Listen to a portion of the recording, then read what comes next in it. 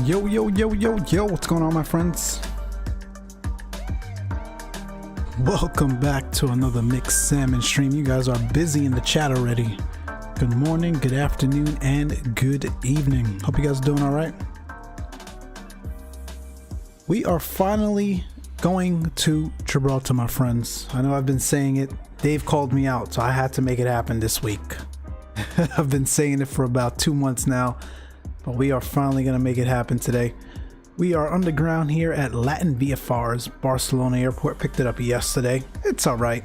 It's decent, much better than default for sure. So we're gonna, that's probably from a major airport standpoint, the quickest route that I could find down to Gibraltar. So that's why we did that. Time permitting, we're gonna do the return as well. I haven't done a return flight in a bit here in a stream, so we'll try to do the return as well today. We've got the time set back to Pacific Standard Time. It's nighttime here in Europe, or there in Europe. But obviously, what fun is that coming into Gibraltar at night? Although I must say the night lighting at that airport is pretty fantastic for an airport that's just an add-on. A handcrafted add-on. It's not payware or anything like that.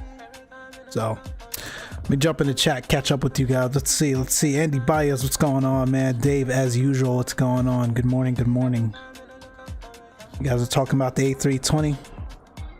All we need now is for Asobo to stop breaking their hard work. Tell me about it. Here in the background while I finish work, Chief Sim Pilot, my man. Thanks for tuning in. Love your setup, by the way, man. Those of you that are in the Discord, go check out Chief Sim Pilot's sim setup. I like it, very clean and functional. Looks good. So yeah, man, we're gonna do this, guys. I'm just gonna take a look at this Iberia terminal over here. Looks pretty good. Let me speed up this camera.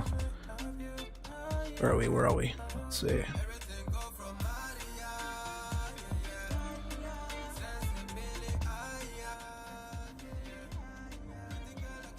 see. Let's see. So this is the Iberia terminal, not terminal, maintenance hangar, I guess. They modeled that. That looks really good. I like that. Mike, show Andy about the Align IRS. What's going on with the Align IRS? You guys having trouble with it? I was just checking out the airport. Let's go jump in here. Let's see what's going on. Pause the track for now. We'll get the track going again once we get airborne and cruise. What do you need to know about the IRSs? Let's see. Okay, up at the top panel above the pilot, you need to set the IRSs to align 8 minutes or so. You know what? That's a good point. Let me do this. I haven't done a full cold and dark proper startup of an Airbus in a long time. We're generally like rushing through this stuff. Let's take our time today. It's a relatively short flight. It's about an hour and 20 minutes, so we don't have to rush or anything like that. We're on VATSIM. I've got VPilot going. Oh, Barcelona Tower just came on, so we'll need to contact him, but we're not quite ready yet. So let's go through a full cold and dark state. No, he was, so I explained it to him, was seeing it virtually proper startup. Okay, so we're in cold and dark Airbus, right? Usually you would have your first officer go out, do the walk-arounds, make sure everything looks good before the flight. We'll pretend that we've done it already, or our chief engineer has done it already. Bigger airlines, here in the States at least, generally the chief would do it, the engineer would do it before the flight. So yeah, we'll pretend we did the walk around. Everything looks good. Usually you start from the port side and go around checking the pedos, checking the lights, make sure none of the lights are cracked on the nose wheel steering or the gears there. Make sure you got enough tire pressure and all that good stuff. 1 second, guys. I did forget to do something here as far as the stream goes. Let me update Nightbot so we have the correct route in there. Give me a second.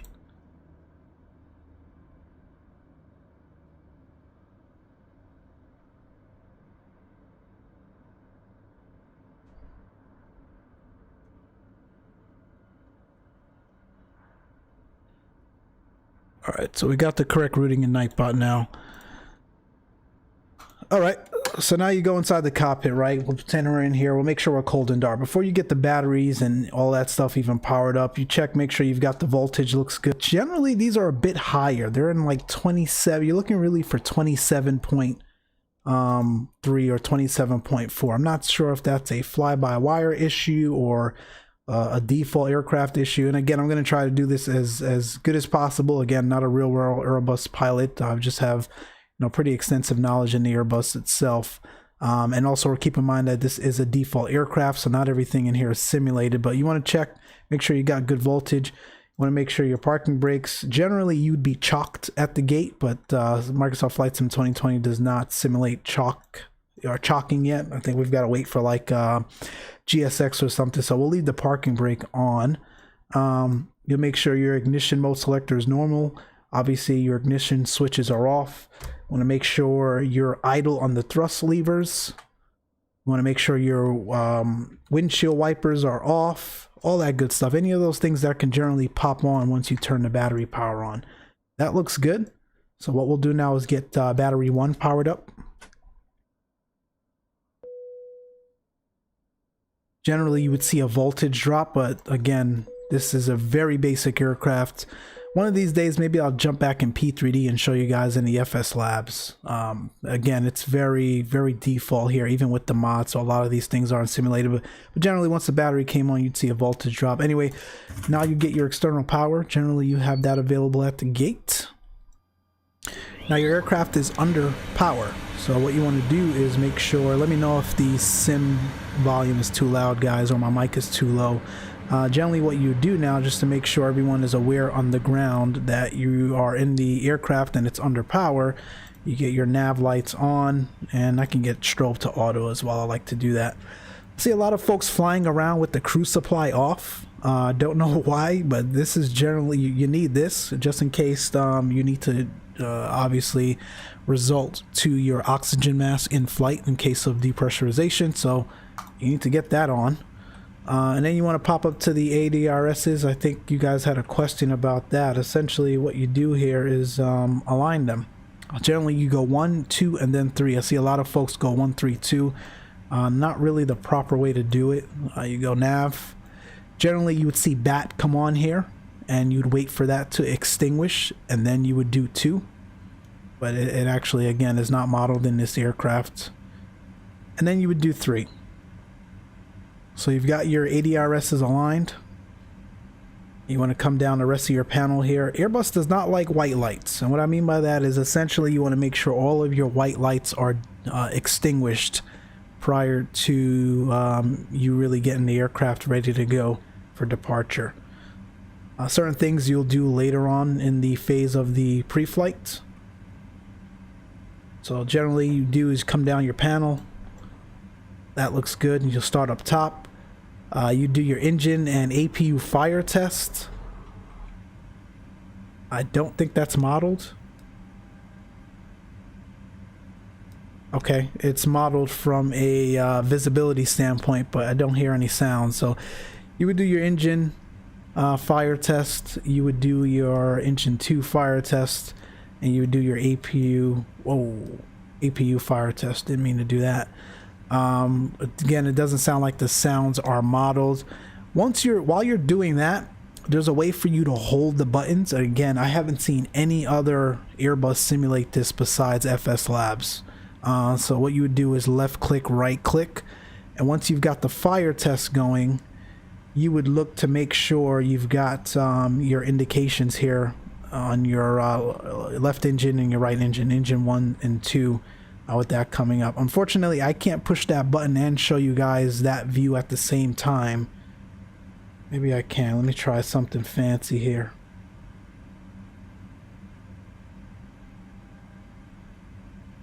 And I don't even know if it's simulated. Let's see.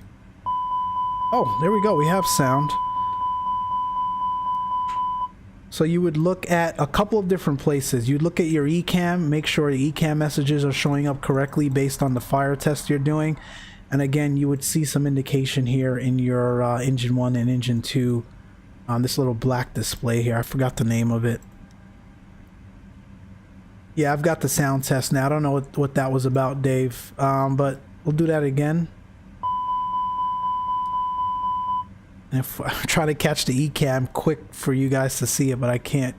But anyway, that's what you would generally do. Let's try number 2 again. Yeah, the ECAM disappears too fast. Again, you would generally hold it down if you're in the actual Airbus and observe the ECAM at the same time. But the only Airbus that I've seen been able to replicate that is FSLABS. So anyway, that's your engine fire test. You want to make sure your ADRSs are aligned. 1003, I think that's the real world weather here at Barcelona. Let's get the primary flight displays and the ND displays a little bit brighter here. Flight Sim 69, what's going on? You guys stop me if you have any additional questions. Again, I'm not a professional Airbus pilot by any means. I just got pretty extensive knowledge in it. Get your brightnesses up. Cockpit doors unlocked. As far as flows go, that's pretty much it. I've got a checklist here as well, guys.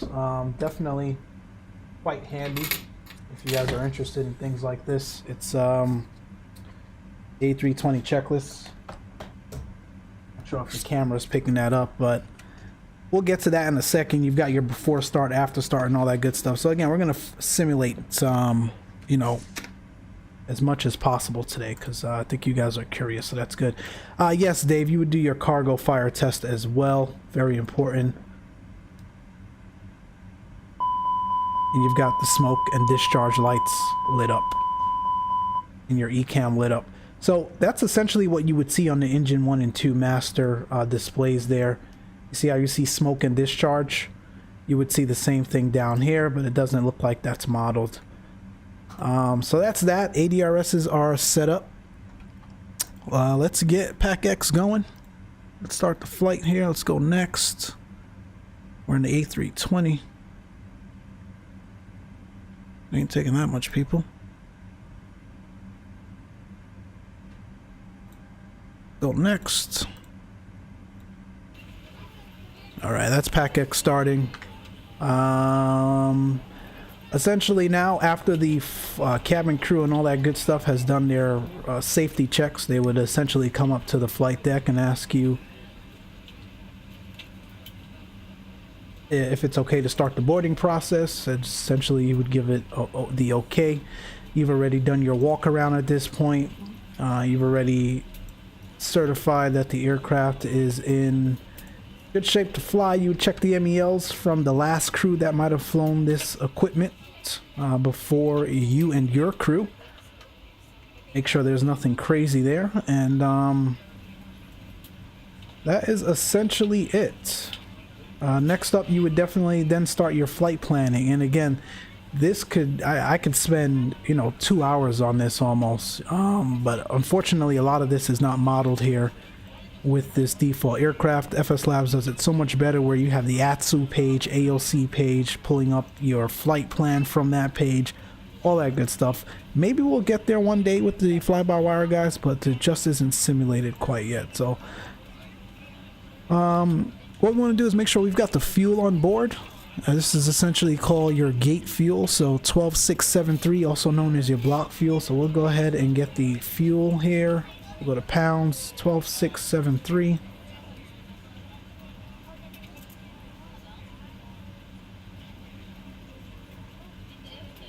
That's fine enough. And then 132 was the takeoff weight. Again, once we get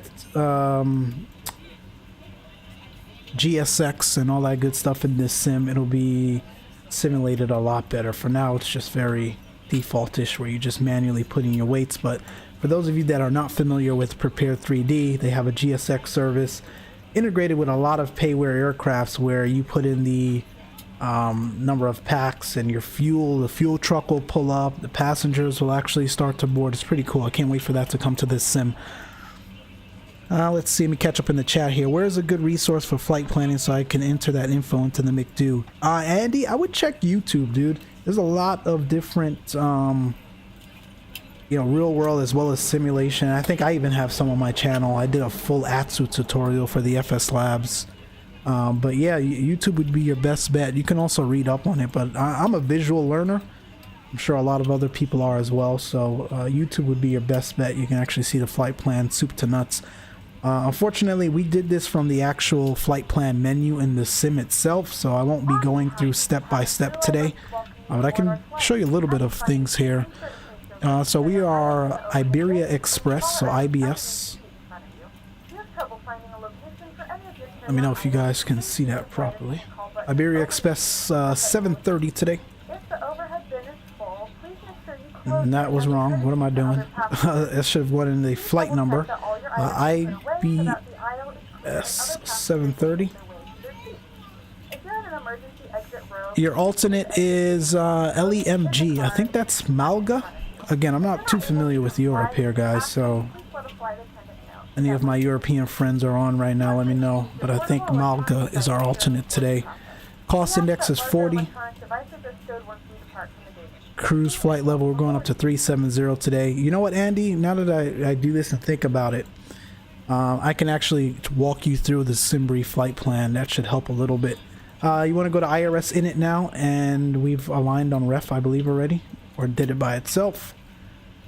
Next up, so that's actually your flight plan information as far as it relates to your init page. Let's go over to the other monitor here and let me show you. So we are Iberia Express 730, so that's your call sign. This is your equipment, as well as the registration. Again, SimBrief does not have an A320neo equipment type, unfortunately, so it shows that we're rocking the A320 CFM variant, which isn't quite correct. The fuel burn will be a little bit off, but to be honest, it's a default aircraft. Even with the mod, the fuel burn is not 100% accurate anyway. Essentially, these are your off-block and on-block times, as well as your actual flight times. Don't pay those any mind. We're a bit late here because I was waiting for the sim to update. Took quite a while. Here's where we're getting our equipment, not equipment, but our weight information from. So based on the dispatch here, we can expect 132,000 pounds from a takeoff weight perspective, a landing weight approaching Gibraltar about 126, and a zero fuel weight today of 126.18. Essentially, what you always want to do is compare that to your maximum for the equipment that you're flying, and as you can see, we are well within the maximum weights for the aircrafts and equipment that we're flying there, and the load that we're taking today. You saw me put into the McDo a cost index of 40. Cost index is essentially what the airliners use to determine the I guess speed to fuel ratio. Again, I'm probably screwing that up, but essentially the higher the cost index, the faster you're going to fly and the more fuel you're going to burn. I think on an average, I think American Airlines per se uses between 15 and 20, but there are times where you want to use a higher cost index. Let's say the flight's delayed, or you're trying to make up time. Time is money at the end of the day, so while you will use a little bit more fuel, the airlines are trying to, you know, as best as possible, get their folks to their destinations as quickly as possible. And not only that, it also has an impact on the later flight schedules below those times as well. So if the first flight of the day is late, you're going to cause a domino effect essentially with the subsequent flights later on in the day. So while you want to fly slower to burn less fuel, there are times where you would increase that cost index to make up time. Essentially, you're going to pay more if flights are delayed and you're trying to rebook passengers and all that good stuff. Flight crew can time out as well. Anyway, 370 is our cost index. Here's our alternate. I think it's Malga, but we'll check in a second here. And then here's another very important information. And yes, Dave is right. SimBrief is an excellent flight planning tool. I've reviewed real-life dispatches before, and it is spot on. Obviously, you would never use SimBrief in the real world to do your flight planning, but it is pretty spot on to the real world. Dave says the cost index derates the engine's power to conserve fuel like EasyJet uses a cost index of 6. Exactly, Dave. Spot on. EasyJet is generally a budget airliner, so they're going to use a lower cost index most of the time. But however, like I said, if you're trying to make up time so that you're not delaying other flights that are on that schedule here and run the risk of your crew timing out or rebooking passengers, which essentially would cost you more money than the fuel, you you would potentially use a higher cost index. So our block fuel is essentially what we want to pay attention to here, which is 12.6. I've got that loaded in the aircraft. Your minimum takeoff fuel, this is essentially what the FAA, or if in Europe, I forgot the agency there, but what the FAA is saying based on the flights and the wind conditions and the weather and all that good stuff. This is the minimum amount of fuel that the airline is legally able to take off with.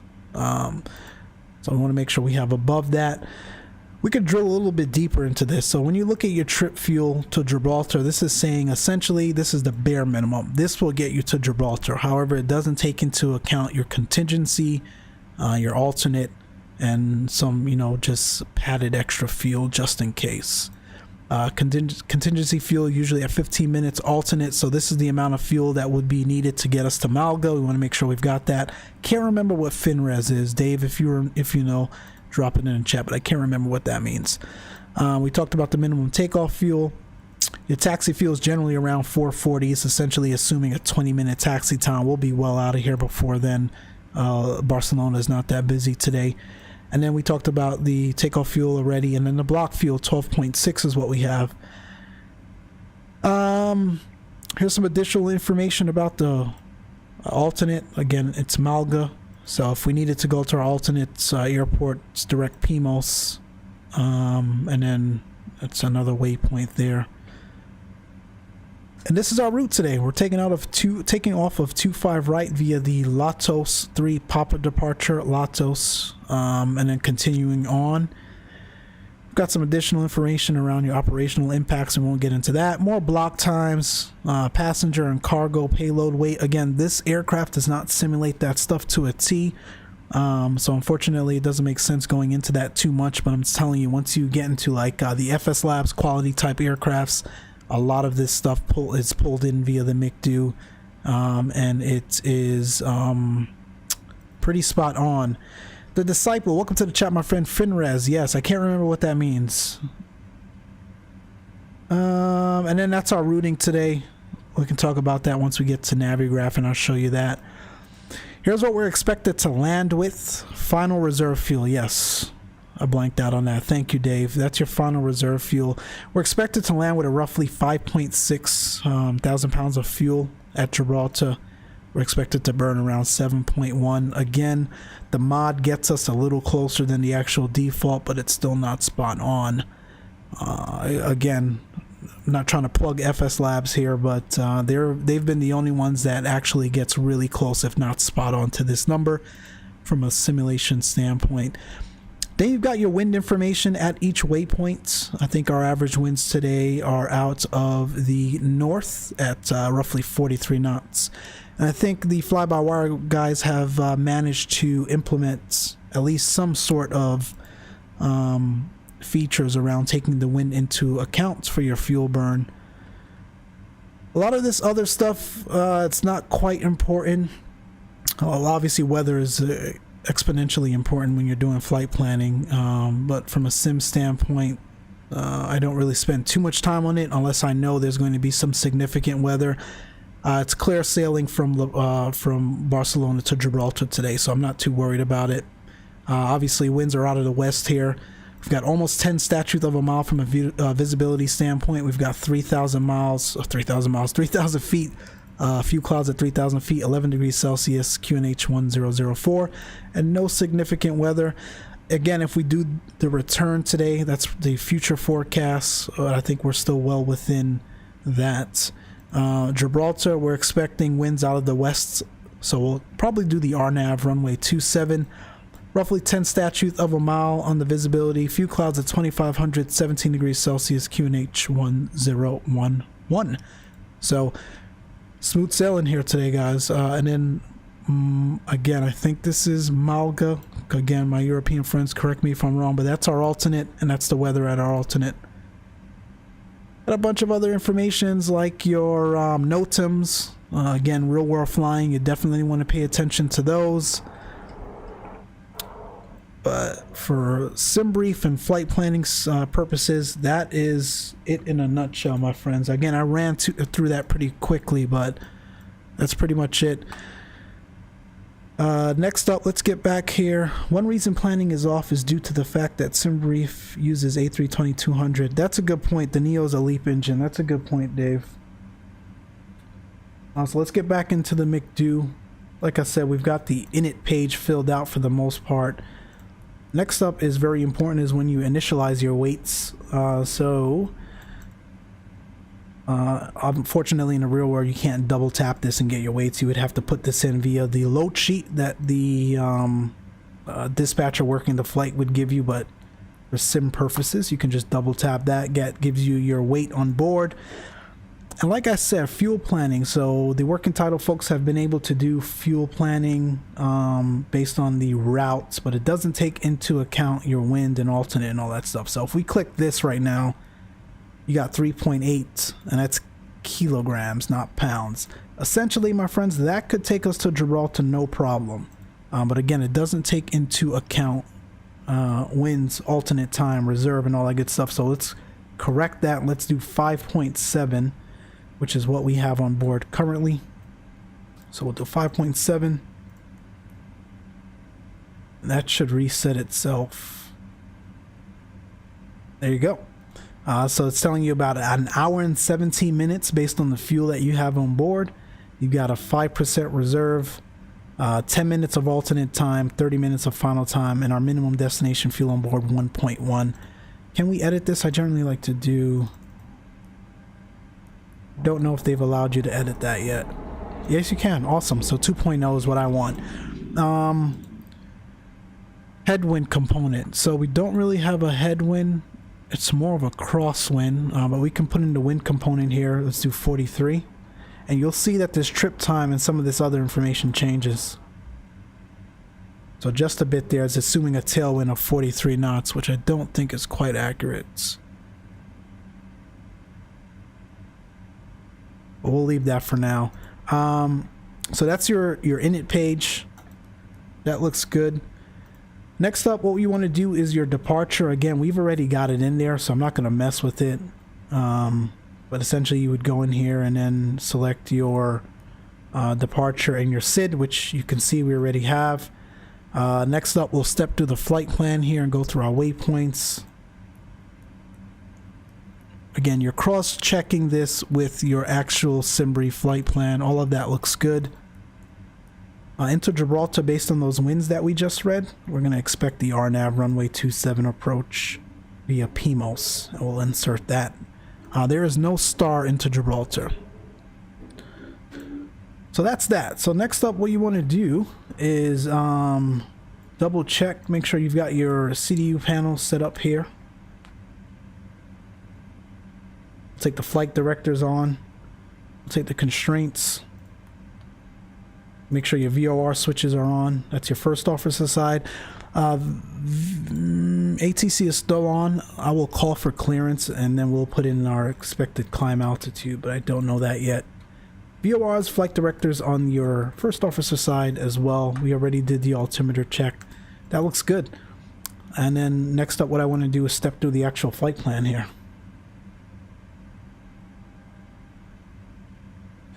We're going to be taking off of runway 25 right, again, unless ATC changes that.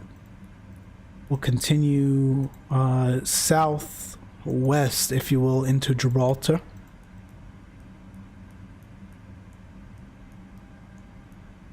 That looks a little funky.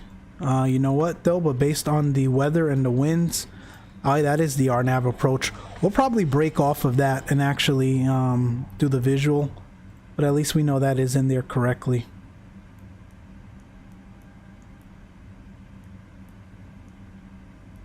So that's it, my friends. Our flight plan looks good. Let me go ahead and get the APU started. Usually roughly 15 to 20 minutes before your pushback time, you would get your APU started. Probe window heat as well. So let's start the APU.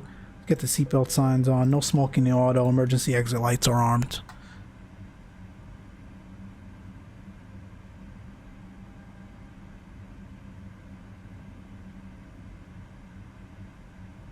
Your trip wind is -4. Is it?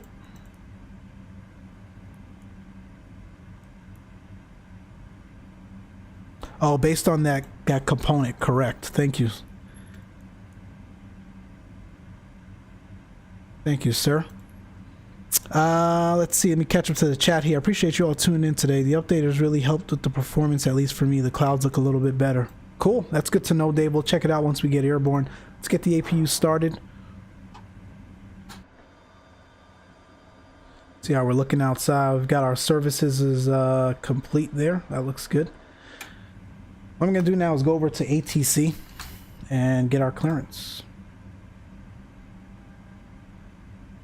Now, Europe is a little bit different than the States in terms of how they do things. It's not drastically different, but somewhat different. So let's make sure we've got the ATIS. So our ATIS at Barcelona is information Delta. So we're looking like, as we expected, the 2.5s. So operations are west ops. 2.5 right for departure and 2.5 left. I think we're parked closer to 2.5 right, so we'll probably get that. We already pulled the weather. That looks spot on to what we've anticipated. So we've got our ATIS, and now we can call up tower. 118.32.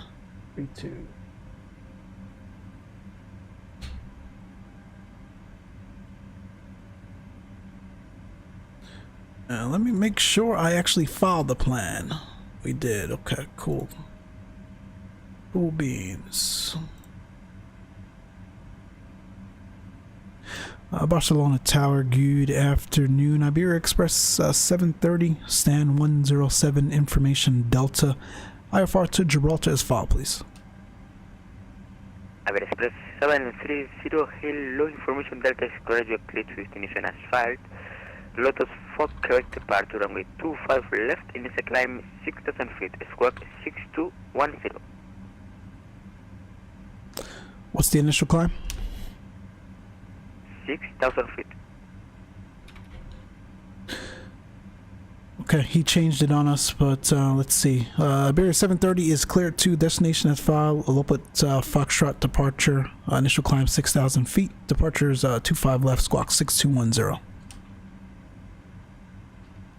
Iberia Express 730, Lotus 4 Quebec departure. Lotus 4 Quebec departure. Is there any way we can get 25 right? Iberia Express 730, standby. Let's see here, guys. I don't know why we would taxi all the way across the airport when 25 right's right there. Express 730, Lotus 3 Papa departure, runway 25 right. Thank you. Lotus 3 Papa departure, 25 right. Thank you. As filed, Iberia Express 730. Iberia Express 730, read back correct, QNH 1002. QNH 1002, Iberia Express 730. So that is our clearance. That's new. What is that speed select? That shouldn't be there. The update, you will always find your initial climb altitude on SID chart, at least in Europe. That is correct. In the States, it's generally there as well, but there are times when ATC assigns you a different SID. I'm sorry, a different climb. There are certain SIDs that you know you're going to get climb via the SID, but in certain places like LAX and New York, they don't generally tell you to climb via the SID. So I always want to double check, but if you're saying in Europe it's almost always that, we will note that for next time and appreciate the insight. Actually, let me pull up the SID.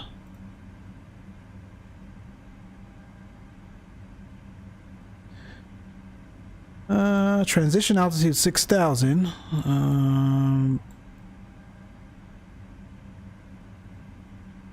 But I do not see a top altitude. Oh, here you go. Climb and maintain 6,000. Request follow with change in route. Okay. That's your initial ATC clearance. Thank you, sir. Spot on. And then we're 25 right, so we'll obviously call for pushback again. In the US, you generally don't call for pushback. Well, they have ramp agents. You talk to the ramp. But here in Europe, I realize on VATSIM a lot, you always have to call for push. So we'll make sure we do that. APU believe can come on. We're a bit behind here. We've got 3 minutes till expected departure, but that's cool. I just wanted to take you guys through a little bit of, again, by no means is it totally accurate. I don't claim to be a real world Airbus pilot. So I've got my PPL, but that's about it. But I do have some pretty good knowledge of the Airbus and kind of the flow. So I hope it's helping you all with less experience. So that's good to go. We can get the cabin door shut. So essentially we've got our ATC clearance. By now we would have received our final load sheet from our dispatcher. They would have told us have a nice day.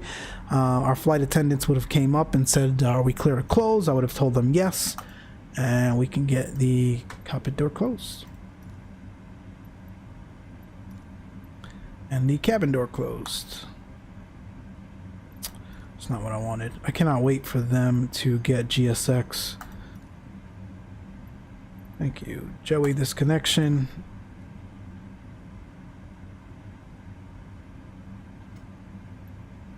There's our jetway.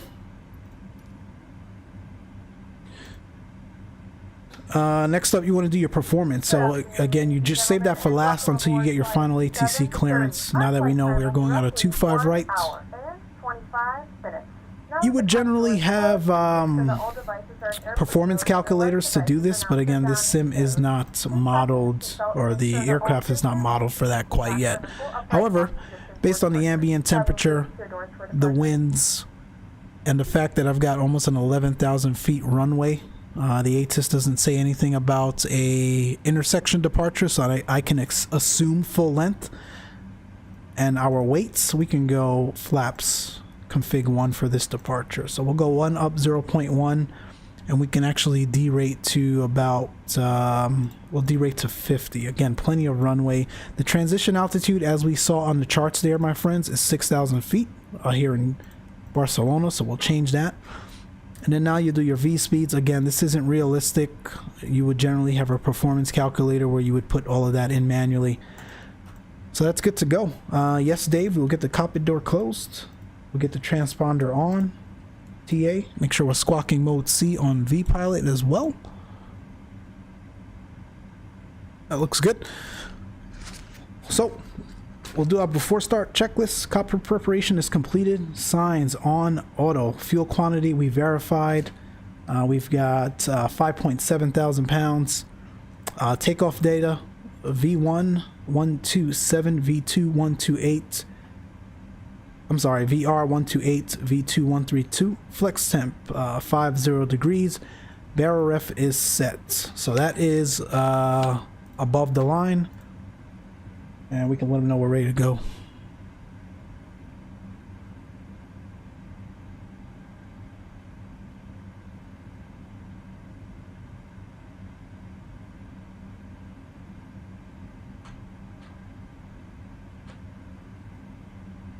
Iberia Express 730 information Delta, ready for push and start, stand 107, QNH 1002. Iberia Express 730, push and start at approved. Push from stand approved, Iberia 730. So we've got our clearance to push here. So what I will go ahead and do is get the beacon on, fuel pumps on, external power can go. Essentially, you would give the sign like this, essentially letting them know to disconnect the external power. And let's get the pushback going. It's missing. I don't know what causes that, my friends, but since the latest updates, the pushback at certain airports is not working. So we'll use our pushback helper tool.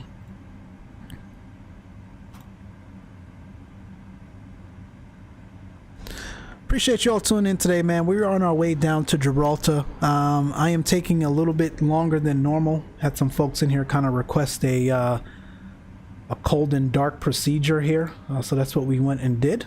I appreciate you all jumping in the chat there and providing some additional insights as well. Thank you for that. All right, we're getting connected up here. Let's do below the line. Windows and doors are closed and locked. Nose wheel steering. Essentially, that would be disconnected there by the ground crew. Beacon is on. Thrust levers are idle. Parking brake as required. And below the line, complete. There's our pushback. I've seen folks do this a little differently. I believe in the Neo you start engine 1 first, although I still see people starting 2. I'm not quite sure. But generally in the regular Airbus you would start engine 2 first. If you were doing a single engine taxi, you would start engine 1. So let's go ahead and do ignition mode selector. Generally that would turn to your engine page, which it did. You would see the PSI and whatnot rising, but again, a lot of that stuff is not modeled quite yet. So we'll get engine 1 on.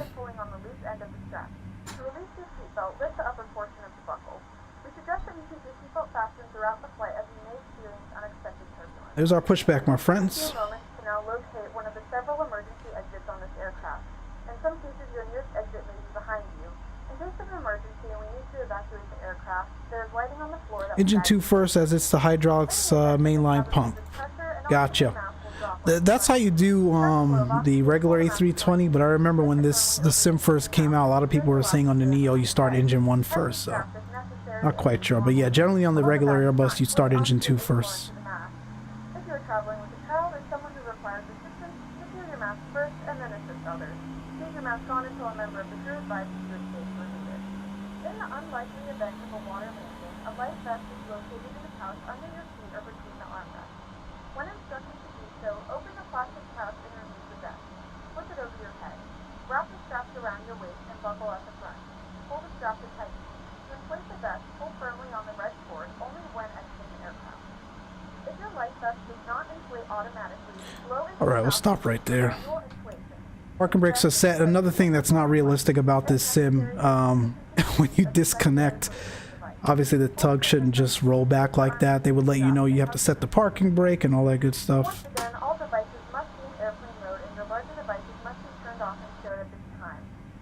Please securely And then you would set the parking brake before they start releasing the tug. On the A320, on the nose wheel steering, on the nose wheel I should say, you would see a red light. It's actually not modeled here, but the red light will let the ground crew know that the parking brake is set. I think it's right around here somewhere, but that's not modeled here.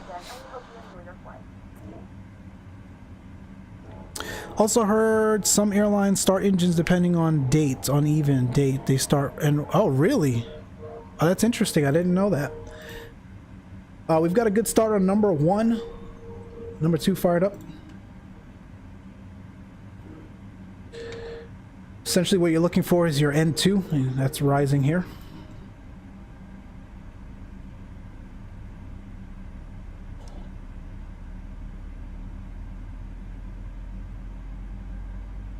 I appreciate you guys tuning in today, man. It should be a fun flight down to Gibraltar. I've talked about doing this flight for like 2 months now. So I appreciate you all tuning in.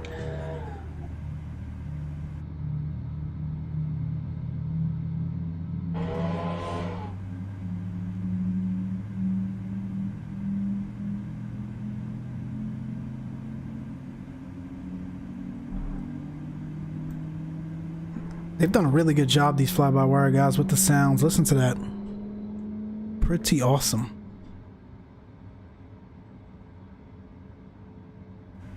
So you generally would see your avail light on number 2. There it goes. Letting you know number 2 is available and started.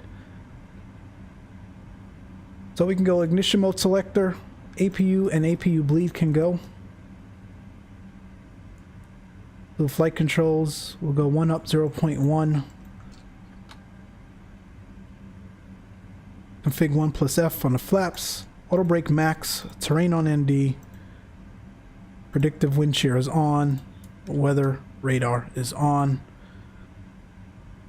And now we will do the after start checklist. Anti-ice as required. We're plus 13 outside today. You don't need anti-ice and no visible moisture. Anti-skid nose wheel steering. Again, this isn't simulated in the sim, so we'll pretend that it never moved and it's on. You would do your ECAM status now. I don't know if that's simulated. Thank you. They're ready for departure back there.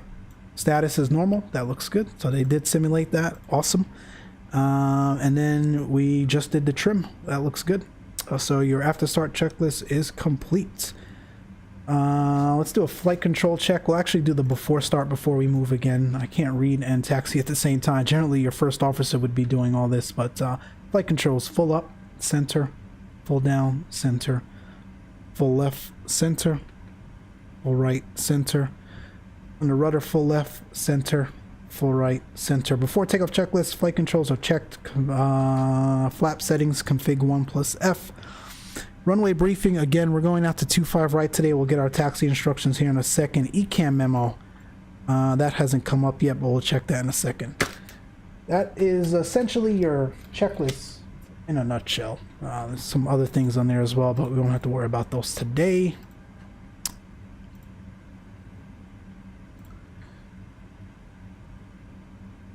And Tower Iberia Express 730, information Delta, ready to taxi runway 25 right.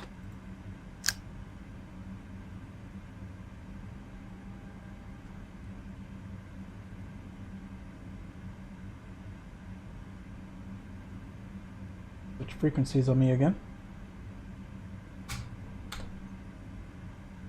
And Tower Iberia Express 730, information Delta, ready to taxi 25 right. Express 730, taxi to altimeter point runway 25 right via gate Foxtrot November and Tango. Taxi to hold point 25 right via Foxtrot. I only got Tango. What was the one between? Express 730 now via gate Foxtrot November and then Tango. Foxtrot November and then Tango for holding point 25 right, Iberia Express 730. Okay, so we're going to make a right turn here, Foxtrot November, and then left and continue down Tango. There is a runway 20 that intersects. I'm going to make sure we're okay to cross before we do so. Dave, when the light is off, they are in auto mode. You don't need probe window heat. They are always running anytime the engines are running. Really?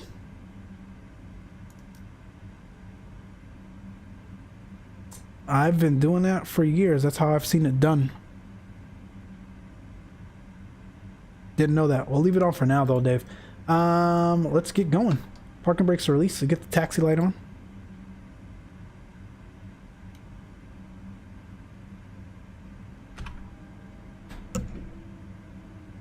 So is turning it on only for if you need it on the ground, Dave, essentially is what you're saying?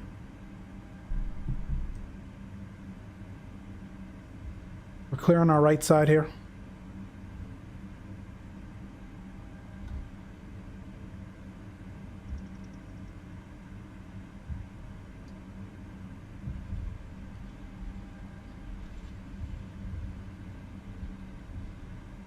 You guys saw the last stream the other day. That was a heck of a crosswind departure out of Denver.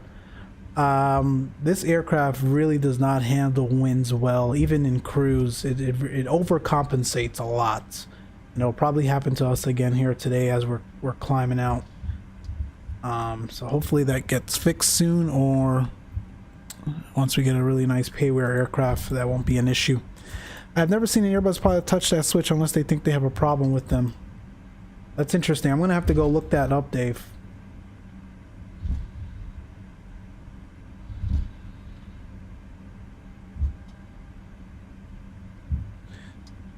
All right, my friends, thank you all again for tuning in. We're on our way to Gibraltar here from Barcelona.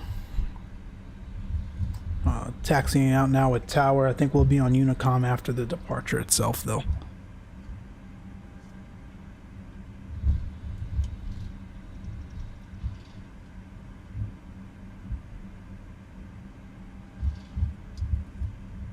Tower Iberia Express 730, we cleared across runway 20.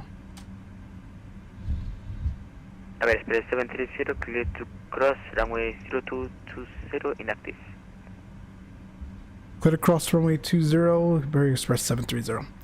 Always want to make sure you've got clearance. Generally, they would say it in your taxi clearance, whether they hold or clear across, but he didn't say anything, so definitely want to double check. It's not inactive. You would probably put your strobe on here and you're crossing inactive, but it's not inactive today, so we'll just cross. Okay, the engine should be pretty much warmed up here, so we can do a takeoff config check. That's normal. And as we get a little bit closer here, we can do a cabin crew. Actually, we're close enough. We'll get the cabin crew, let them know we're getting ready to depart here.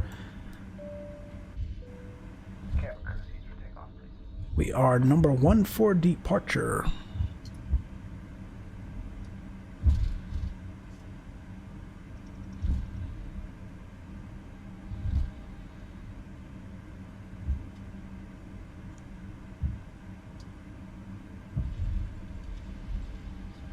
I gotcha, Dave. Usually when it's cold out or they have icing conditions. Okay. That makes sense.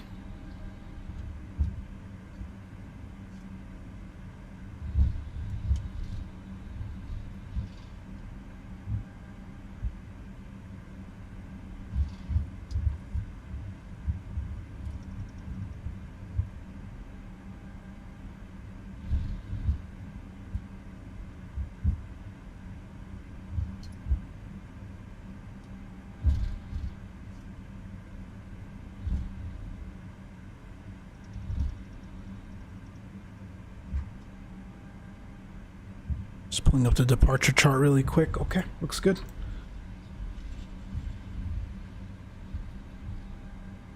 Otherwise you burn the probes out. Okay, you know what? We're gonna turn them off, Dave. I've always seen that thing on, but I trust you. We'll see if we get any icing on the climb out.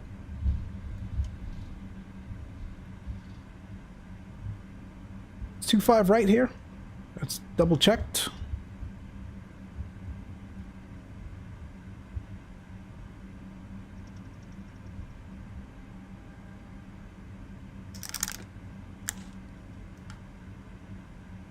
And Iberia Express 730 ready to go. 25 right. Iberia Express 730, wind calm, runway 25 right, clear for takeoff. 25 right, clear for takeoff. Iberia Express 730. Alright, my friends, we have been clear for takeoff here. I am going to chat to you guys once we are airborne. TARA on the transponder. Strobe on. Runway turnoffs. Landing lights. We'll get the wing lights on as well. And takeoff lights. It'll be a PAX-off departure, although I don't believe that is simulated in this sim. Essentially what that does is give you a little bit more power to the engine here.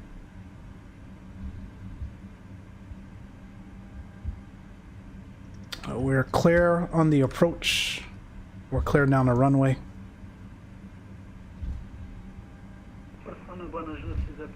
Start the clock. Let's spool them up. Portugal 1038, hello, information. Forward pressure on the side stick here. 25 right. Sounds like an aircraft's on final, so let's get out of here. Spool them up, stable.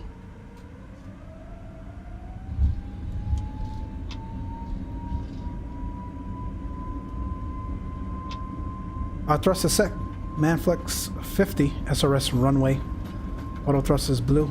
Coming out of 100 knots here. We'll neutral on the side stick. And that's V1.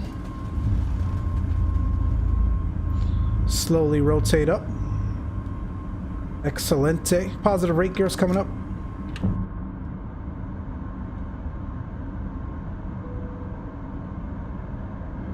That's gorgeous.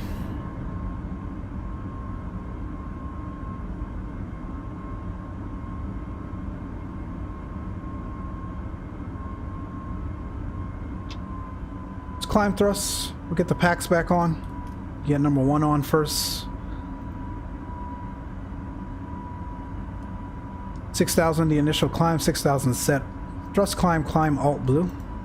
Iberia Express 730, assume on navigation, monitoring and frequency 22, this minute, have a good flight, bye bye. Resume on navigation, thanks for all your help today, Iberia Express 730, we'll see you. 22.8 Unicom, and we'll get pack 2 on now.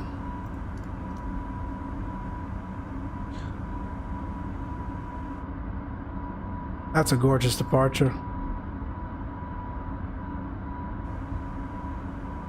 Barcelona.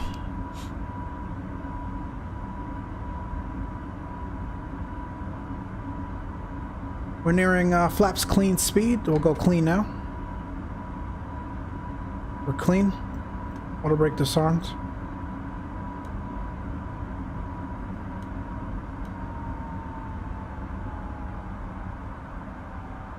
And we'll open climb this to 11,000. After takeoff checklists, gears up, no lights, flaps retracted, spoilers are disarmed, packs are on, and lights as required. After takeoff checklist is completed, 11,000 on navigation, alt blue.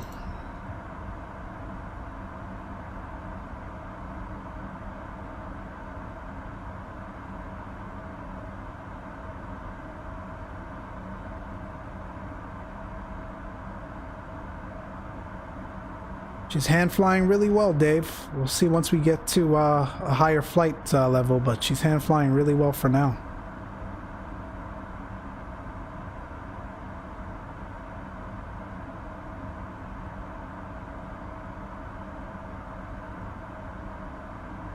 All right, we'll get the autopilot on.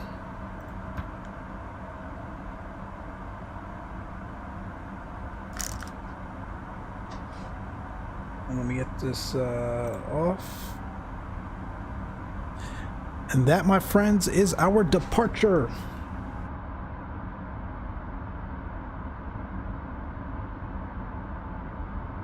We are off to Gibraltar. Hope you guys enjoyed that.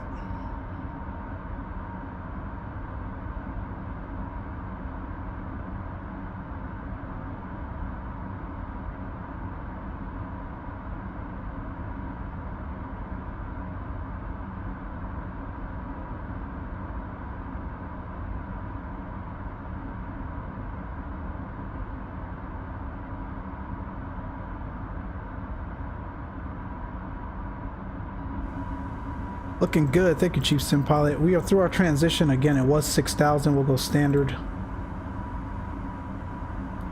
Get that terrain off. Let's lower the brightness there. Let's keep it going. 370, open climb. We are now passing through 10,000 feet. You can now turn on your larger portable electronic devices. As a reminder, please keep your seatbelt fastened. It's 10,000.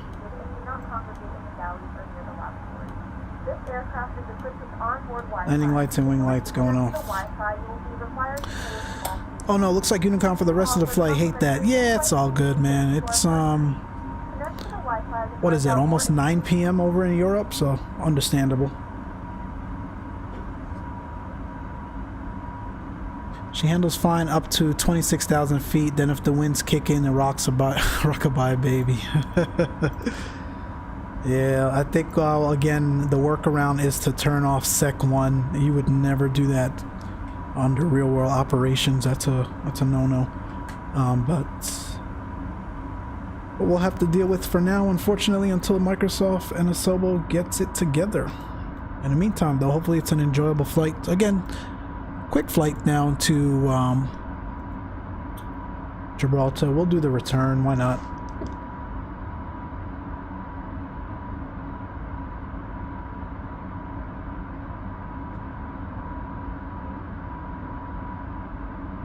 Andy Baez, you're welcome, man. Anytime, anytime.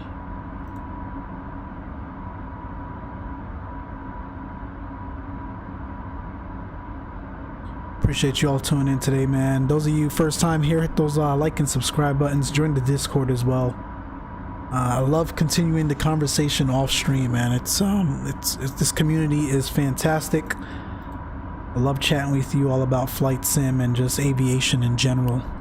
So definitely join that Discord there. Bunch of different tips and tricks as well, especially if you're interested in mods. We've got links to all those mods there, or you can just check out the FlightSim.2 channel for a bunch of FS 2020 mods. It's almost 10 p.m. I gotcha. Thanks for tuning in so late, man. It's illegal and you would lose your pilot license if you turned off unless they had a malfunction. Exactly. But hey, it's good thing it's a simulator, man. It's the workaround that we'll have to work with for now, unfortunately. See how we're looking in this climb here. Looking good, looking good. I'm telling you, man, I've got to fly Europe a lot more.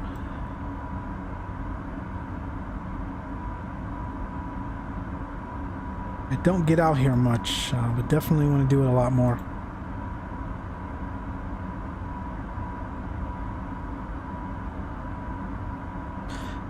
So it's roughly about 55 minutes worth of cruise time. We'll land in Gibraltar. Hopefully I don't screw that landing up, and then we will do the turn back to Barcelona.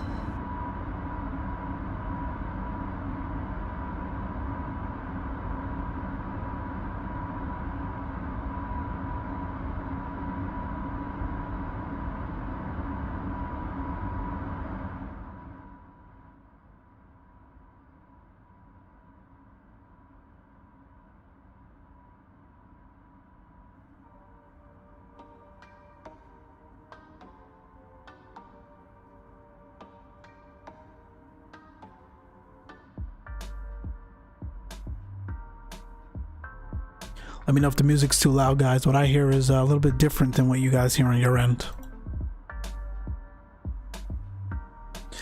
They use funny numbers in Europe. Me, you know, like you talk about kilograms. Dave, you're Canadian, man. You shouldn't talk about funny numbers. You guys use kilometers instead of miles. Not that different from Europe. By the way, thank you, man. I've been able to remap my up and down functionality in the sim. They definitely changed it. It's like you said, it's called decrease cockpit view down, increase cockpit view up. It used to be translate like it was for up, I mean forward, back, left, and right. So they changed that in the latest update, but thanks for letting me know. Glad to have it back.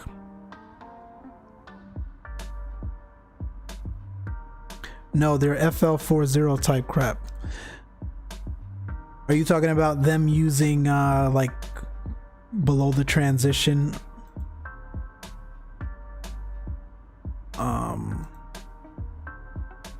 flight level numbers? So for example, we left Barcelona, transition was 6,000 feet. So generally they would say flight level 7,000 all the way down to below 6,000, right? Is that what you're talking about?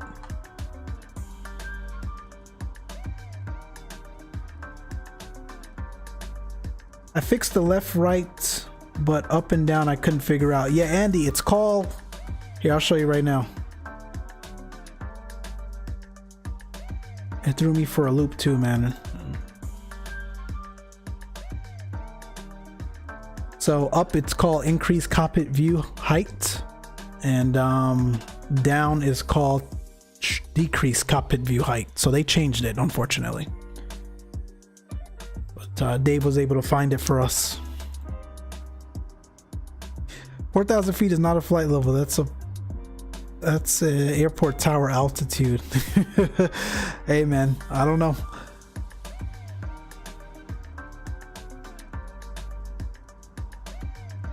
That's how they do it. The Disciple first stream. Do you have an all-time favorite route? And if so, with a particular aircraft? The Disciple. So my favorite. I'll start with aircraft. My favorite aircraft type is the Airbus. I love the 321. When I first got into, you know, falling in love with aviation, JetBlue was one of the first airliners I flew back on the East Coast, and from then I enjoyed it immensely. So the Airbus is my favorite aircraft in terms of, you know, real world equipment, in the sim as well. I love the Airbus, so that's why you see me flying the Airbus mostly on my channel. And routes, I think my favorite route, gosh man, if I had time to do it often, it would be LAX to JFK and vice versa. It's my favorite. My second favorite is generally like Kennedy to Miami or Kennedy to Orlando. You catch me doing those often as well when I'm not streaming. China is even worse. They use like descend 8,543 meters. Are you serious? That's crazy. Darren Allen, professional content as usual. I appreciate you, Darren, man. I appreciate you always tuning in, stopping by. Darren, I think you were here when I had like 3 subscribers, man. Appreciate you, man. My favorite route is either the Airbus or TBM 930. Yes, Dave loves to fly in Japan.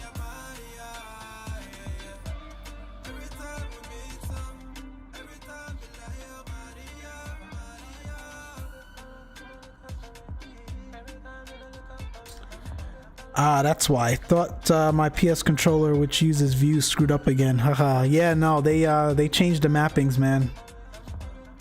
Why are we not climbing?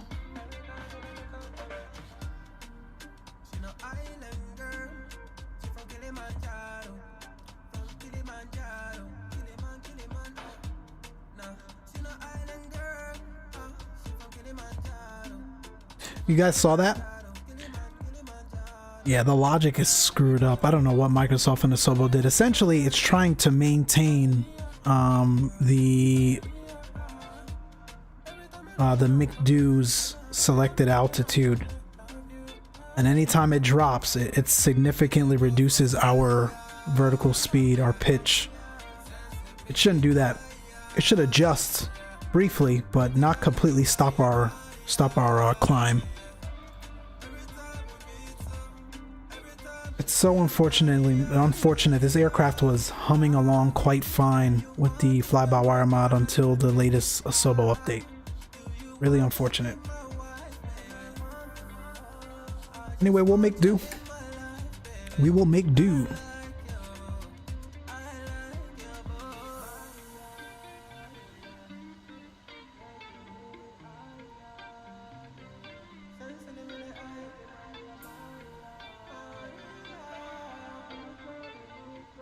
Small world. I grew up next to a JetBlue hub, so I saw A32NX every day, and I'm from LA. I live in New York City now. LAX JFK have been my home. Ah, that is funny, Disciple. You know what? Here's an even smaller world for you. We swapped.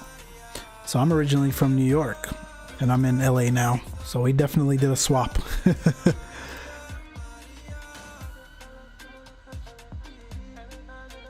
We definitely did a swap. And I did do some consulting for them for a while down at the Long Island City headquarters there. So yeah, JetBlue is by far my favorite airline, and my favorite aircraft is the Airbus. Love it. I pretty much only fly in Japan, even became a member. How's that going, Dave? I remember when you first signed up. Have you been able to figure everything out?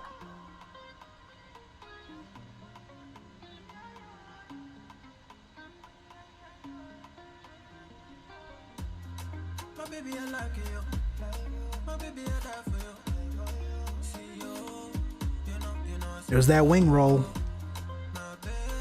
We'll see if it settles down. If not, we'll turn off the flight control computer. That is too funny to Disciple. That is funny, man. We swapped.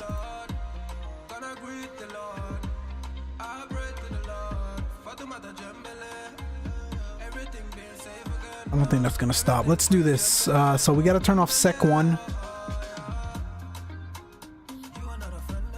And that essentially stops your rocking back and forth. We just have to remember to turn it back on before we land.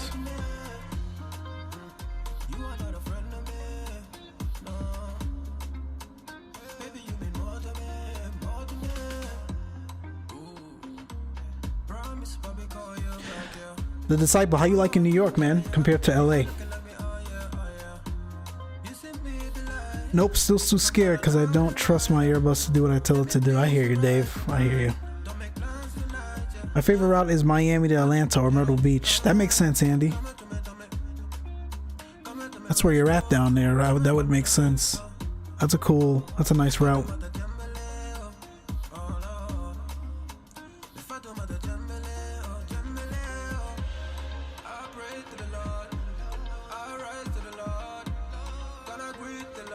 Whoa, is that an aircraft that just flew above us? Look at that.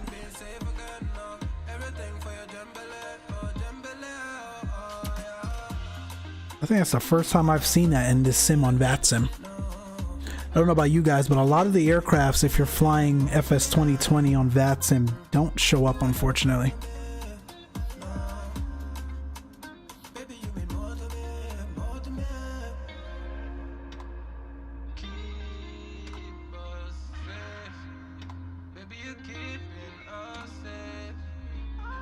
So, hopefully we have enough fuel to get us there, guys. If you can see here, these winds aloft are not accurate at all.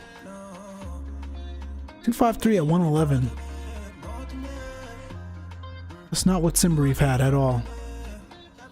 The direction is off and the headwind is almost doubled. The winds aloft, unfortunately, is still broken in this sim. However, for our return flight, that should definitely help us out a lot.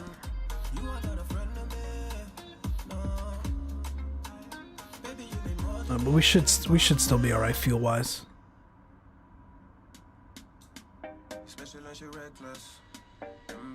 That's screwed up. That's not accurate at all. I'm originally from South Florida, Miami. Oh, okay, Andy, that's cool, man. I love Miami. Haven't been there in a while. MS-wide MCO or Jacksonville is nice also. Yep, that's a cool route. The Disciple, it's different, but there's definitely a buzz about it. It's nice not needing to own a car, although I miss it sometimes. Yeah, it's different, man, and I dearly miss In-N-Out every day. Get you some Shake Shack, man. That's a nice replacement for In-N-Out. It's different, man. It's different vibes, different culture. I love the weather, man, especially this time of year. Love the weather here in LA. The holidays, man. New York's a nice place to be for the holidays, so you've got that going for you.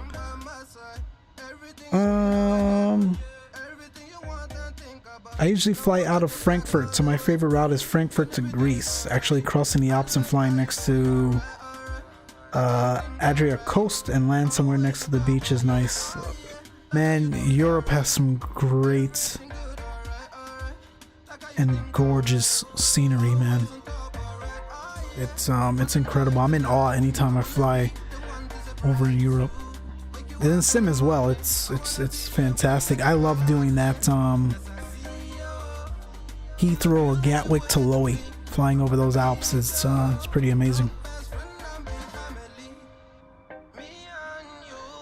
Alright, we're leveling out here. We'll get the seatbelt signs off.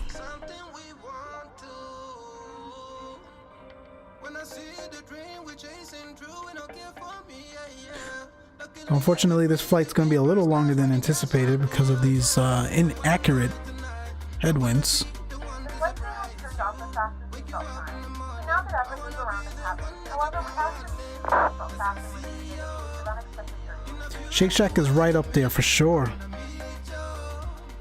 What's the major airport they did not include MFS? Was it not Frankfurt? Yeah, I think they screwed Frankfurt. I don't think there's a Frankfurt. Oh, there's a Frankfurt, but it's not handcrafted.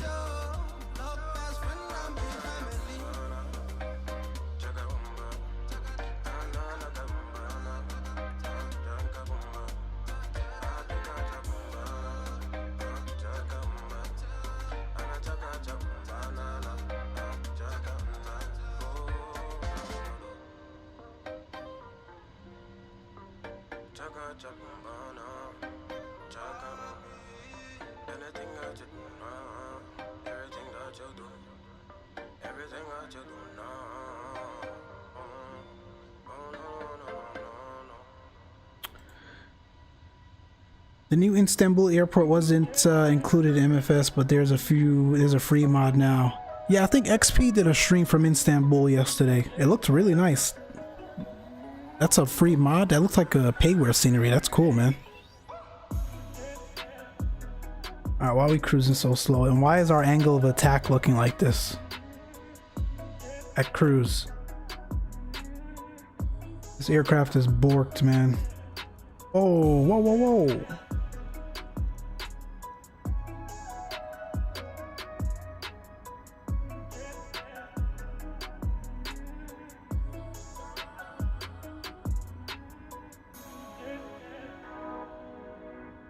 Is it the Sec 1? Let me see something.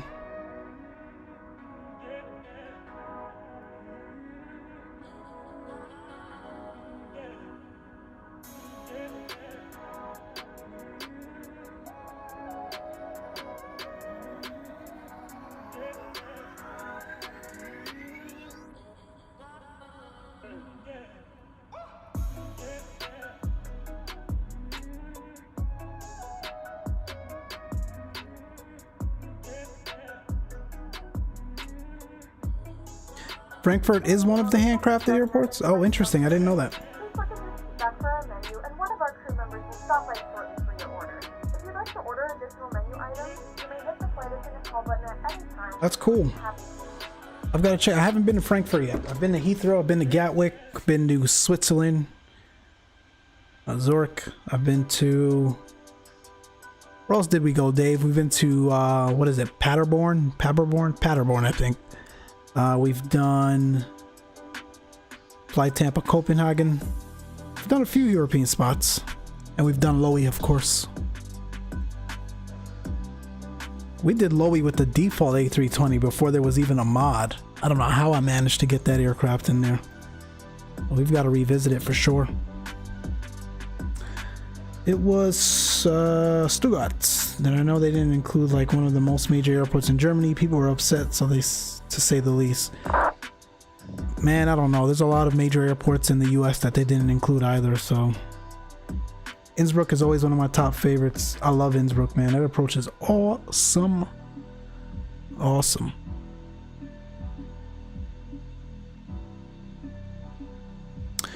So our Pack X passengers won't be too happy about today's flight. Not only did we depart late, we've got like twice the headwinds we were anticipating. This is going to be a much longer flight.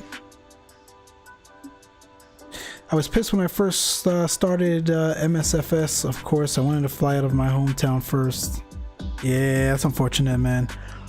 Listen, man, it looks like, you know, every now and again they're going to do some handcrafted sceneries. We finally got Dallas Fort Worth over in the States. We got Atlanta, so there is hope. Amsterdam, haven't been there yet. Is Amsterdam handcrafted in this sim?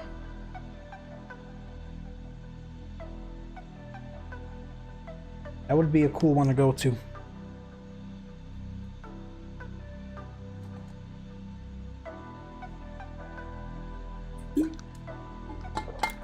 Appreciate you all dropping by today, man. Hanging out with me. Those of you just tuning in, we're on our way to Gibraltar from Barcelona. Just took off about, what, 20 minutes ago? Only supposed to be a 52-minute flight, but unfortunately we've got some unforeseen headwinds. Again, I think the winds aloft is kind of broken still in FS 2020, so makes this flight a little bit longer than anticipated.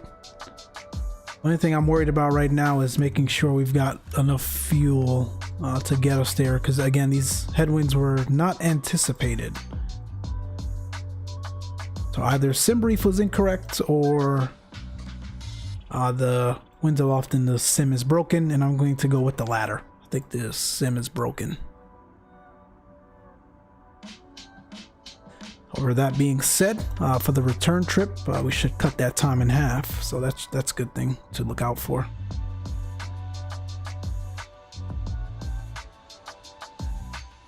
Not sure, just been there real life a couple times. Okay. Schiphol is fun to fly in with all the fields surrounding. It's gorgeous, and the runway that's way out there, I can't remember the Dutch word for it. You taxi forever to that runway. Yeah. You could, like, especially when it's busy there, you could fly to Heathrow in the amount of time that sometimes it takes you, in less time than the amount of time that it sometimes takes you to taxi out. What runway is that? Is that 24, I think, out there?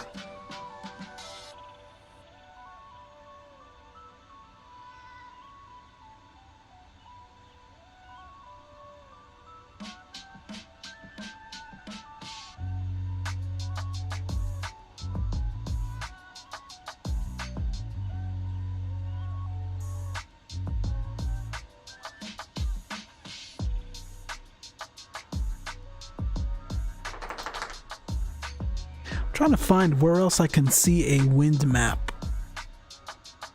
for winds aloft, because this is quite disturbing that it's so off like this.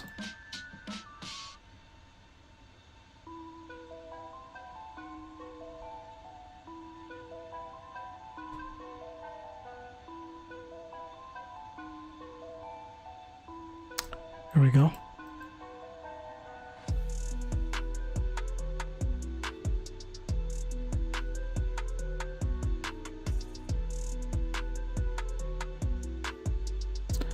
found one in the States, but I don't have a window loft in Europe.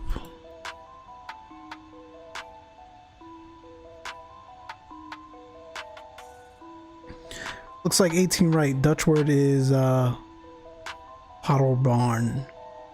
18 right. Yeah, it is 18 right out there. Not sure in Europe. I think the NOAA website has okay, let me look it for that. I'm on aviationweather.gov, but it only shows the winds aloft for the States.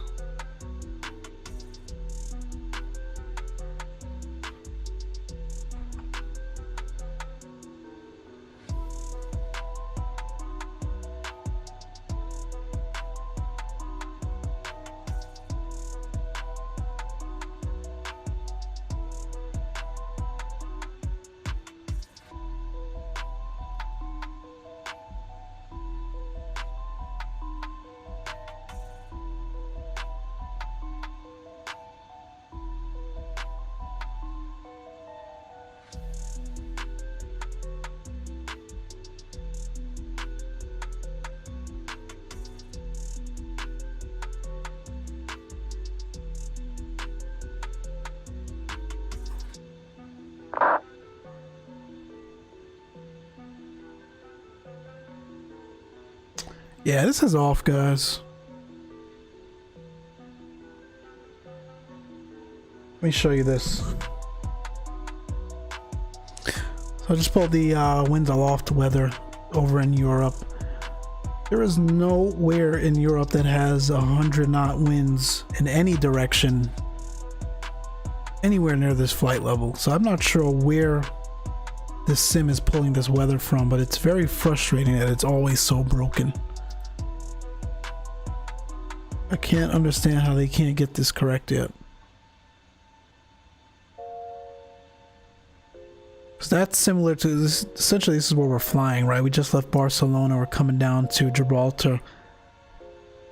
This is similar to what SimBrief gave us. I don't know where these 100 knot headwinds are coming from.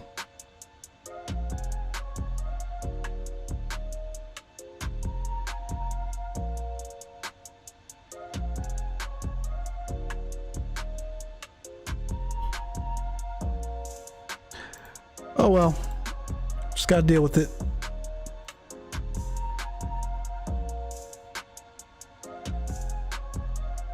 Not sure in Europe. I think wait, it was working fine all till today. So remember, they did an update today, so it could be whatever update they did broke it.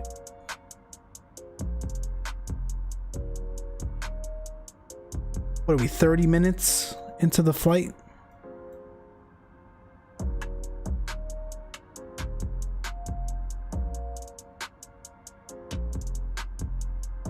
It was not perfect, but it was pretty damn close until today. It was, man. It certainly was. Let me turn off sec mode. We're doing that rocking the boat thing again. Anyway, man, I saw that Aerosoft released the pricing for the CRJ. I can't tell you how excited I am about that aircraft coming to this sim, man. It is about due time that we get a payware quality type airliner.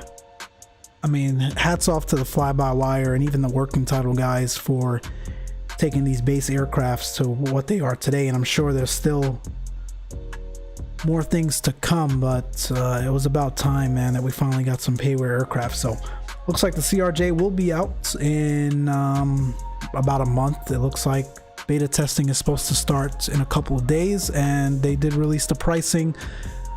I think it was what, 50 euros? Take a look.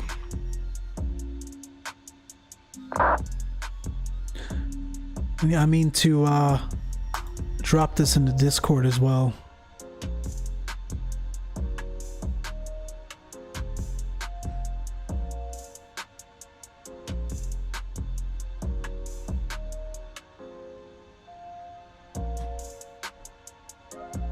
There's the link to the FS Elite article. 42 euros. And then if you want the extended version, which is going to release after, you can pay another 16 euros. Not bad. So the 550, 700 will be out first, and then the 900, 1000 will be out after the fact. But those screenshots look promising. I love it. It looks good.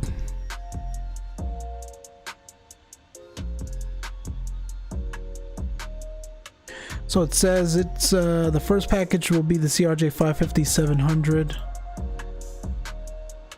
$42, 42 euros. Those who want to buy both the 900, 1000 models will be able to buy them via the additional package for for an extra 1675 euros.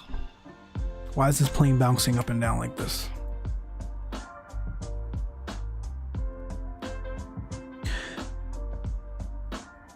So I'm wondering if you can upgrade later. I think I would rather purchase the initial one first. I want to make sure it's okay and it flies all right before I go and purchase the extended versions. But either way, it looks promising, so we'll see.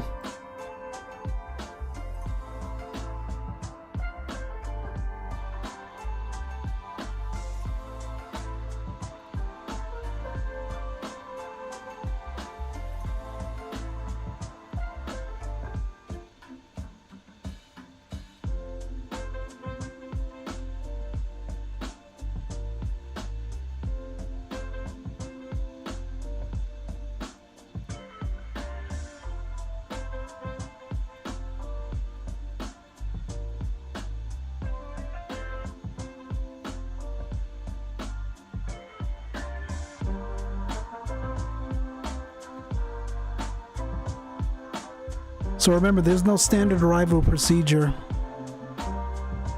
Purchase what? The CRJ, Dave, from Aerosoft. There's no standard arrival procedure into Gibraltar.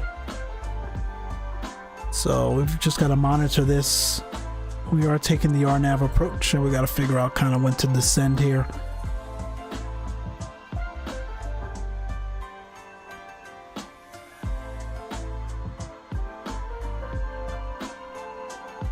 I think we could start top of descent at roughly around just before Malaga.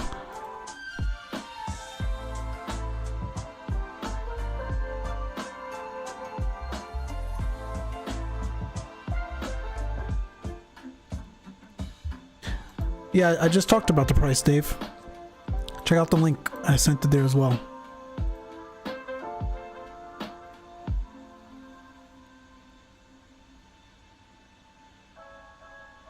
I'll drop it in the Discord later also.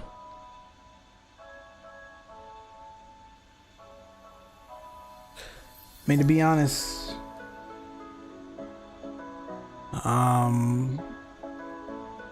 Aerosoft aircrafts, at least in P3D, have been buggy on day one than the first couple of days actually. But they are usually quick to address the issue and push out a release. This is a whole new sim, so we'll see. Still interesting that they were able to get it out so fast. I know they've been working on it for quite a while, but so was PMDG, and you see how delayed they are. So it's interesting that Aerosoft was able to do what PMDG was not. Yes, it's two different products, but they both claimed that the SDK wasn't substantial enough to complete the work. But all of a sudden, Aerosoft was able to get it done. So it's interesting why PMDG can't use the same SDK and get their stuff done. We'll see. We'll see once it releases.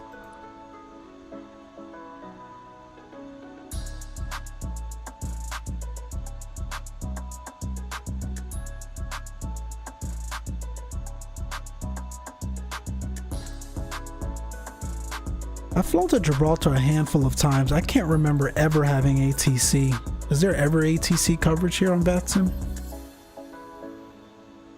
How do you plan or calculate your descent? There is a mathematical way you can do that, Dave. I'm sorry, not Dave. I can't even pronounce your name. I apologize. I'm gonna screw it up, but Infok.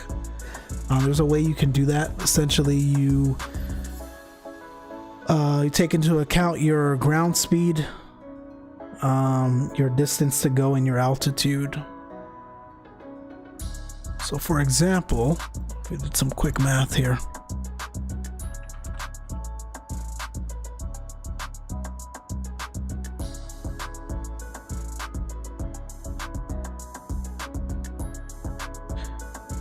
So essentially, you know, based on the altitude that you want to reach. So let's say we want to descend and maintain 5,000 from 370. You would take that 5,000. So you take the 5,000, subtract it from flight level 370, and then multiply that number by 3.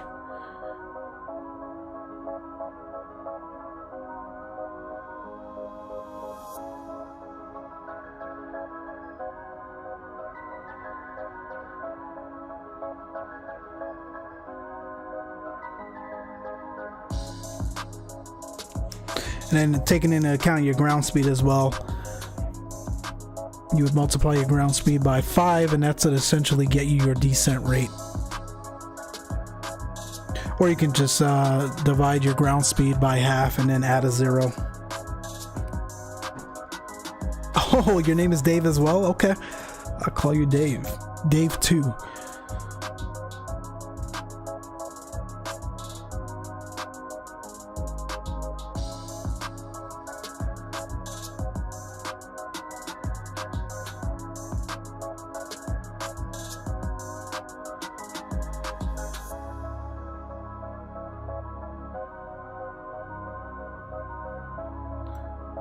So, for example, PMOS, we want to be at PMOS at 9,000.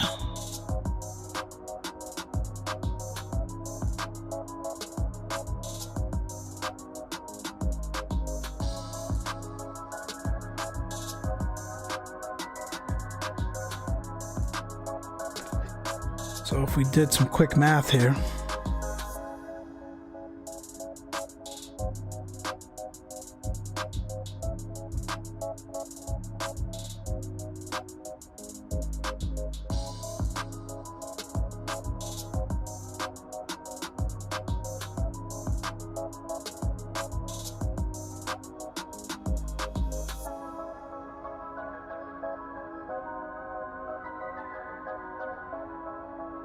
so essentially we want to start our top of descent at roughly 84 nautical miles out.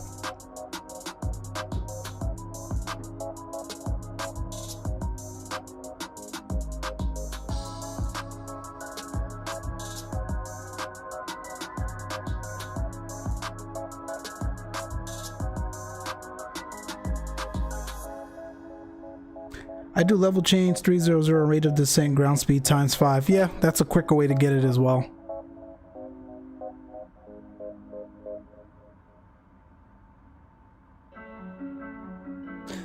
"40 minutes in flight, Tear." Again, we should really have been starting our top of descent, but these winds aloft are just kicking our behind. We've got 255 nautical miles, so we've got roughly 20 minutes, 15 to 20 minutes before we even start our top of descent.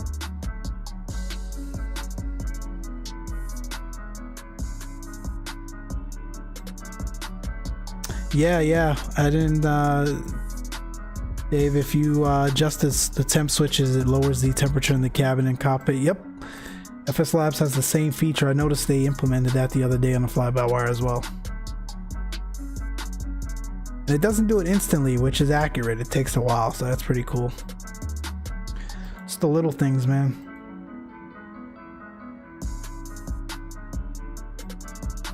In a little bit, we'll get the latest weather into Gibraltar.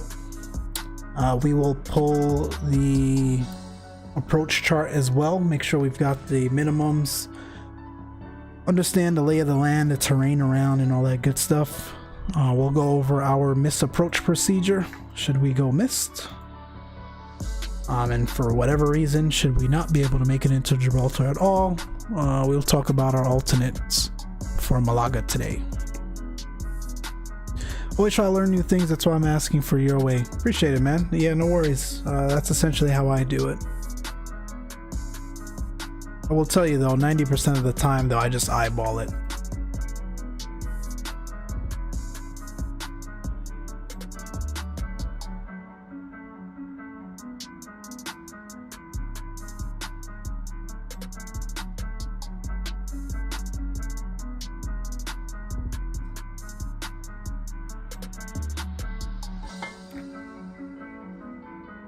Have to stay. I'll shortly catch replay, catch your next trip. Chief Simpala, we'll see you, man. Thanks for tuning in today. Landing on the ocean is not an alternate, by the way. Fortunately, there is nothing but ocean where we're going, my friend. So we've got that one little strip of runway. We gotta hit it or not, or go swimming.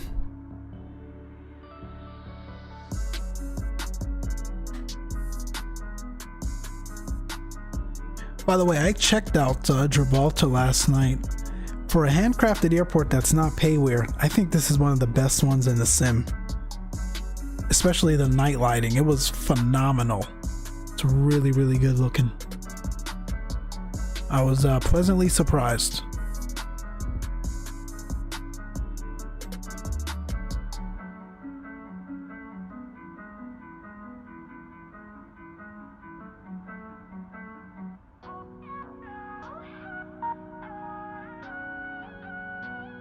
Pleasantly surprised.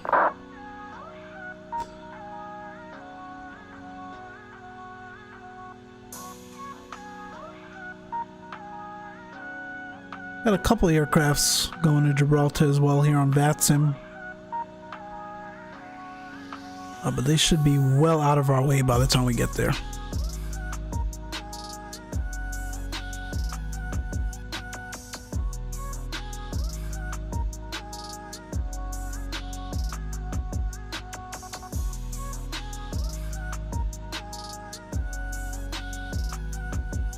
What is this aircraft doing? My gosh.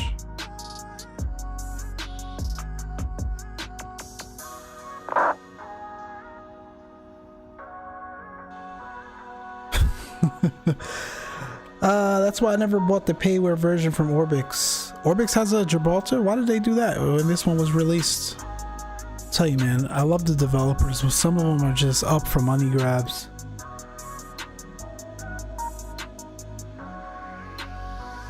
It's like I still see some of them releasing like cityscapes. I'm like, are you serious? I mean, don't get me wrong, some of the cityscapes in this sim, depending on the areas you go to, need a little bit of work, but I saw like Juriki released Seattle. I'm like, Seattle's one of the best done cityscapes in this sim. Who would spend money on buying an add-on for it? Yeah, it's doing the dolphin. It's quite annoying. There's nothing else I could. Let me see if I can disconnect the autopilot here.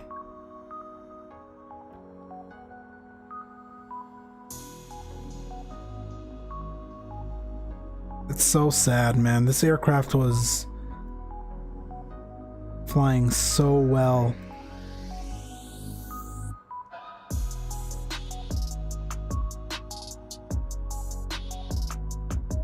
Before this update.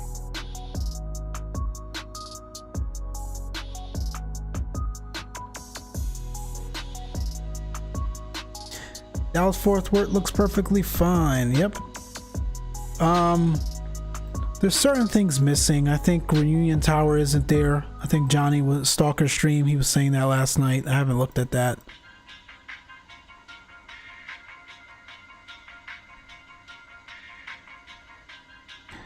I mean, if you're flying GA all day long, low and slow, you're in a Cessna, fine. Maybe you want to buy a pack like that from Juriki and whatnot, but if you're predominantly doing airliner flights, man, the base sim cityscape is, for the most part, in most of the areas in the world, is spot on.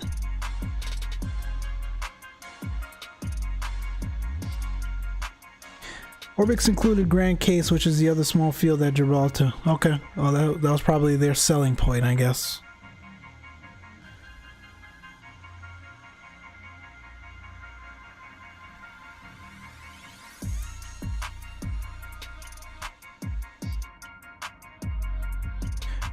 Turn Sec 1 back on and see if that helps.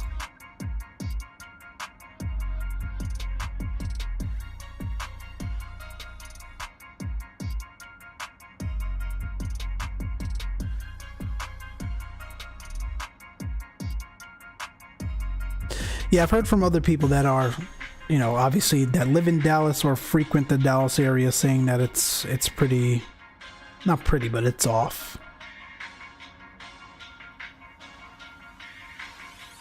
But again, I've been to Dallas a few times in the sim, real world as well, but in the sim, I mean, I don't really notice it. I'm flying, you know, hundreds of miles an hour. But again, if I could see if you do a lot of GA flying and low and slow flying around the city and stuff, how it could be off.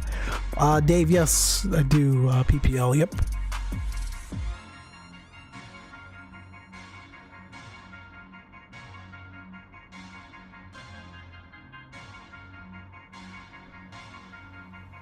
I mean, my little area in South Alabama is modeled, but not downtown Dallas. That's a shame.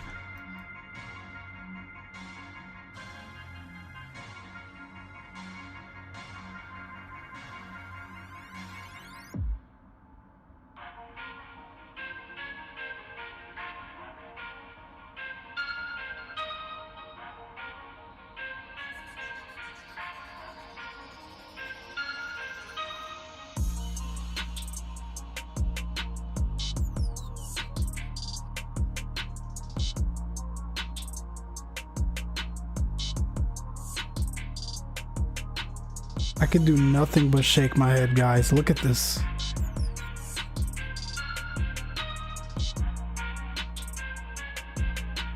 The problem is, and at least from what I've learned, they did a terrible job at compensating for the turbulence and the wind effects against the aircraft. It's quite a shame, because I remember in the development series and when they were hyping up this sim, one of the things they focused on was the aerodynamics and the impact of the wind and turbulence effect scale across these aircrafts. And I gotta say, man, it's not done well at all.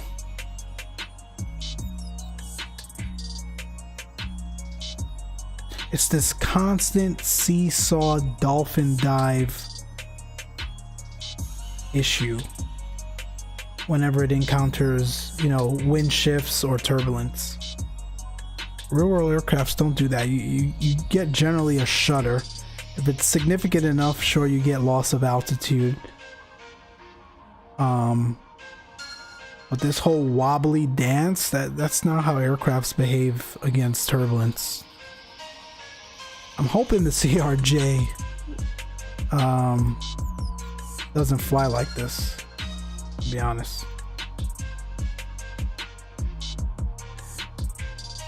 I may try to take the TBM into VATSIM in Japan this evening. Not sure. I have to test it some more. Check it out, man. Go for it.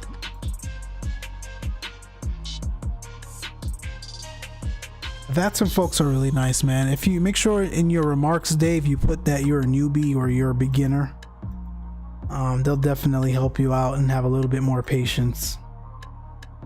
It's one thing I always encourage people, man. Don't be afraid to fly on VATSIM. Especially if you ever plan on doing real world flying. It's a great way to keep your radio etiquette, your radio calls, and just continue to practice that stuff.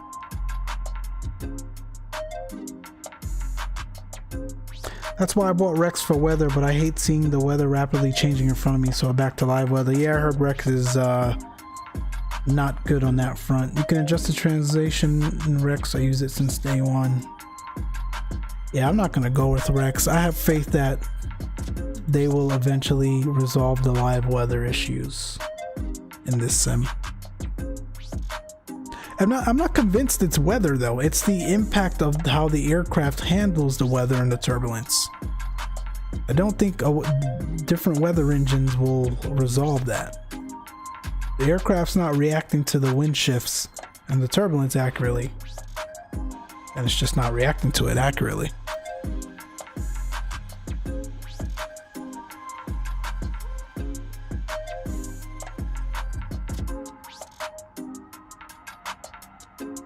Something here. Autopilot off. Sec 1 off. Autopilot on.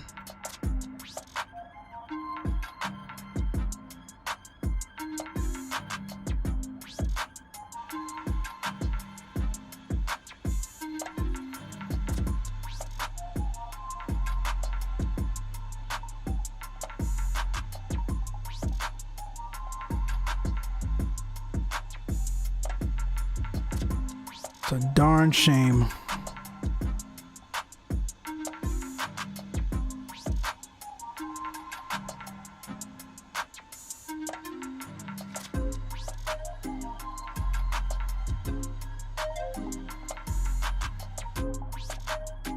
Sec 1 makes no difference.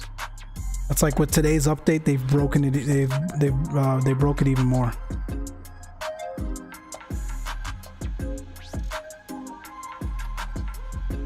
I'm not afraid of VATSIM. It's the planes that terrify me.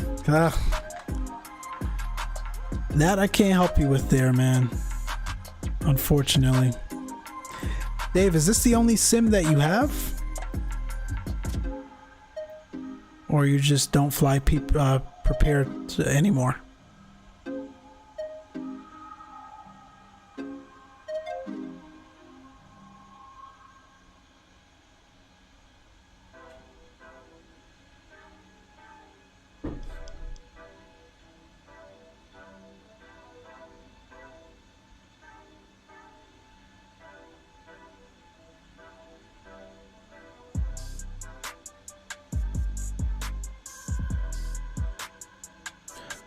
Another aircraft to check out mod wise is the Citation Longitude.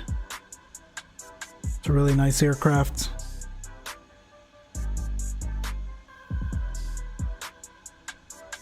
Laver, what's going on, man? How you doing? Welcome to the chat. Welcome to the stream. Appreciate you tuning in. Hope I pronounced that right. Laver. Appreciate you all tuning in this afternoon, man. We're on our way to Gibraltar. We've got in typical Microsoft and Asobo fashion, a dancing Airbus here, unfortunately. And winds aloft that are not that is not accurate. So this flight's taking a little bit longer than expected, but we're on our way there. We're getting there. We're getting close into Gibraltar today. We're gonna do the return. I think I have some time here. We'll do the return back to Barcelona, especially with these winds. If these winds are going to sustain, the trip back north to Barcelona should be much quicker, so we'll see. Sec 1 helps with the roll. It won't do anything about the dolphin effect. Gotcha. She looks stable now. Again, the angle of attack though is quite drastic. That's not an accurate cruise profile angle of attack.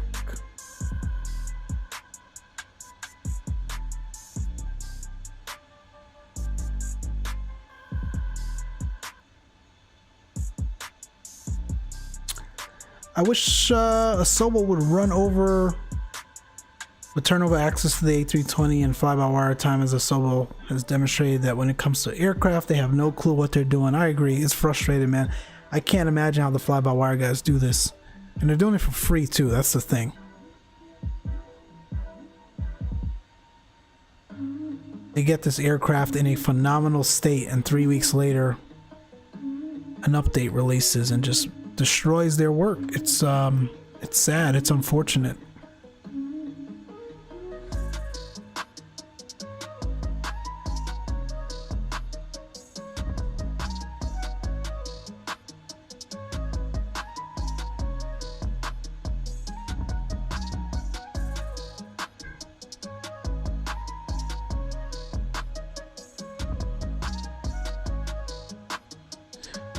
Guys, we're at 287 subs, man. I think once we get to 300, I want to do a little giveaway. I've never done one of those on the channel. We'll do one, especially in the spirit of the holiday season here. So once I get to 300 subs, we'll do a 300 subs stream, and we'll do a giveaway that stream. Not sure what I'll give away. We'll see. But I definitely want to thank you all for subscribing and tuning into the channel here. So do a giveaway this month before Christmas, or once we get 300 subs. We are approaching Pimos here.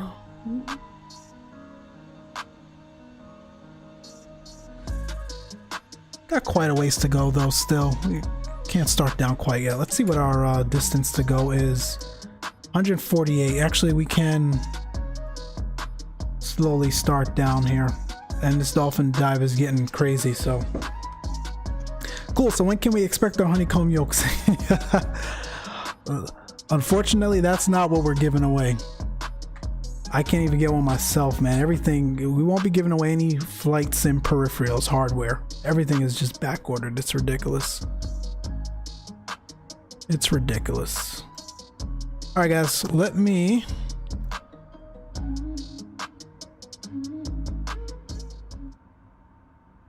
get the sim volume back up here. We've got some work to do to prepare for this arrival.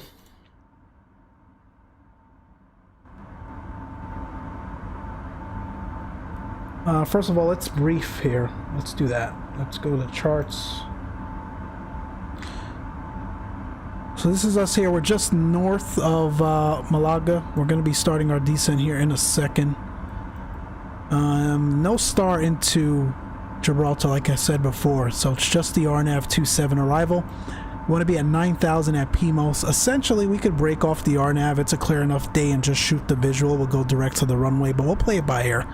We'll dial the RNAV in for now. Final approach course 269. Mandatory altitude passing Golf Bravo 27 Foxtrot is 1,500 feet, so we'll keep that in mind. And our decision height today is 454 feet. We've got an airport elevation of 12,000 feet. Once we get to Gibraltar, so the runway, we're coming in on 27, we've got about 5,800 feet of runway. Roughly 1,777 meters. So it means it means we do not have a lot of room here as it relates to getting the aircraft down and stopped. So we'll definitely go auto brake medium, and we definitely want to get her down as quickly as possible. We won't try to float her too much and aim for a very soft landing, but a firm enough landing to get a stop before we run into the ocean. Miss approach altitude on this approach here. Generally it's published. Here we go. We're going to climb to 4,000 feet and follow the final approach track, which is 269, to then head to GM Golf Bravo Mike 03, Golf Bravo Mike 04, 05, 06, and up Mump will enter hold at 4,000 feet. We're not going to hold. We're on VATSIM. We're solo dolo today. We don't need to hold. Essentially, we'll fly runway heading. We'll make left hand, essentially left downwind or upwind, and try the approach again. So that's our missed approach plan today. Runway heading, 4,000 feet, left hand turn. That's that. So let's jump back into the cockpit here and let's start our descent. Go 9,000. Bring that speed back.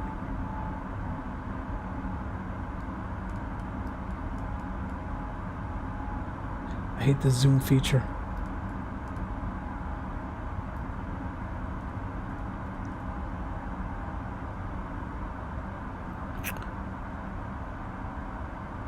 I'm from Russia. Nice to meet you, man. Thanks for tuning in today.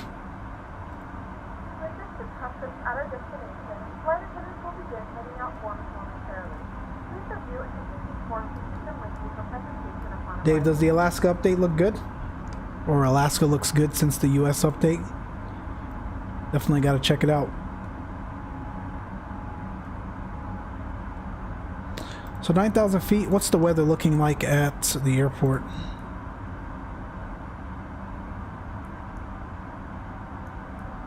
Go to our ATSU, AOC menu, weather requests, send.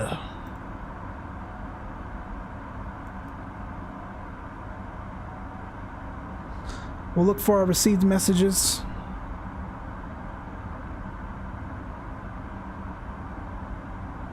That's our company message. We'll get the METAR. So, winds here, 280 at 15, so still out of the west. Runway 27 will still work for us. 10 statutes of a mile almost on the visibility. 15 degrees Celsius, and QNH is 1012. So 1012, 280 at 15.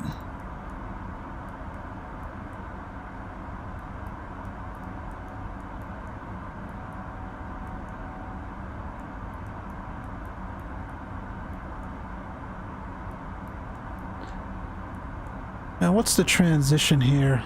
Gibraltar, 6,000 feet. And our decision height we said was 454.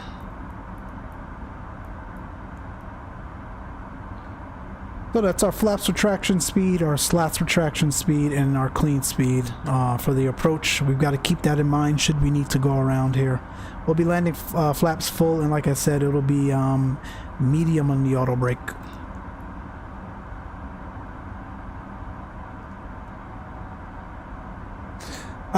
When we got to do the group flight this weekend in Alaska, take up the Cubs or something. Yeah, man, let's do it.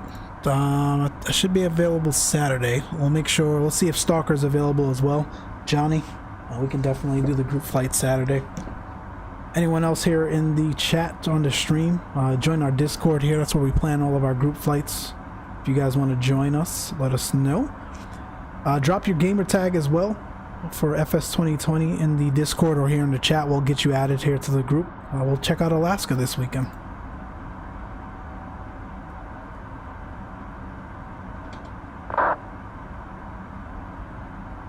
So I do have to remember we are in VATSIM. I do not see any controllers on for us, so we'll just make sure we announce our intentions on Unicom.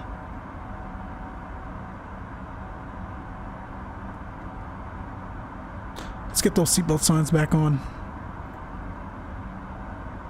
I've got a 79% rating on Pack X right now because we're so late because of these winds.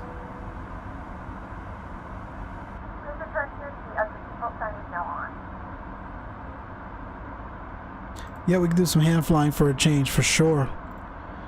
Take up those Piper Cubs.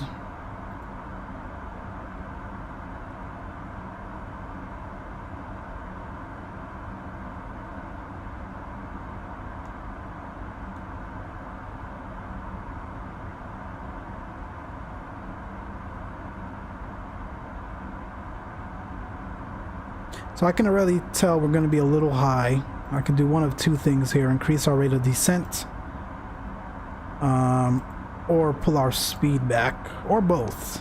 So let's go ahead and go Mach 0.75.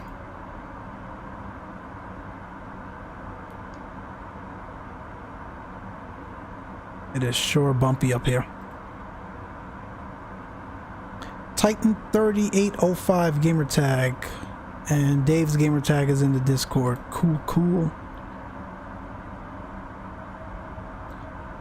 I will get you added there, my friend.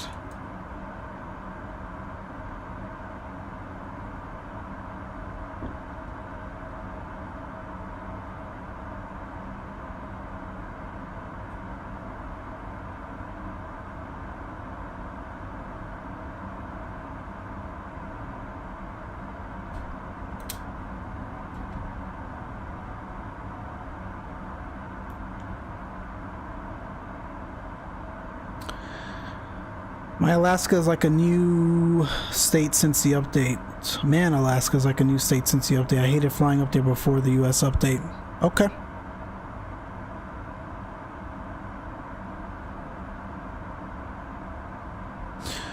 Got it, Andy. Thanks for dropping it in the Discord there. Just got your alert. We'll get you added for Saturday's group flight. Not sure what time yet. We'll see. I know you guys are all over the country there. We're on the West Coast. Dave's on the same time zone as myself as well, but we don't have to be too late. The Disciple, I'm getting Discord invite is invalid. If anyone has invite link, oh my gosh, I just updated that yesterday. Does anyone know why the Discord link changes on a daily basis? That's so weird.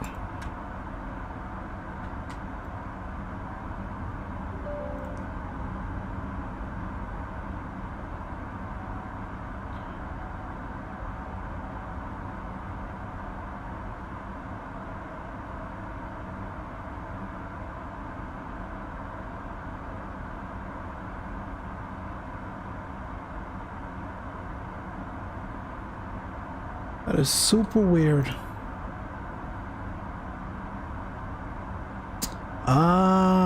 Because it's a one-time use. It's a daily invite link. Why is that? So how do I Send an actual channel invite, actual server invite.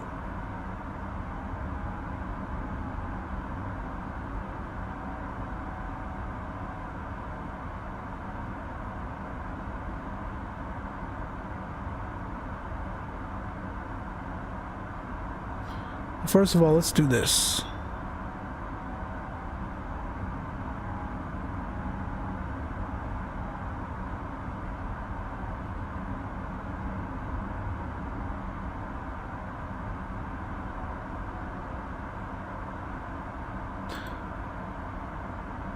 So those that are in the chat now, that's the actual link. And then let me update Nightbot to put something different in. I don't know why it's like that. We're gonna bring our speed way down here. Let's throw out some spoilers actually. That worked, thank you. Cool. I guess I can wait for a Germany update forever. I know they're planning on tackling some places in England. I can't remember where else, but hopefully you guys get a Germany update soon. Get some ground spoilers going there.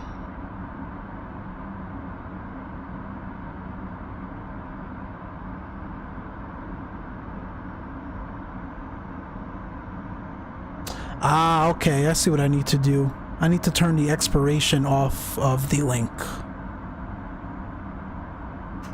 There we go.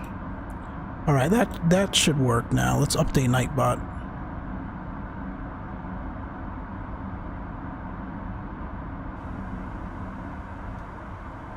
Got about 10,000 feet to go, 37 nautical miles. We are looking bang on, my friends. Let me update the Discord link here in Nightbot.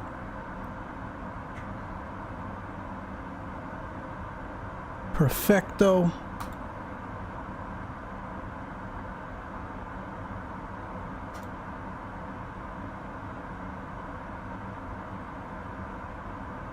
Gibraltar traffic, Iberia Express, Airbus A320, we're out of 18,000, continuing descent, expecting the RNAV runway 27 approach.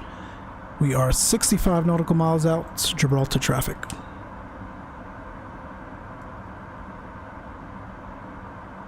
Let's really get slowed down here. I'm going to bring this speed back. Again, not a lot of room down there, so we definitely want to not come in guns blazing here.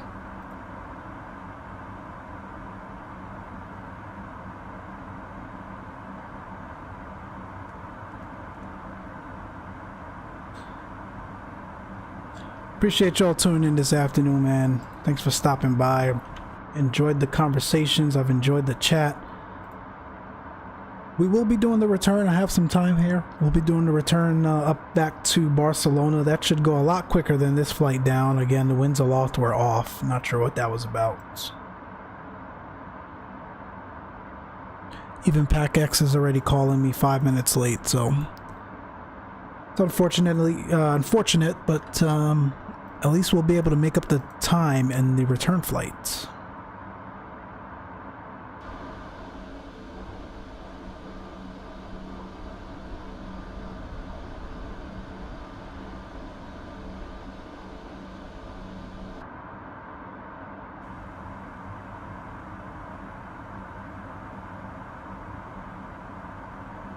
I love this descent through the clouds.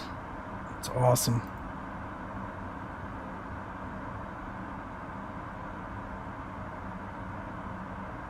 I like the speed, I like the rate of descent. We're looking good.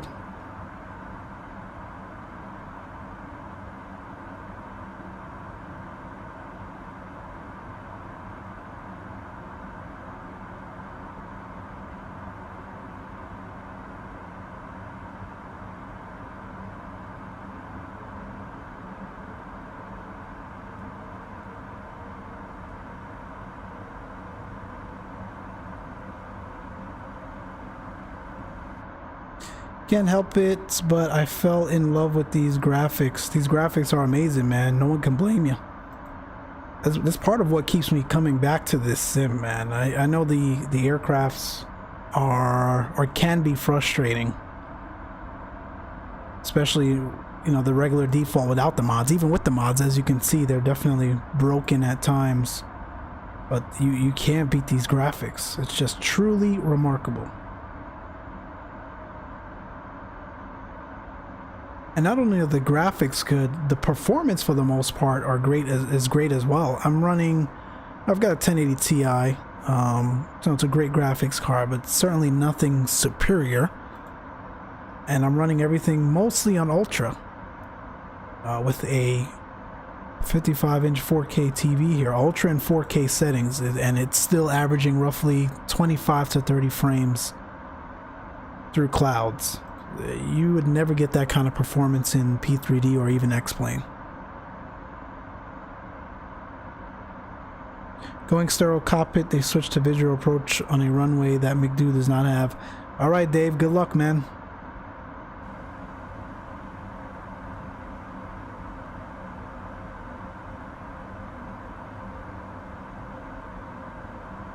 Nice rate down. What's our next restriction here?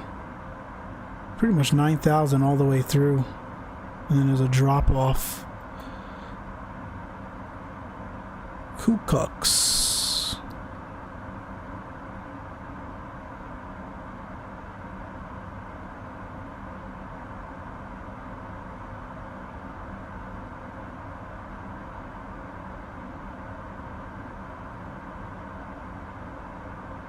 Finally breaking out the clouds.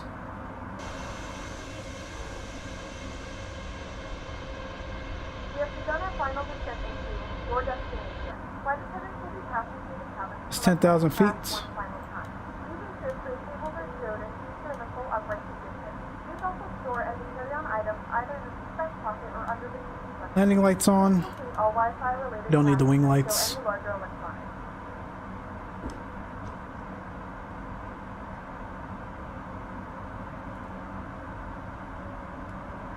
And we're below 10,000, so we do need to get that speed back.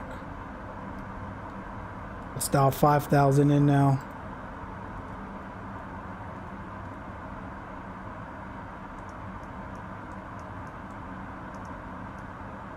And we are managing our speed, so we can activate approach phase already. Excellent. And we'll still hold the standard on the altimeter setting until we're through 6,000 feet.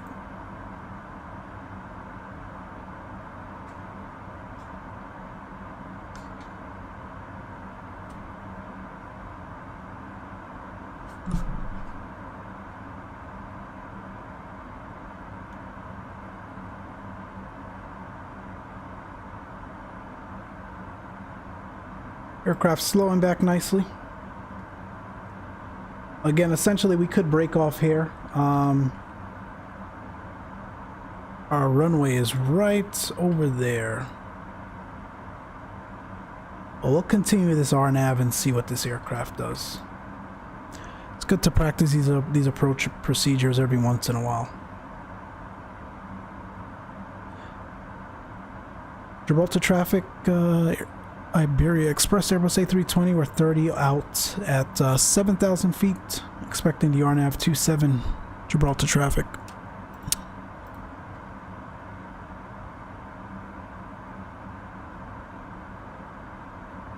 What I hate about the sim in nights at airports, always moving slow-mo on ground because I can't see. I like the altimeter is flashing now in transition layer. Not sure what you mean, Dave. You're saying you have a hard time seeing the ground at nighttime in this sim?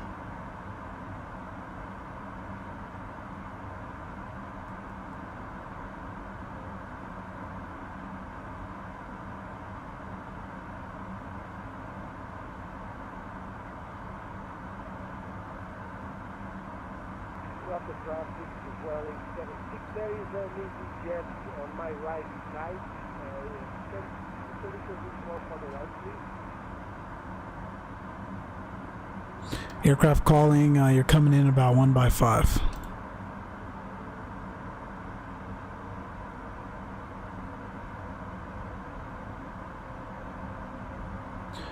That's someone there on VATSIM talking, but let's see. Let's make sure no one else is here. Oh, there's two other aircrafts on the ground. There's an aircraft about to take off. These guys better get out the way. Oh boy.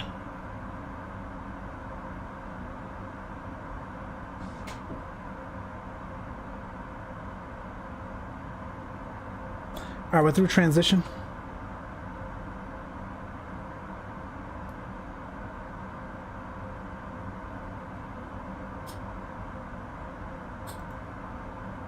Get terrain on ND on.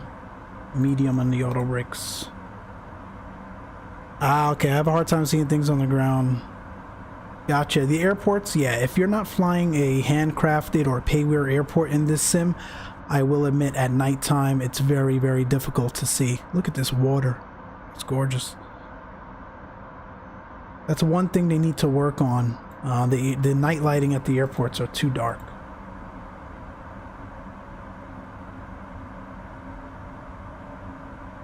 Bring the speed back, 210.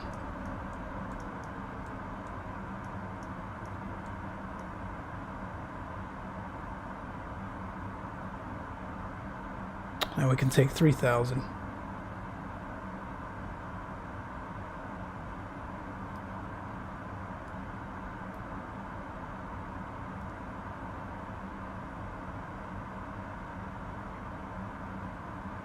We're approaching flaps 1 speed.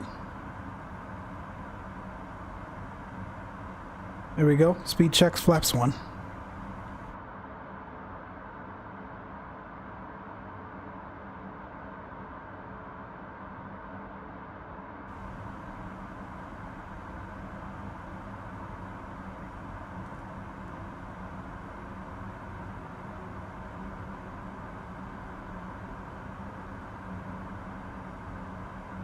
Gibraltar traffic, Iberia Express, Airbus A320. We are 19 nautical miles out, continuing the approach at 4,000 for runway 27.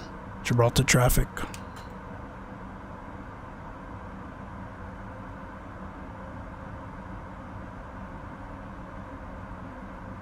I'm gonna do some clouds here, so we don't have the airport yet.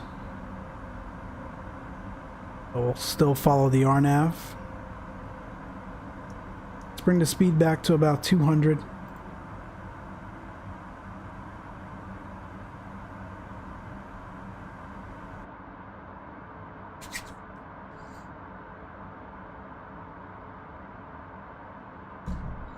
Appreciate you all tuning in today, my friends. It's been a blast. We are going to do the return leg, but for those that are not able to stay for the second leg back to Barcelona, I appreciate again you all hanging out with us today. It's been a pleasure. For those of you that are hanging around, hopefully the return flight is a lot quicker today. So if you remember, our plan showed that the flight was only about an hour and 5 minutes. We're 15 minutes late already because, again, of those very weird and inaccurate winds aloft. But hopefully that can help us out as we make the return back up to Barcelona. Are you hyped for the Qubit Simulation 737 Y&M Tech? Y&M Tech, what is that? I haven't heard of that. Is someone making a 737 for this sim besides PMDG? Do tell, my friend. I was not aware of that.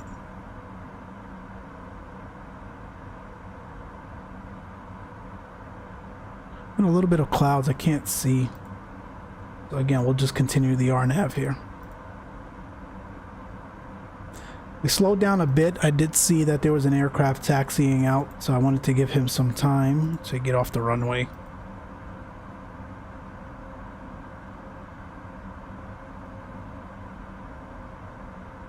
Oh, that's cool, Y&M Tech. I gotta check that out. Qubit 737. I'll have a look. And it's freeware. Well, then I'm definitely hyped. I missed the 737.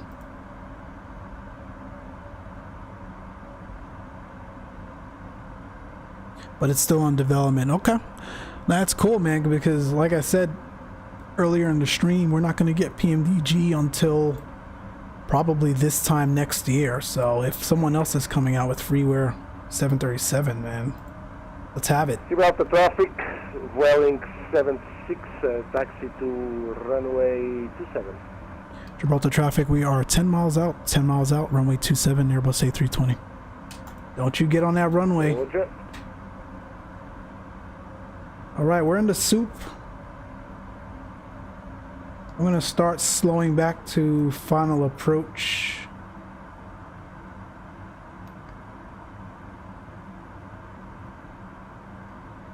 Flaps 2.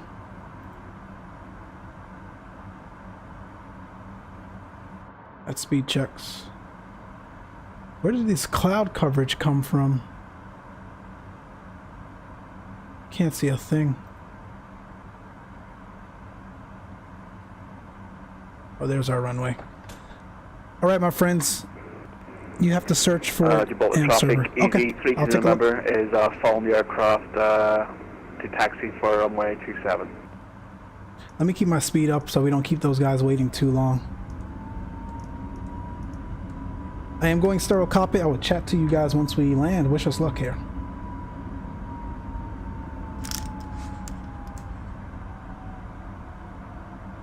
Seven-mile final now. Airbus A320 for runway 27, Gibraltar. 7-mile final.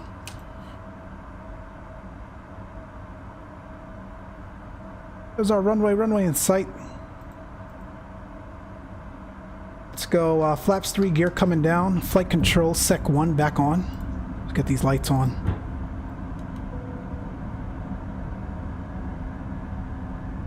And final approach speed. My aircraft.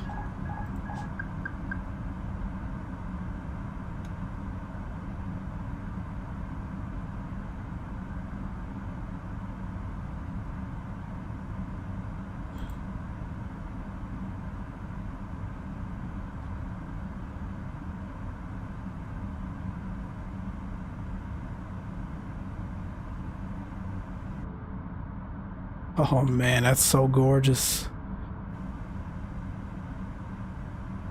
We're a bit high. 2,500 checked.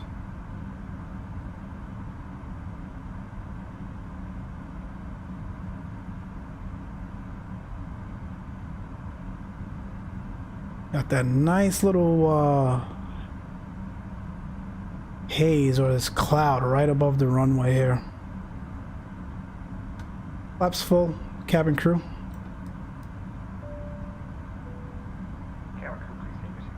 Landing checklist, gears down, 3 greens, flaps full, auto brake medium, spoilers are armed, lights as required, cabin crew is advised. We're clear to land, runway 27. Delta traffic, short final now, runway 27, Airbus A320.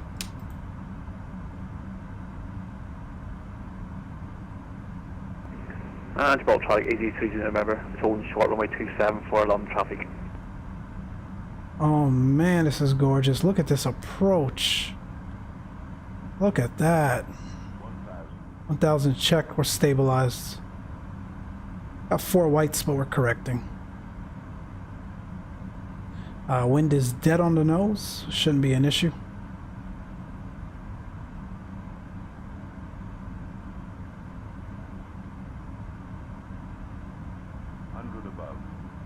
That's checked. I'm stable. Continue. Landing.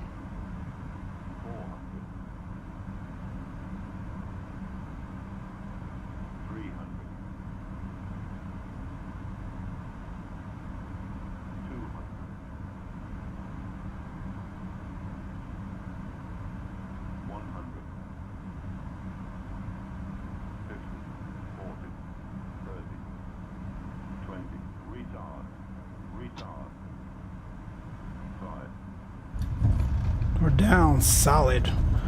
Spoilers, decel, reverse green.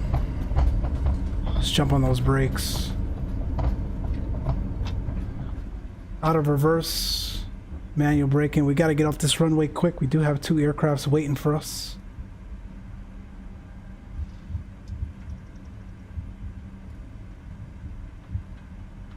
Wasn't my best, but we'll take it.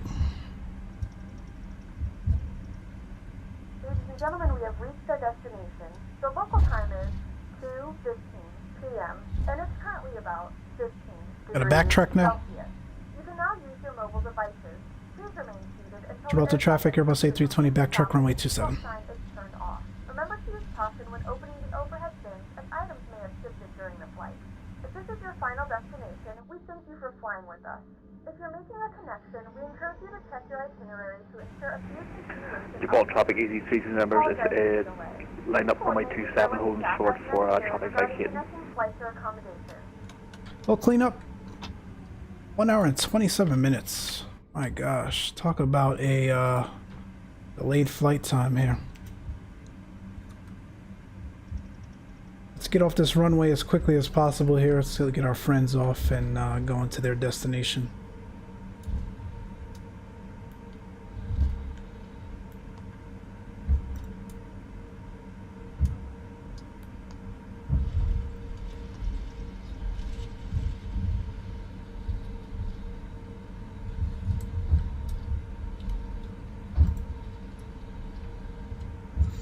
Hope you guys enjoyed that.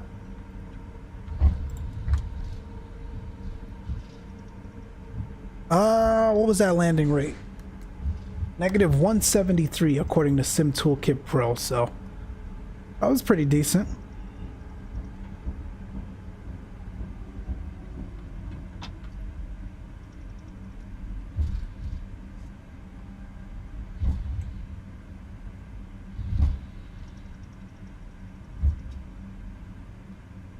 Gibraltar traffic, Airbus A320, vacated runway 27, taxi to parking.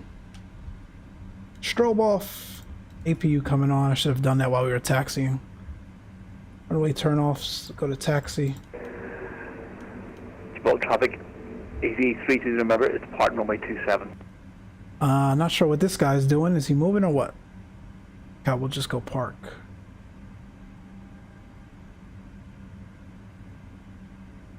You're clear to chill over there. I'm not sure what he said.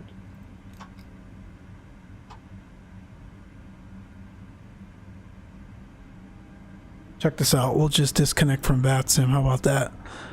That'll null all the confusion there.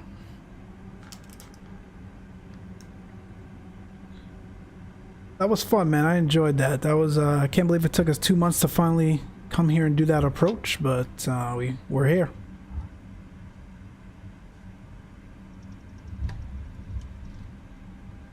We are here.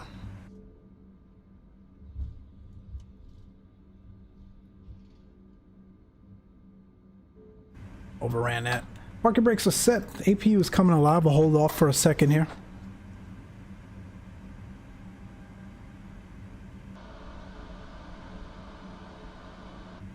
It looks like there's a front moving in.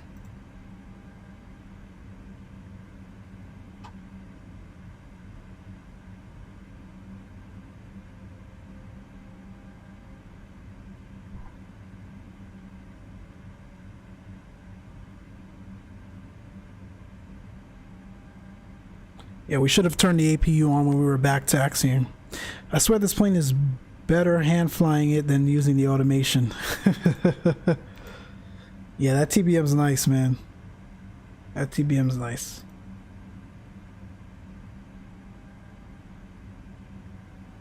I'm waiting for that APU avail light. There we go. We'll kill number 1 and number 2. Seatbelt signs coming off. Fuel pump's coming off. Listen to those spool down sounds. Wow. We get the beacon off. And transponder can go to standby. Unlock the cockpit door. Do we have ground services at this airport? Here's that rain coming in.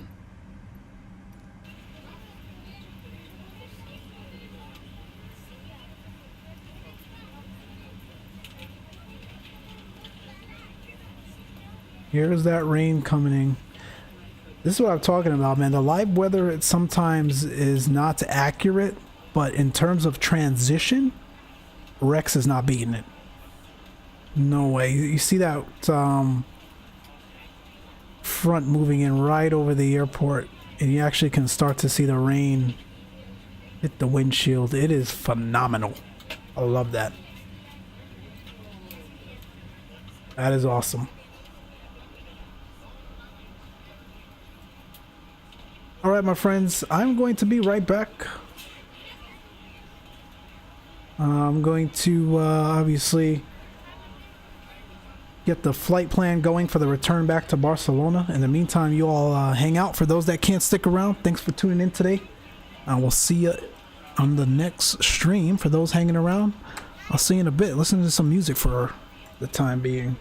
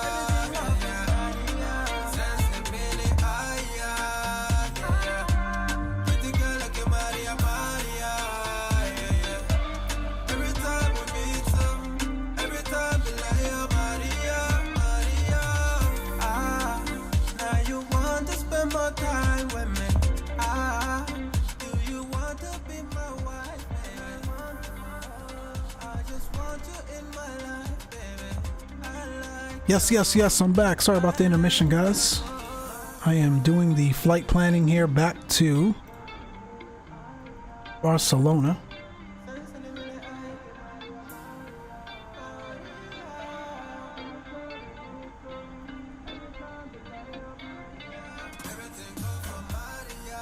So as you can see, it's telling us about an hour and 19 back.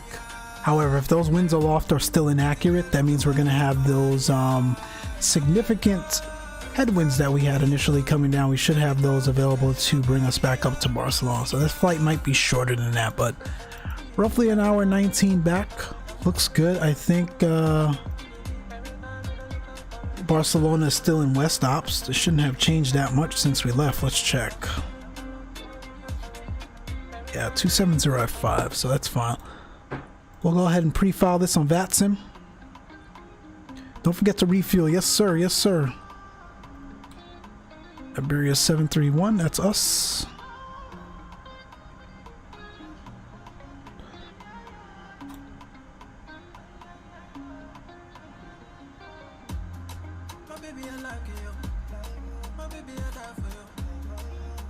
All right, that looks good.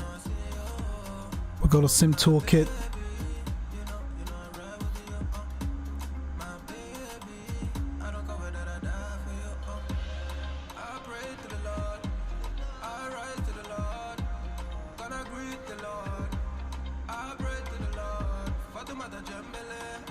Good stuff. So this weather's changing quickly here. You saw that shower coming over the airport, so but it should still be okay for us to depart. And then Barcelona still looks about the same as when we left it, so it looks good. That's our flight plan. Let's get Navigraph up.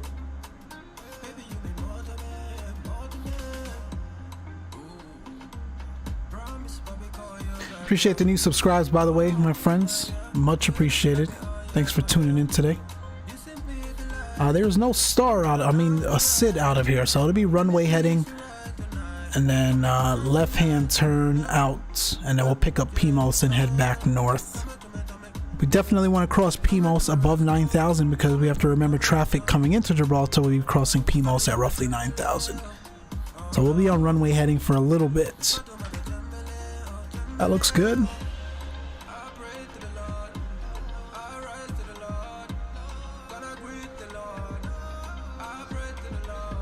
All right, let's refuel. What do we need? 13,792 going back.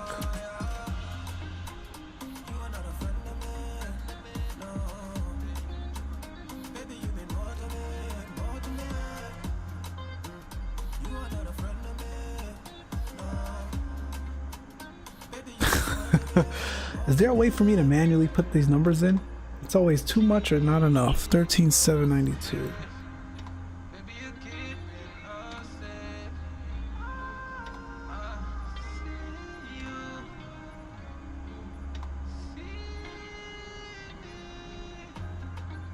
Alright, we're gonna manually do this. No, but then it's gonna make me do math to balance it out.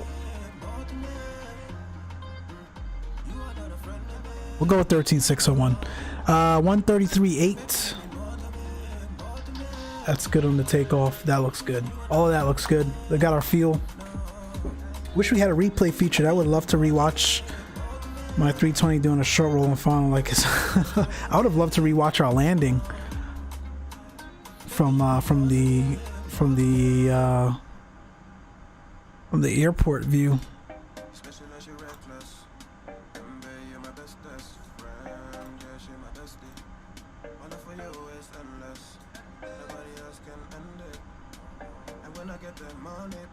Let's start Pack X again.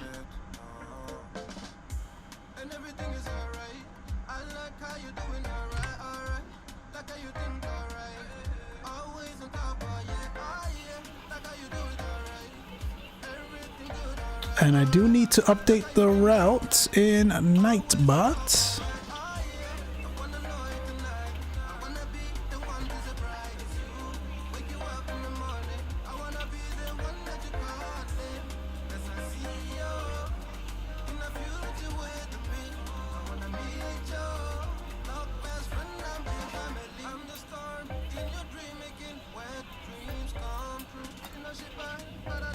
All right, good stuff, good stuff, good stuff. Let's get the flight planning going.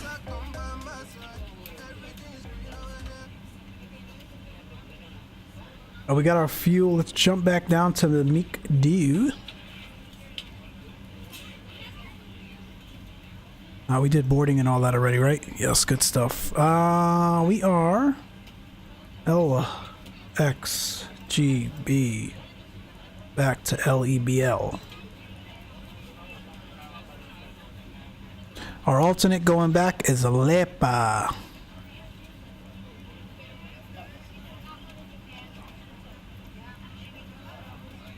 And Iberia Express 731.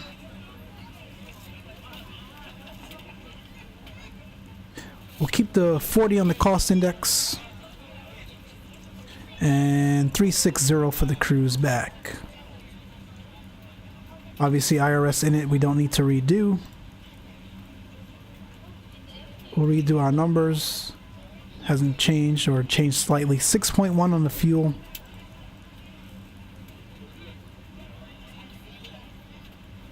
And I don't even know if it makes sense for me to put the wind component in anymore because clearly winds aloft is broken in the sim. I'm just gonna do this. We'll pretend we have a tailwind of 40 knots. Alright, out of Gibraltar, we're going out of 27. No SID, like I mentioned. And then from 27, our next waypoint is Pimos.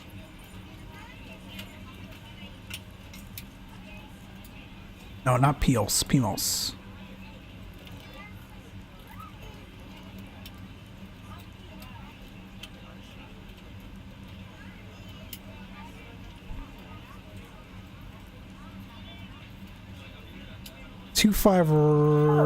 No, what did I plan? 2-5 left. When you find your seat, please be sure to place your larger carry-on items in the overhead bins and smaller items under. Why do they have so many approaches to 2-5 left? Please place all of your items in the overhead bin. If you have any trouble finding a location for your carry-on items, please let a flight attendant know and we would be happy to. Stand by, folks. Let me pull up the charts. Please make sure you close it as a courtesy to other I'm gonna go a Yankee. Please double check that all your items. Let's see what the Yankee approach looks like. Clear and other passengers can make their way to their seats. If you're in an emergency exit row, please leave. That's fine enough. ILS 25 left. Yankee. If you're not able to, and our star is the Mates E1 or the Mates 1 Whiskey arrival. use your portable electronic devices during the boarding process. We ask that larger electronic devices are stowed once we depart from the gate. Thank you and welcome aboard. Transition is CLE. What is CLE?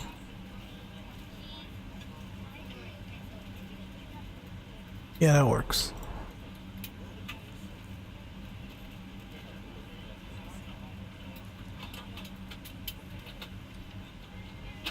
Alright, let's continue the flight planning here. I know this is very cumbersome, guys. Bear with me. This is not the fun part of the trip. I hate doing this manually, but unfortunately, this is what we are stuck with. Can I do direct here? No.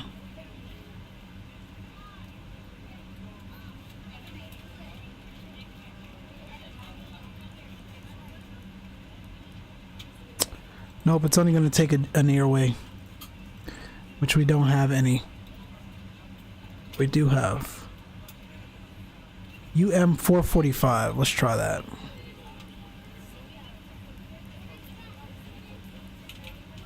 Voila. And we exit the UM445 at, survey says, Begox, B-E-G-O-X.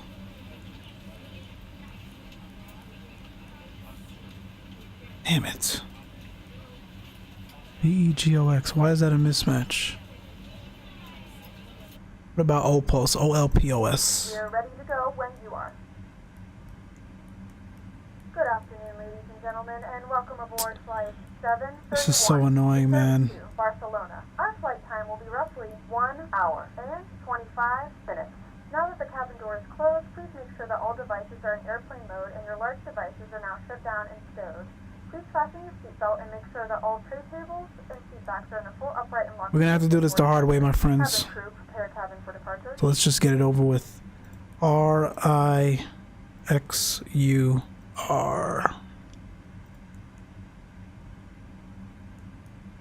This is so ancient. Peppers. I can't wait for the fly-by-wire guys to do a sim brief integration. 3715. Is that north or south? 3.5, 34, 37.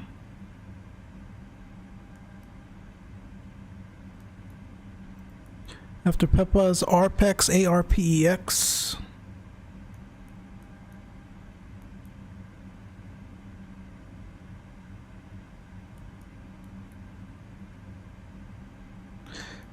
Trip winds are listed top of climb waypoint in the flight plan. Average winds are listed top of your right flight plan. I'll take a look in a second. Thanks, Dave. After ARPEX, KOSEL, KOSEL.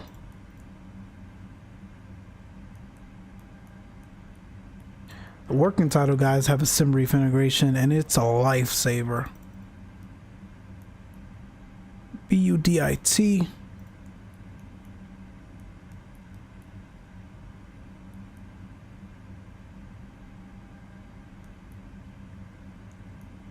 There's so many mismatches. ETURA.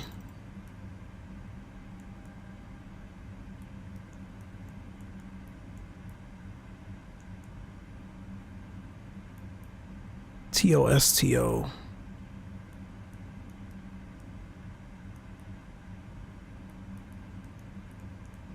A few updates ago, you were able to do all of this in sequential order, not coming out and back in.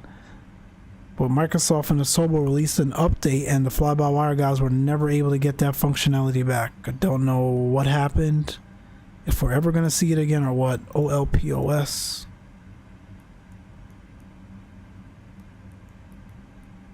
You could do multiple waypoints, but now you have to go one by one. OPOS. BEGOX.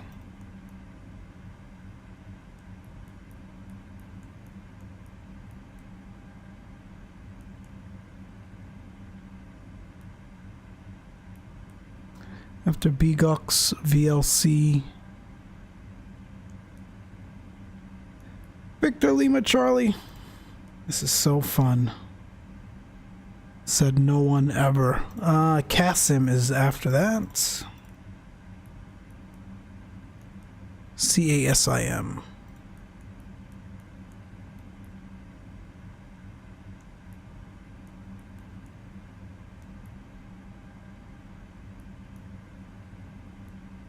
After CaptainSim, Matex, Tundi, Ravex, Rulos.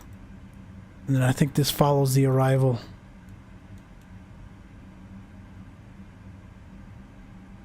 Yeah, it's freaking strange, but we'll likely just go visual at that point. All right, we look good. APU is still on. Yes, we'll get the APU bleed on. No smoking. Seatbelt signs can come on now.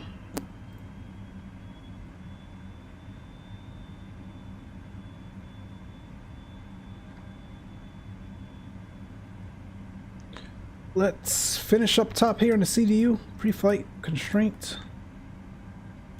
Get back arc mode. We're gonna climb straight to 10,000 today.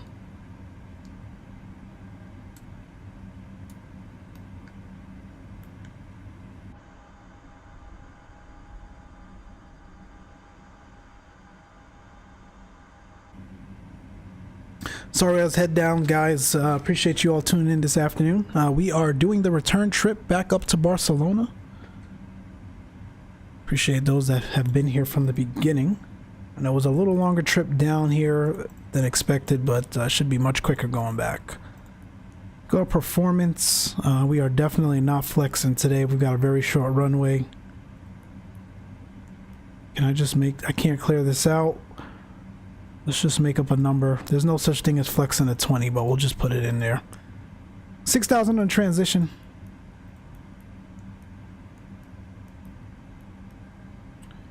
It's interesting that they don't let you clear this out. What if we did 0?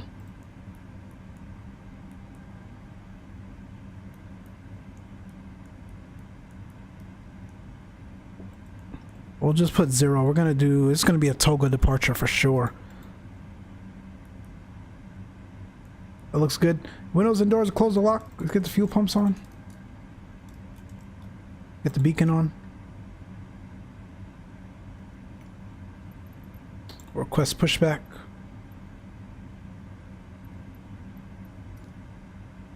Pushing us back already, damn it. Cockpit doors closed. Transponder go to TA.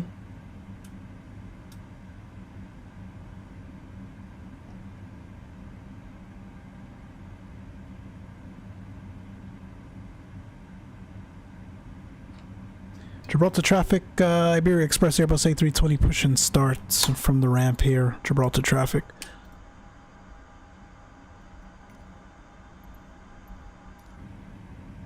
Alright, parking brakes released. Let's get engine 1 fired up. You should use flaps 2 for departure. You know, that's a good point, Dave.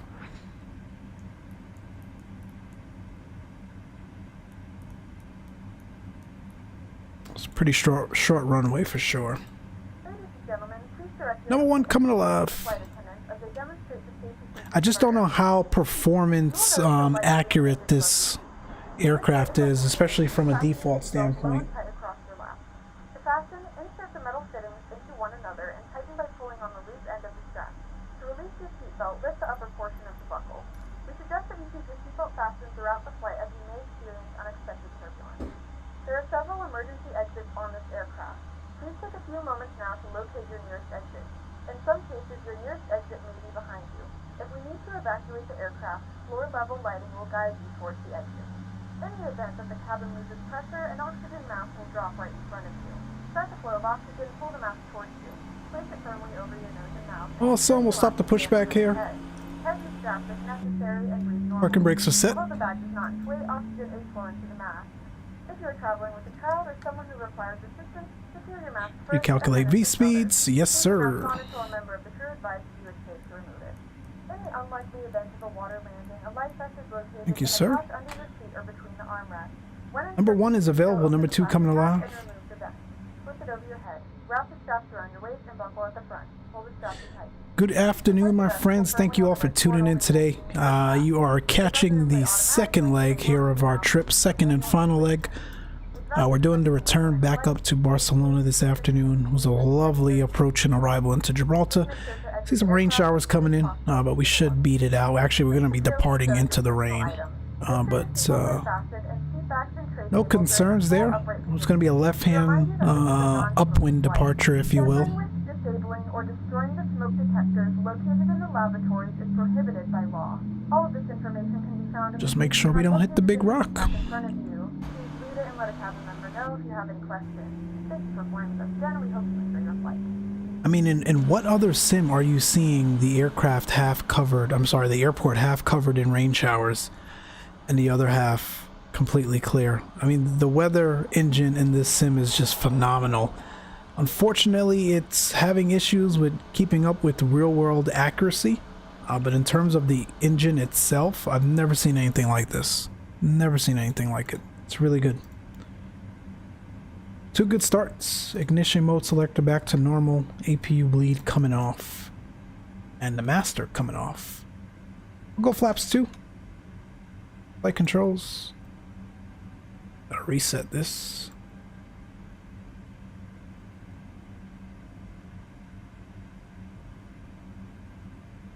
The auto brake to max, terrain on ND.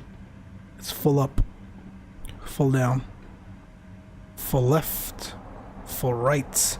Have you had a chance to sim in VR yet? Not yet. Rudder, full left, full right. I know it's on the roadmap for FS 2020. I don't know, there's something about VR that I've never really gotten into from a flight sim perspective. Never really appealed to me, but maybe I'll try it out once it's compatible with FS 2020. Yeah, it sometimes makes me nauseous too, for sure. Parking brakes are released.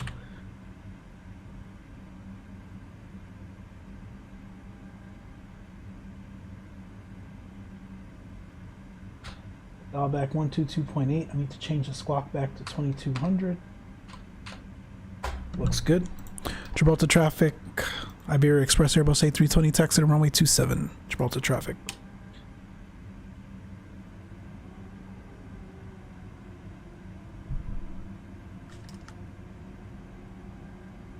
The taxi light on.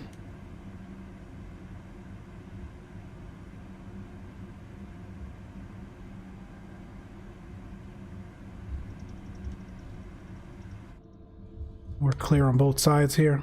We sure are. Let's go. Takeoff config.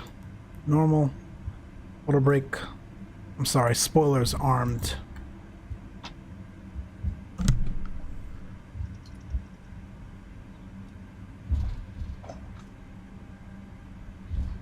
Coming up on the runway here pretty quick. Gibraltar traffic, Iberia Express Airbus A320, taking the runway here, runway 27. Get the strobe on, runway turn-offs, landing lights. Get the wing lights. Cabin crew seats for takeoff.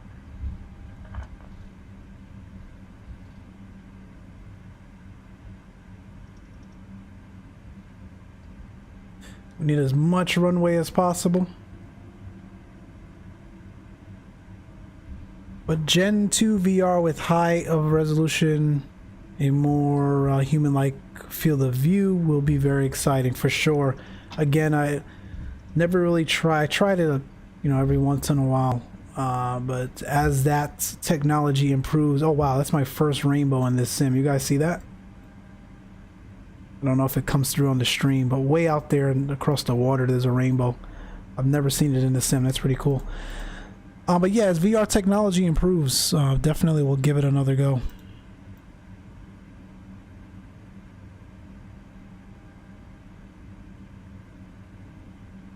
Alright, we'll go with sterile cockpit here, my friends. I will talk to you once we're airborne.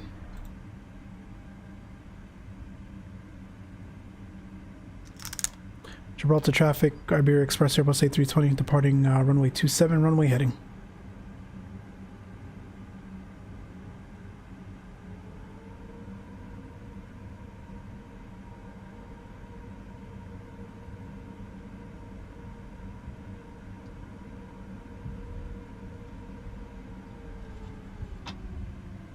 I don't think the wipers work in this sim, does it? Let's see. We'll turn it on just for the heck of it. Packs off. We'll start the clock. Takeoff light on. Let's do this. We'll hold the brakes for a little bit here. Forward pressure on the side stick. We're stable. Toga, thrust set, man. Toga SRS runway. Auto thrust is blue.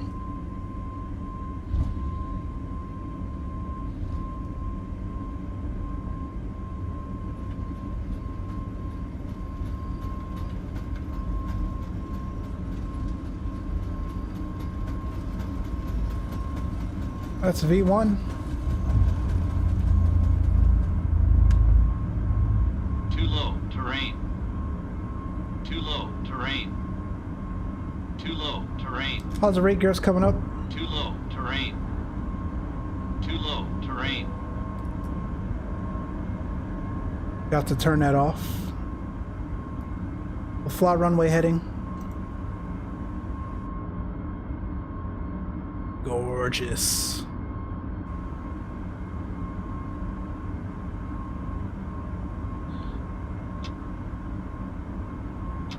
Let's climb thrusts.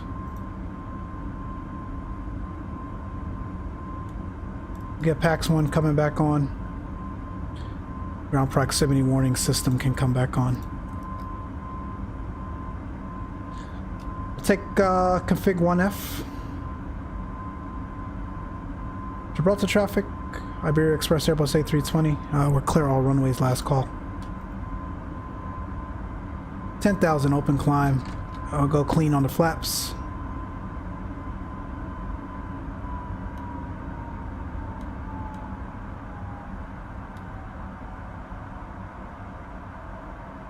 Start that left turn now.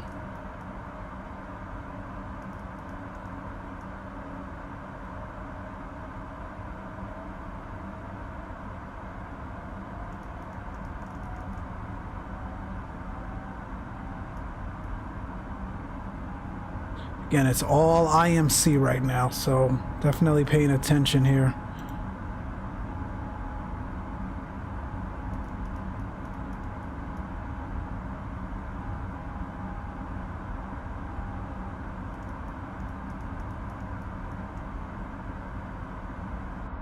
Climbing through the soup.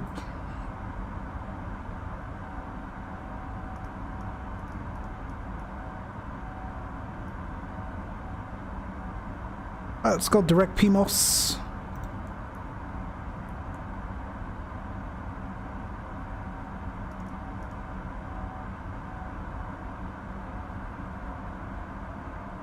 It's a bumpy departure out of here, but gorgeous nonetheless.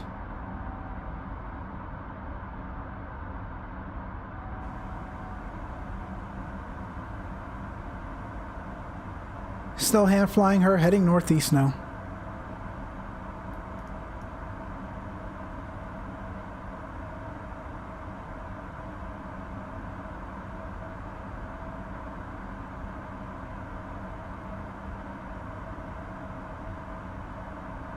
Back into the soup a little bit. And look at that rainbow. Wow, that's gorgeous. We'll go nav mode. It just disappeared on me.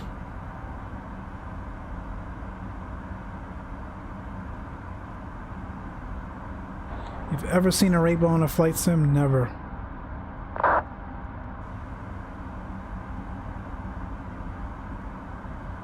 Looking at our outside air temperature, we're at +10. We don't need anti-ice, although we are going through some rain and clouds here, but we should be okay. We're through 6,000. That's a transition. We'll get standard set, and let's cross-check against both.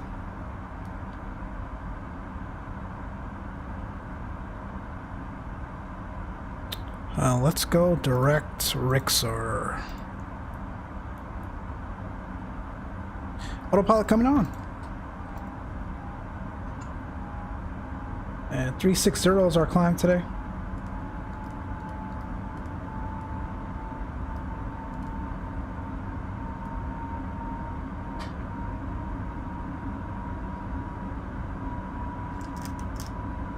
That is the Gibraltar departure. You catch up on the chat here.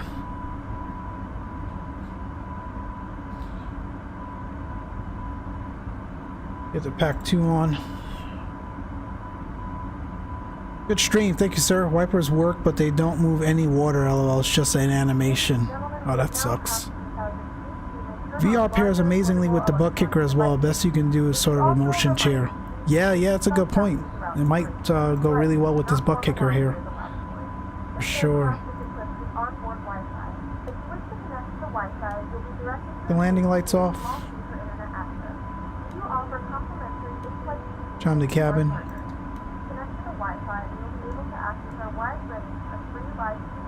We are out of here, my friends.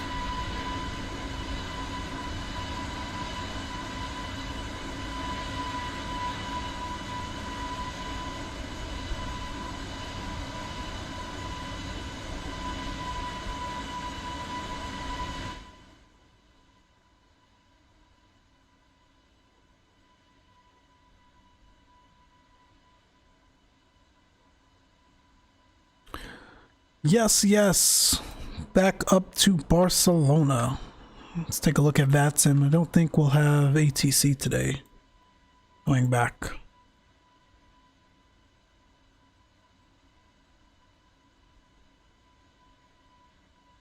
Nope.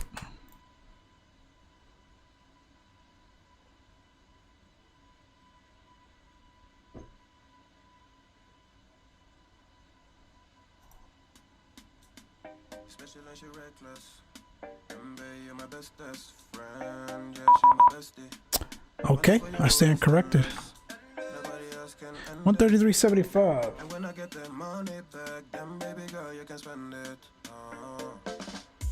And everything is alright. I like how you doing alright. Like how you think alright.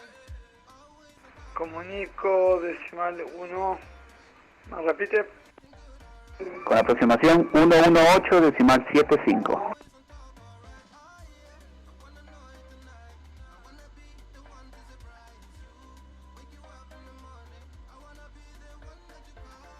Advising CT Alpha Zulu, there's a traffic information Airbus 320, Salary 360 at your 12 o'clock observation. Identify running Advising 31 Tango Mike, there's another aircraft, it's an Airbus 319, 340, 12 o'clock opposite direction. Yeah, I got the traffic in front going through. Advising CT Alpha Zulu, the same for you. Understood. Center, good afternoon or good evening, Iberia Express 731. 17.1 for 360, just south of Malaga. Iberia Express 731, now Madrid at 4434. 4434, 731.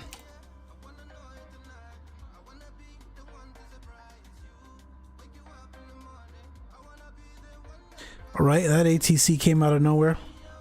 Can't hear the sim. Yeah, I turned it down. Advising 760 for airspace, Unicorn 122, decimal right today. Okay, change to... I turned it down, Dave. There's no sense listening to the engines. Can you hear ATC at least?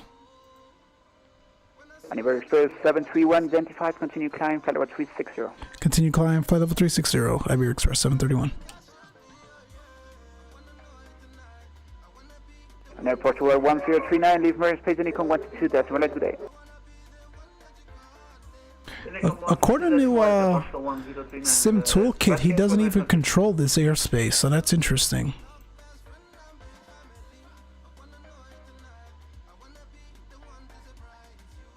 But that's alright. We'll see.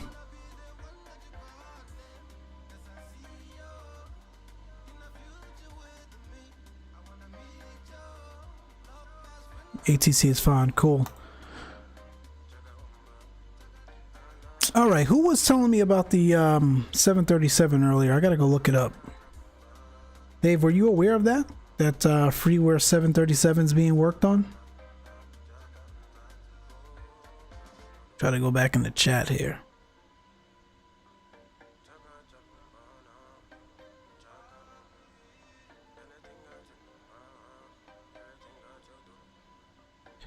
Qubit 737. Let me look this up.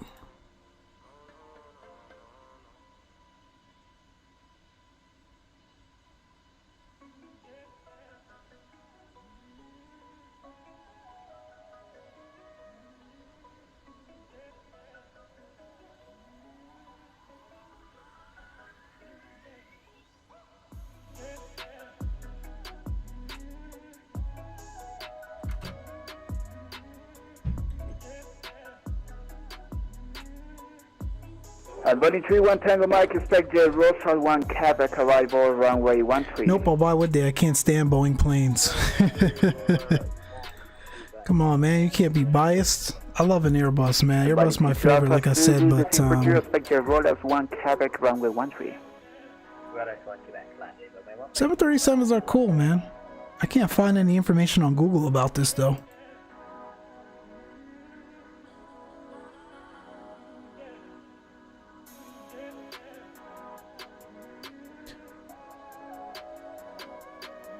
Might be a Discord thing. NEC 174, leave airspace, Unicorn 122, decimal right today.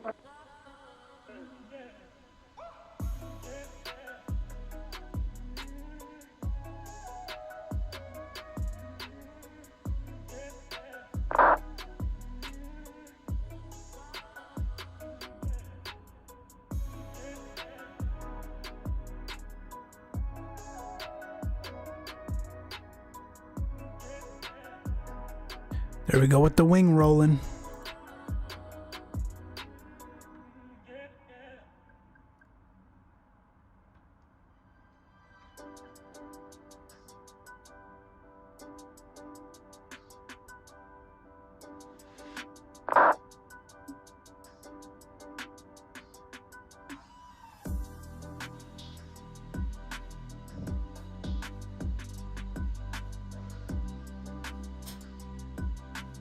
Like I said, man, I appreciate you all tuning in this afternoon. It has been a blast.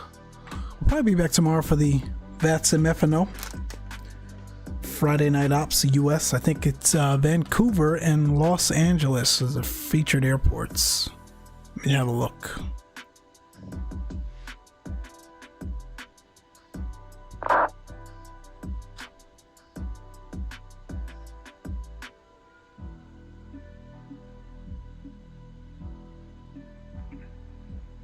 Switching to Unicom 122.80 for Canadian Express 522. Thanks a lot. Wait a minute, what's today? Tomorrow's the 4th? Oh no. They must have moved this to the Los Angeles Vancouver Crossfire Sunday. That's Whiting 31 Tango Mike, descending maintain flight 200. So you know what? Maybe that's what we'll do. We probably won't stream tomorrow, but we'll come back Sunday for a Crossfire stream on VATSIM, Vancouver and Los Angeles. Whiting 31 Tango Mike, in transition, maintain 320 knots. But tomorrow is Seattle for the event.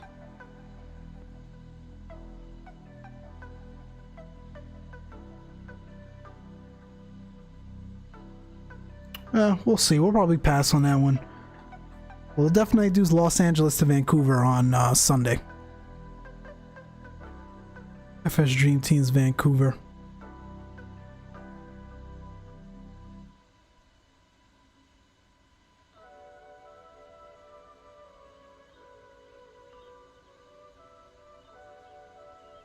Never Express 731 for traffic, fly heading 070.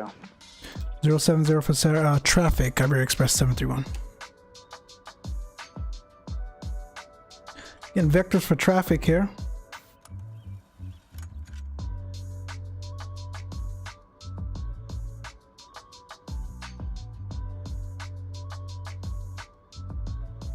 Not sure who's around us.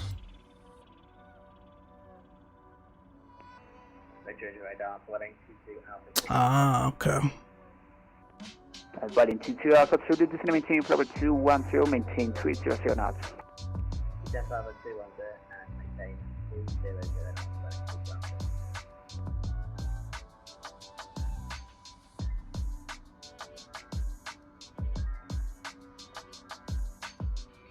What else have you guys been flying these days, man? Dave, are you still in the TBM? How's that going for you?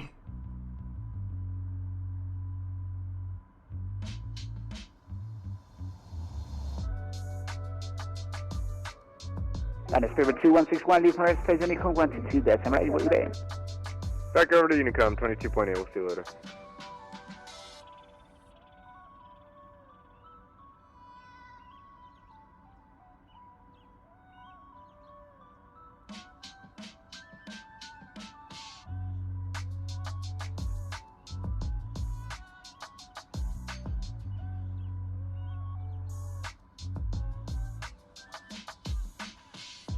Clouds in this sim are unreal, aren't they? And to be honest, believe it or not, they were better. They only they kind of toned them down a little bit because people were having performance issues. They used to look better.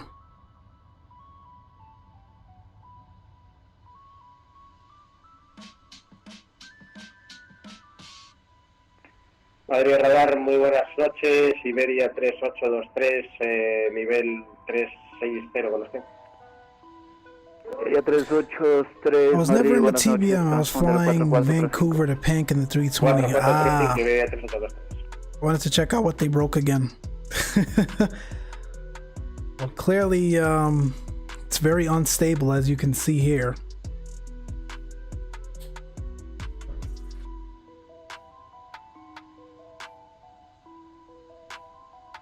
I love this livery though. 3823, identificado 360, no. Prevea Sotux 6 Alpha, pista 18 izquierda, notifique listo inicio. Really nice looking livery. Muy bien, Sotux 6 Alpha, podría ser la 18 derecha para ahorrarnos un poco el rodaje. Sí, 3823. Sí, la 3823 recibido, le confirmo, estamos realizando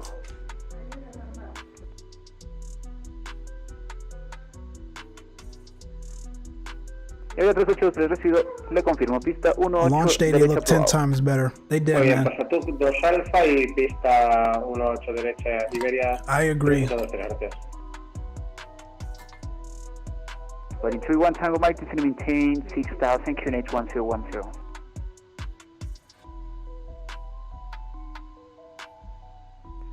1010 down 6,000.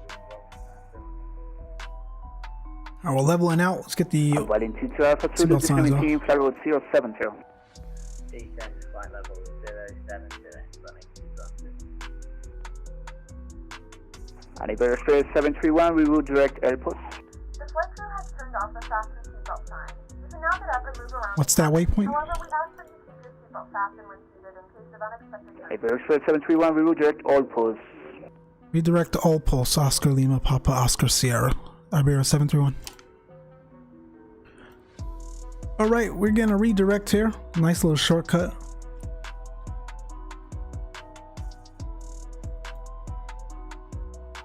Let's go back to nav mode.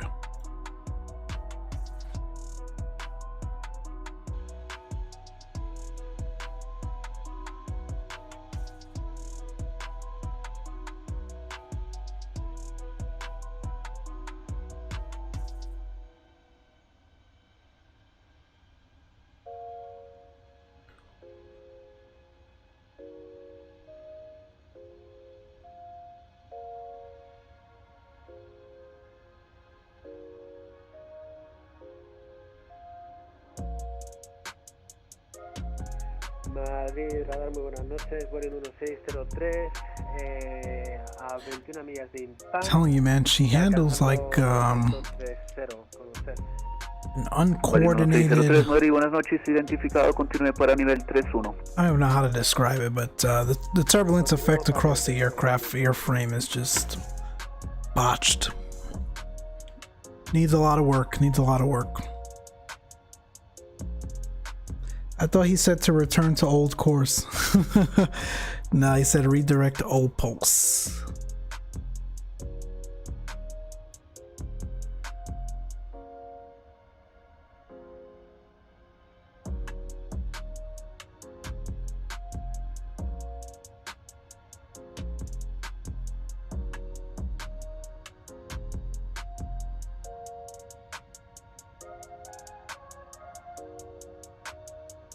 Again, this will be a much quicker flight just because of the tailwind component. In a few moments, we'll be starting our in-flight service. We'll be serving complimentary drinks and snacks.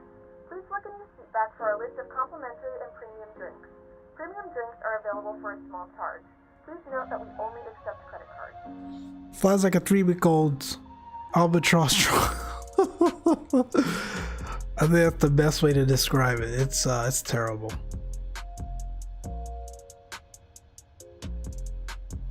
But we make it work, my friends. We make it work.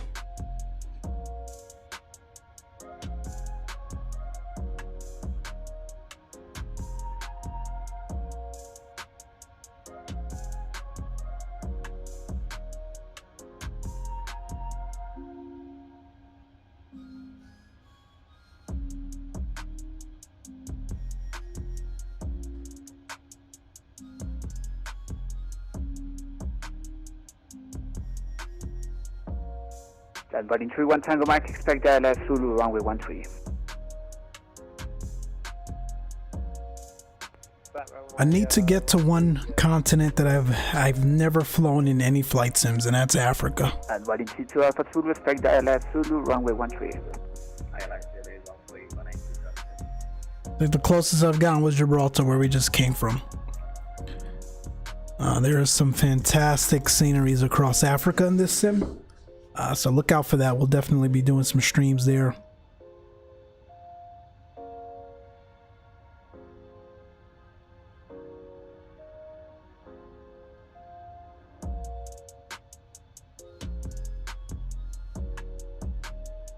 We'll do Asia as well.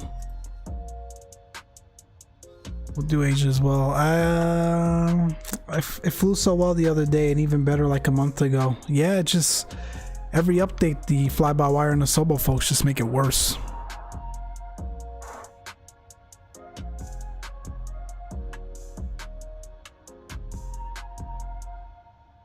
Appreciate the likes, guys. Appreciate the subscribes. Thanks for tuning in. Been fun hanging out with you guys. What are we on? 3 hours and 19 minutes. Been a blast today.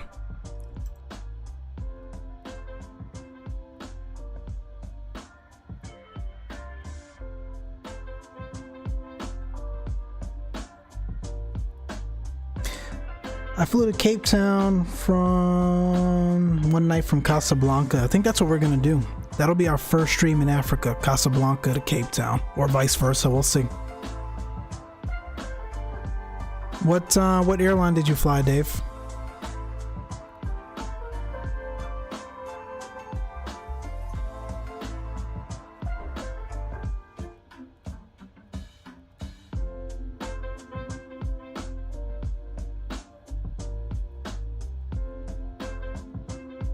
No, Asobo do not the fly-by-wire folks, as they are at the mercy of what flight mechanics Asobo changed. Yeah, that's what I said. I said it was flying remarkably well until Microsoft and Asobo released these updates.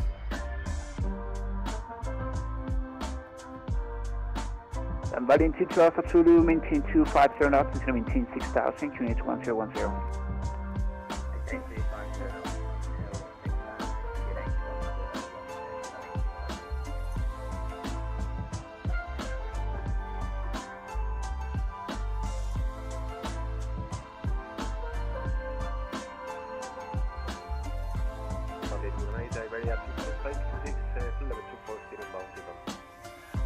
We're at 2256, Madrid Slow, identified, continue climbing level 310.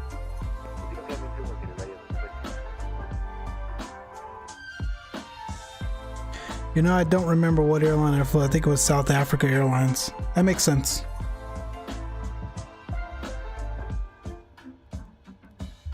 That sounds about right. Let's see how we doing. 4:13 to go. I don't know if this controller controls... No, it does not. So after Ulpost, the waypoint that he told us to go direct, we'll be back on Unicom. And then essentially we'll start to prep our descent because we want to be at Matex below 280.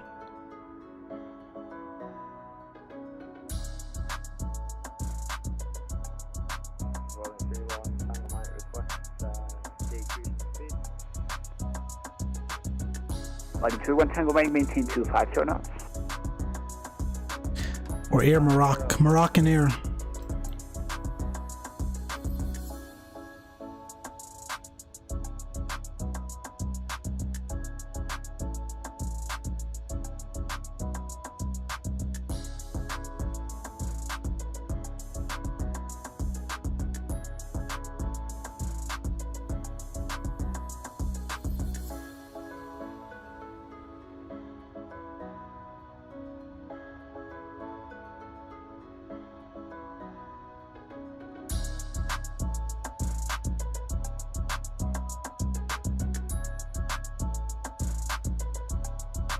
Oh, you know where else we haven't been? Nice. I love that approach into Nice.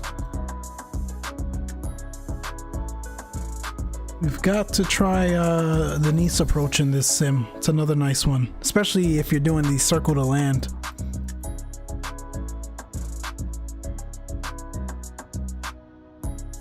We'll check that out. Balín 1603, prevea descenso, vino José 4 Eco, pista 27. Estamos previendo descenso para Hinojosa 1 Eco. Guess the best thing would be to use a fly-by-wire or similar sites. Lock up who flies from Casablanca to Cape Town. Oh, I know what you're talking about. Balín 1603, afirmativo, notifique listo descenso. Madrid radar, Tomjet 4269er with you, flight level 240. Tomjet 4269er. Oh gosh, we can't stream that. Squawk 4436 for Tomjet 4269er. That's like a 6-hour flight, dude. Runway 13 arrives on final.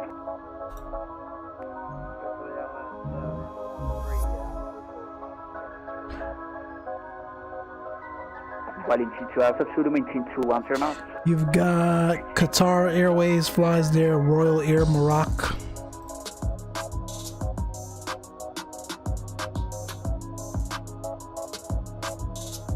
That's a long flight, dude.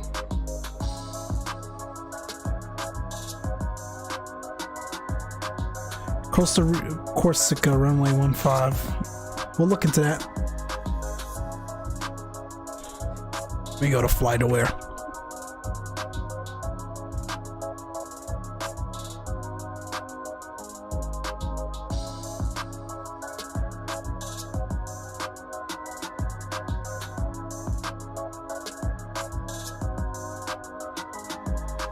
Anton Jet 4269, identifier 240, welcome. Airport towards 784 Charlie, leave mirror space on Econ 12 decimal, good day. What am I looking for? Cape Town, right?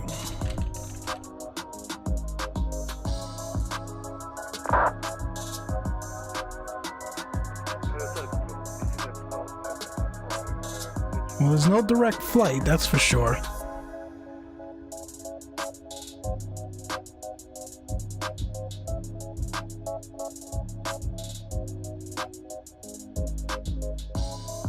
Berlin T2 Alpha Zulu, your curve Dallas, runway 13, advise on final.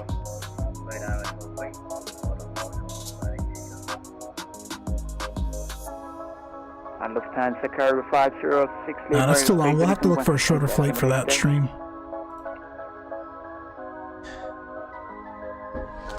I'll send you a vid of the ERJ 190 flying it. Appreciate it, bro.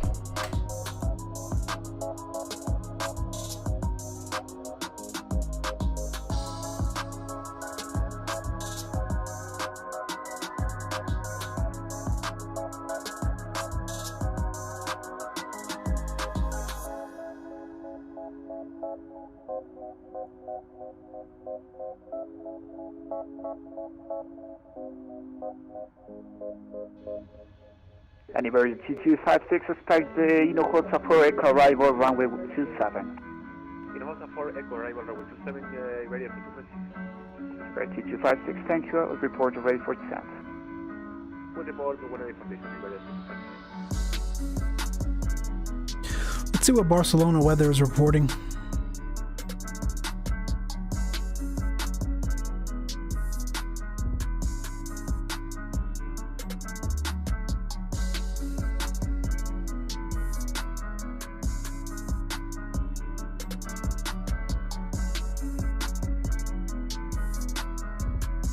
Trim wheel is going crazy. You see that?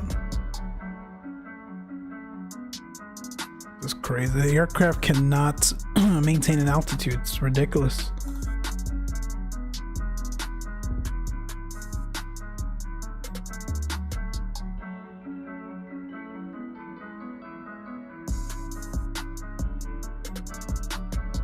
There's our company message received.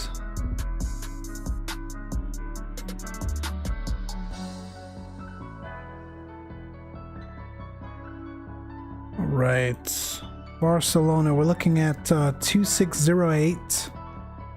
So winds out of the west, 10 statutes of a mile, almost 10 degrees Celsius. QNH 0999.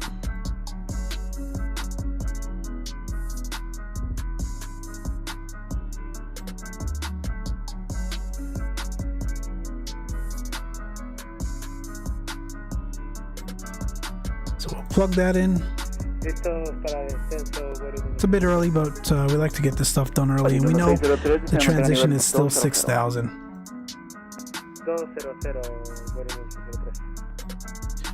And then for 2.5, our minimums be a Cat 1. We'll probably go visual, we'll see, but we'll plug in 200 feet for the minimums. And Whiting 31 Tango Mike, mile level winds 280 at 5, runway 13, your clear. Then again, for descent planning purposes, we want to be below Matex at 280. Above Tundi, above 13 at Tundi, and at 10 at RaveX. So we're quite a bit ways to go, but we'll be there before you know it.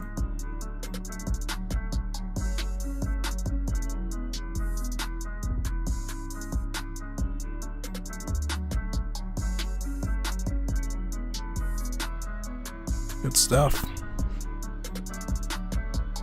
Sent in Discord. Gotcha. I'll check it out. Thank you, Dave.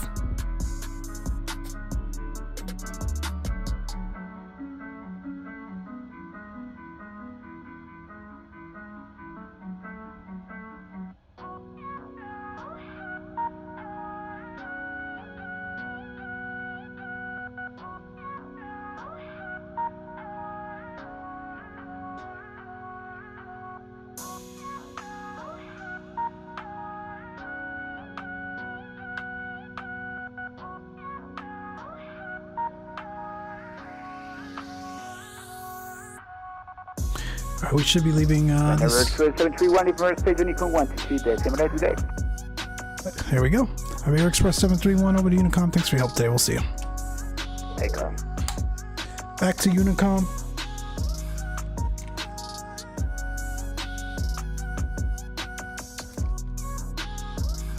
It's a really pretty approach. Have you tried it in the sim, Dave?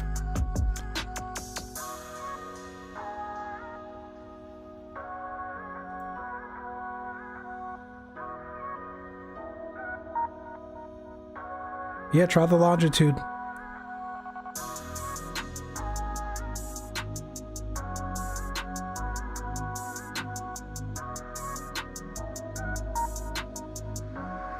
Have you tried the longitude mod? Highly recommend it, man.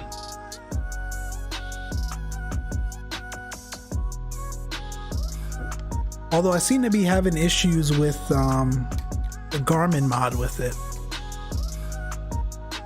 The home button on the G3000 just disappears for some reason.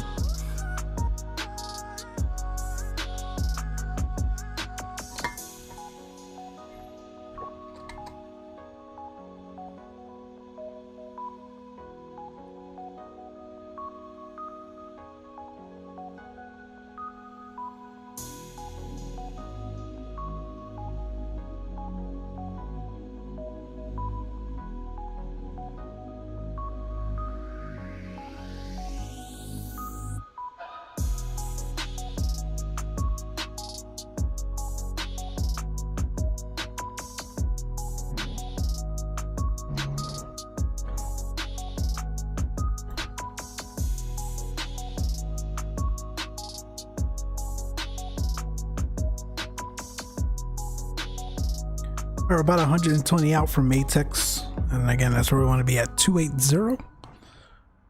So a couple minutes here, we'll start our top of descent.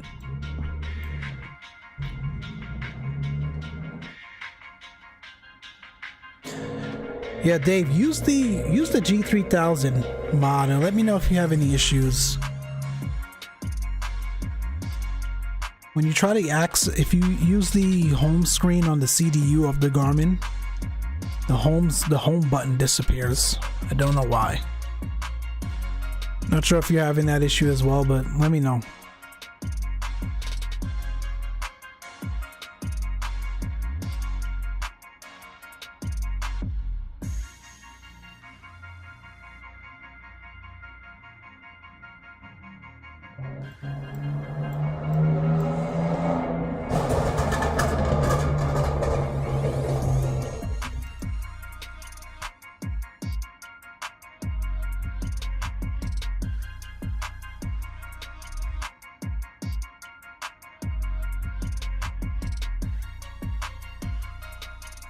I don't like business jets, remember? Ah, okay. I thought you said you were flying it when you said yup.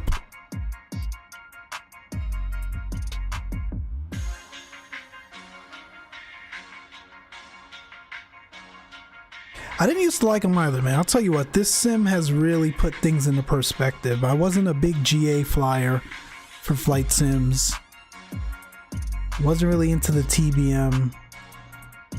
It wasn't until this sim was released that I really started getting into, you know, corporate jets, business jets, turboprops like the TBM. Sky's the limit, man.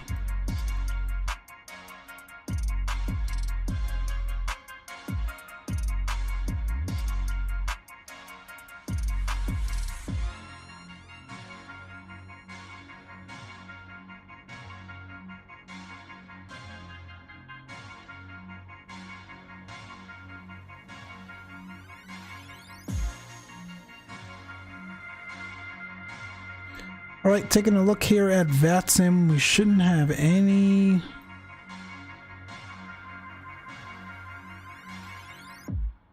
one aircraft down at the ground at Barcelona, but in terms of flights coming in, I think we're #1, so we should be good to go here. But as usual, we'll make sure we make our calls on Unicom.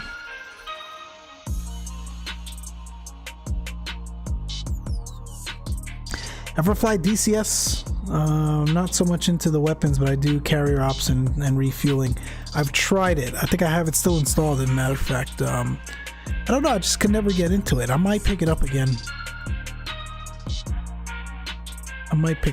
It looked pretty fun.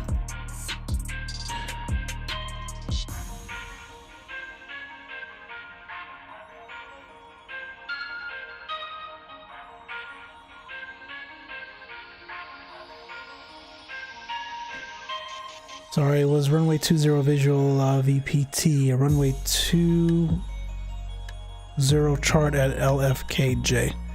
Okay, I'll check it out.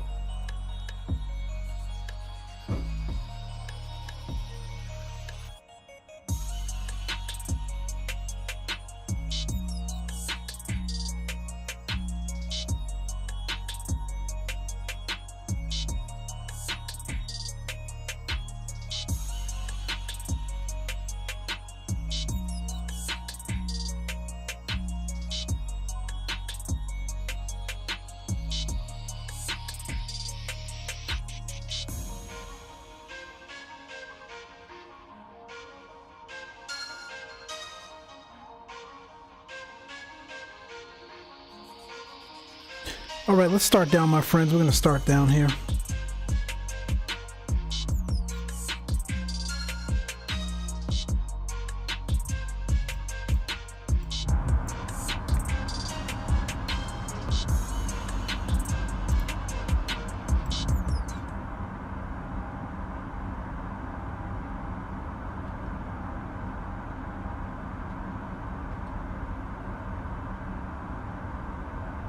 All right, 280, we'll do a slow descent.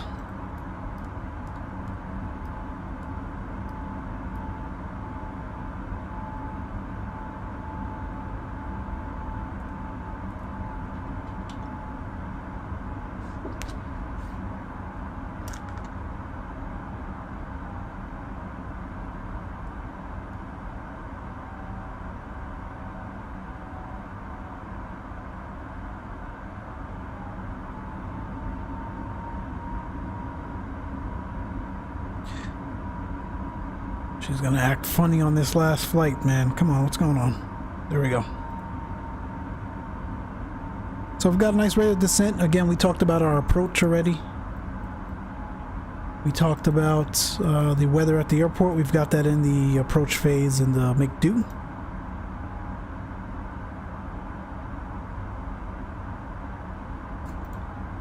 Nothing to do now but sit back and relax and enjoy the descent.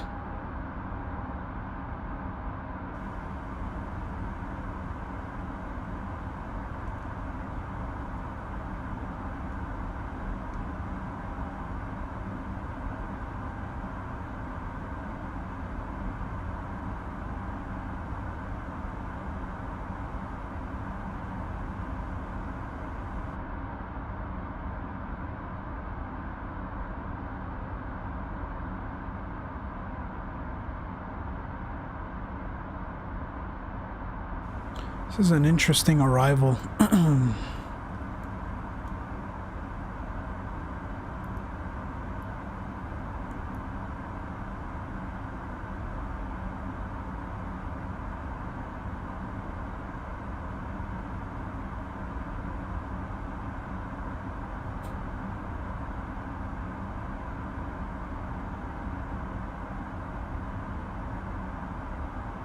It's taking me way out there. I don't know why.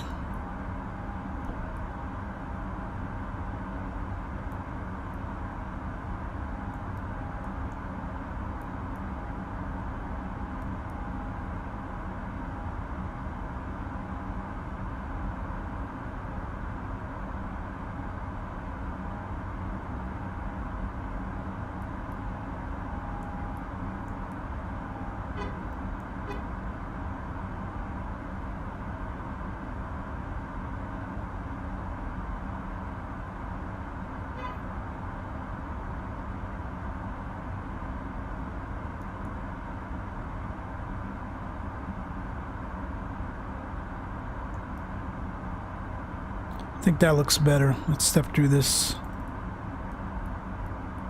There we go.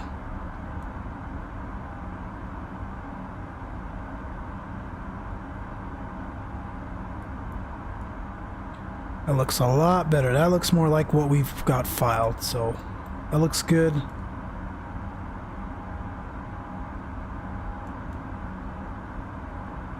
Continue that rate of descent a little bit more.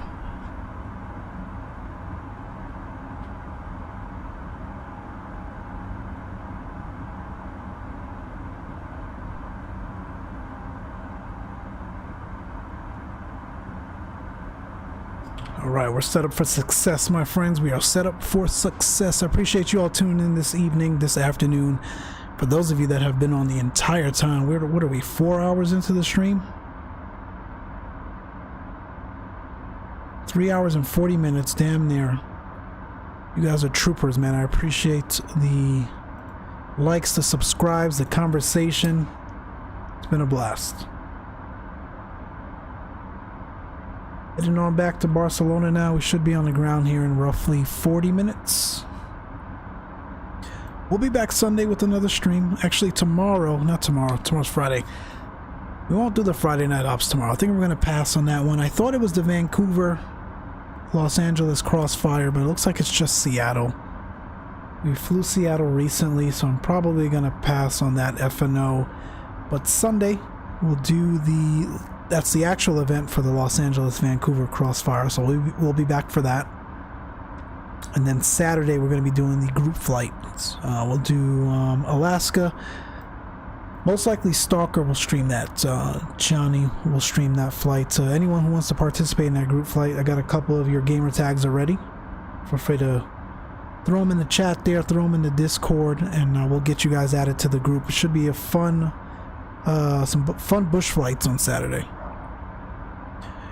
Dave is the Alaska expert, so he's going to take us all around and show us all of what Alaska has to offer, man. It should be fun.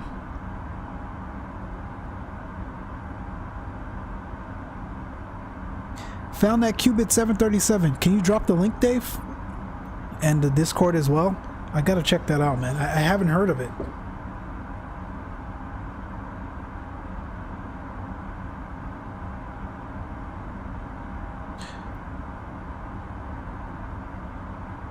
We're gonna save time here on this arrival. Let's go direct RAVAX.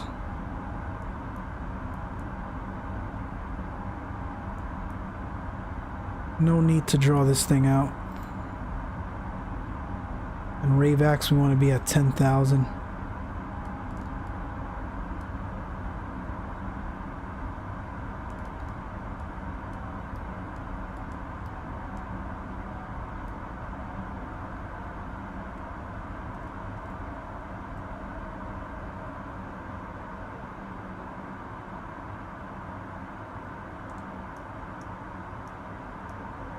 Cool, good stuff.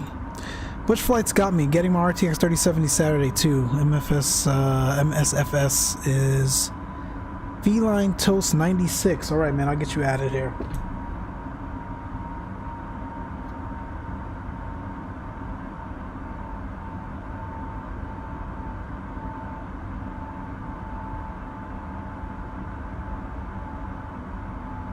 Again, I'm not sure what time yet. Join the Discord, we'll get the details in there. I was a betting man, I'd say 11 Pacific. Disciple, so New York for you, that'll be 2 p.m. Not sure if you'll be available then, so either 10 or 11 a.m. Pacific Standard Time, we'll get that group flight going.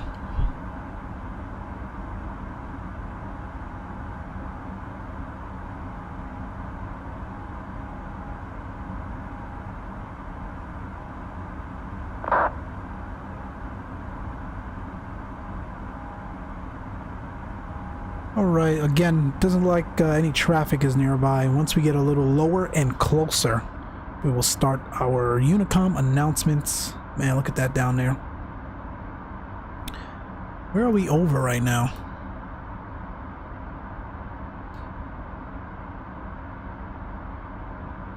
Valencia.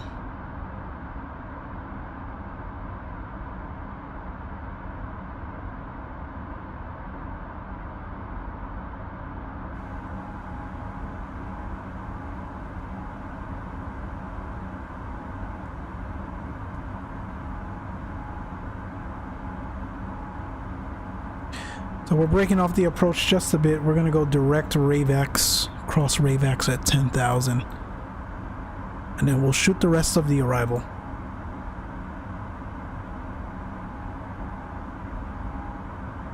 Sweet, I should be there. Awesome, awesome.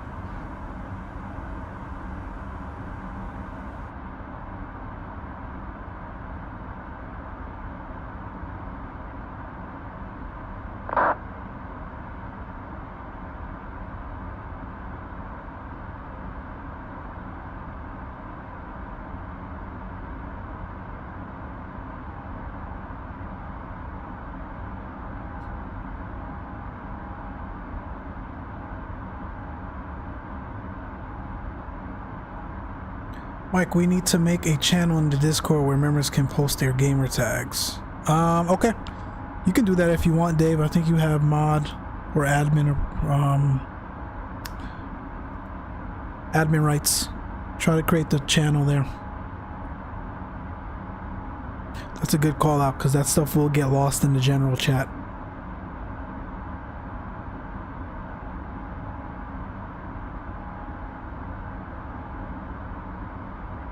And I love this sim.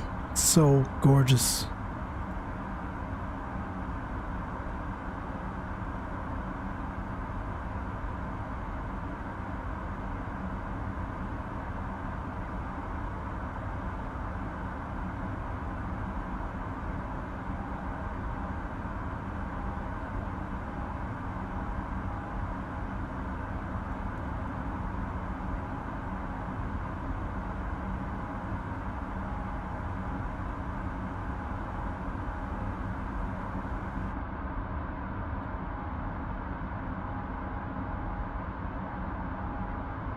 How that sun is reflecting off the wing of the aircraft there. That's pretty cool.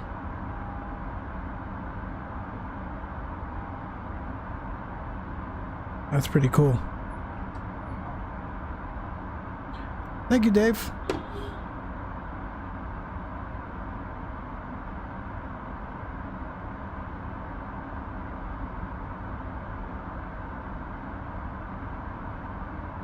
It's set to text only. Yeah, that's fine, dude. We don't need a chat Discord for that. Alright, let's get the seatbelt signs on now.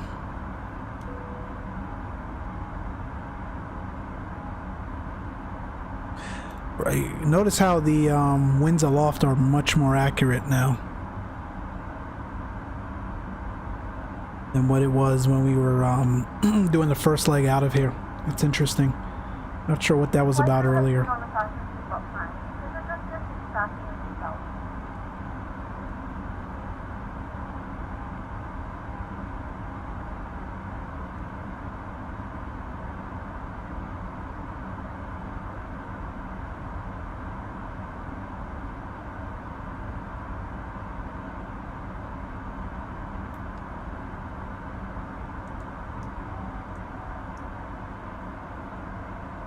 Start bringing this speed back just a bit. We don't want to overspeed on the descent down in here.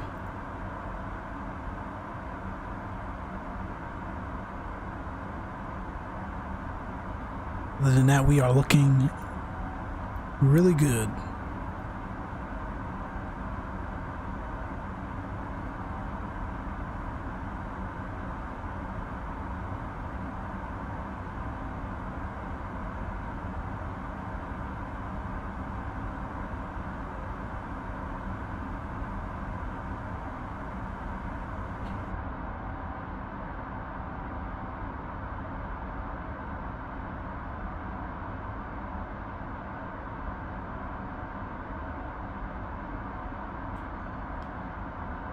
All right. Double check Unicom again here. No other aircraft. We look good here. Barcelona, where are we going to park once we get there? So, if you remember, we departed earlier from Terminal T2 from 25 right. We're going to land 25 left today. I'm not going to cross all these runways and go back there. So we'll just park at one of these gates. We'll vacate 25 left at Gulf 7 or Gulf 8, either one. And we'll pick one of these stands, and we are, that should be a wrap for us today. Still looking good on the arrival. Again, we are now direct RNAV, I'm sorry, RAVX. We'll cross RAVX at 10,000. Rulos, we want to be between 10 and 7. Runway 25 left above 4,000. And then essentially we'll continue the rest of the arrival here. Pick up the initial approach fix, SOTIL. And the ILS 25 left into lovely Barcelona. Let me get the ILS frequency in here, 111.50. Make sure that's set. Nope, completely blank.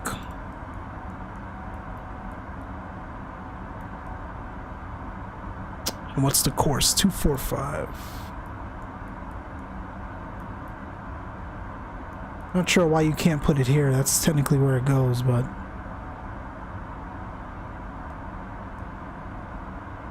the limitations that is this sim. It should be good enough.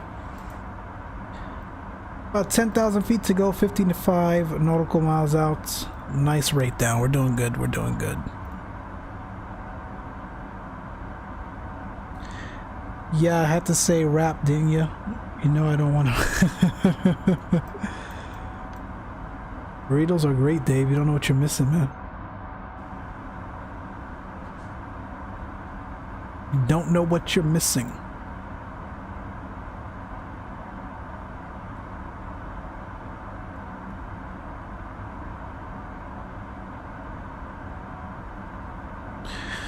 Barcelona traffic, Iberia Express Airbus A320. We're out of 20,000 on the Mate 1 Whiskey arrival.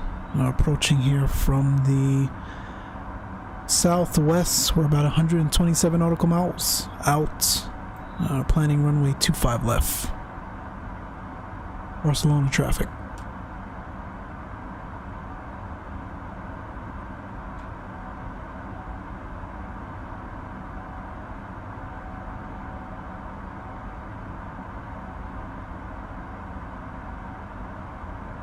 Sec 1, I'm going to put that back on. We shouldn't be having the rolling issues anymore below this flight level.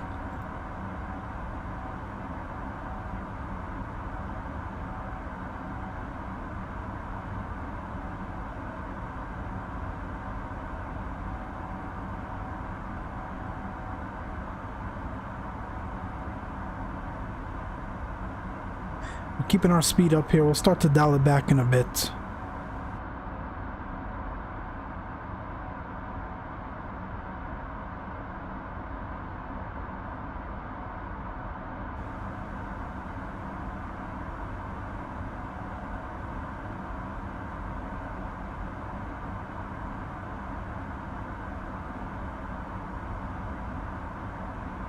It's 18,000 generally. If we were in the States, that would be our transition, but only 6,000 today, so we'll leave standard pressure set for now. And again, approach phase looks good. One more weather check. 260 at 8, 10, 999er. That looks good.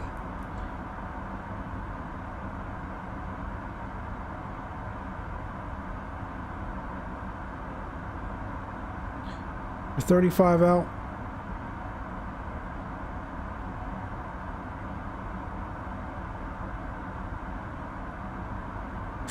Just a word of safety advice. You better off posting your gamer tags and streams as they are archived. You never know who's gonna add you. You're better off not posting. Good point. I mean, it depends. You don't have to accept everyone that adds you, so.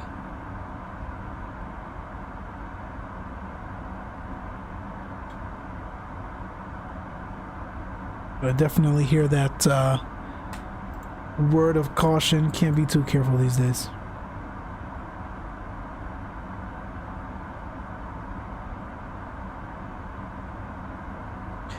6,000 to go, my friend. 6,000 to go. I'm gonna do some clouds now.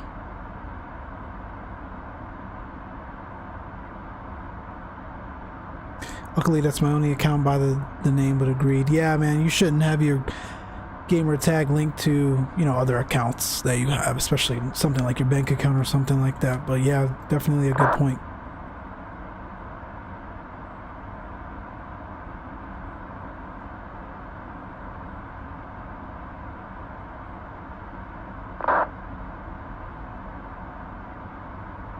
All right, let's start to slow it back.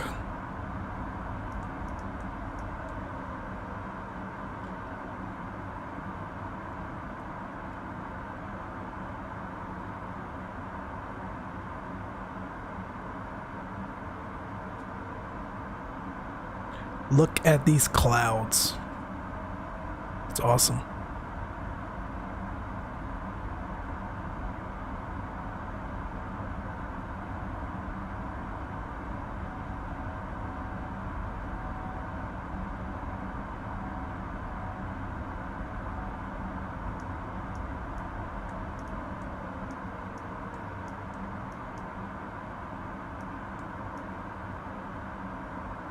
Bringing the speed back here. Well, you just don't want to get trolled. Yeah, man. It's a good point. I've seen it happen.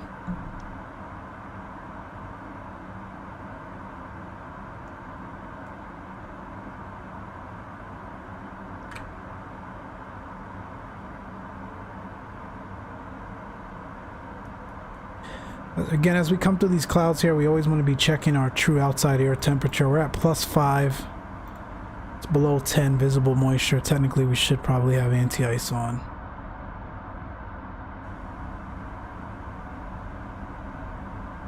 Anything below 10 degrees Celsius. But I think we're all right.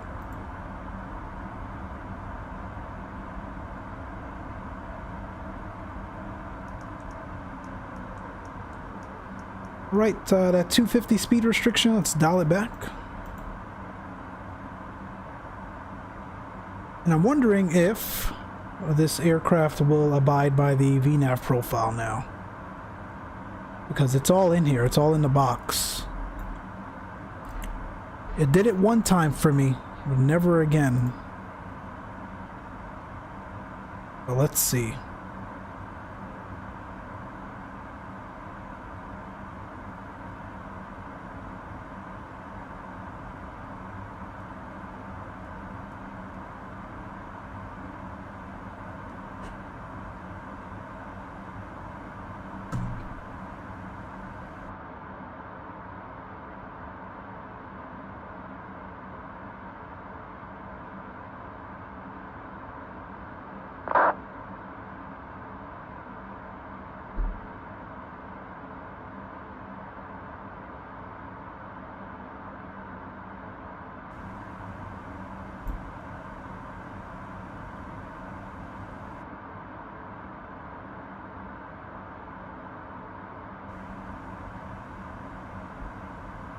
Yeah, we're coming through the cloud layer. We're at +6. Let's get the anti-ice.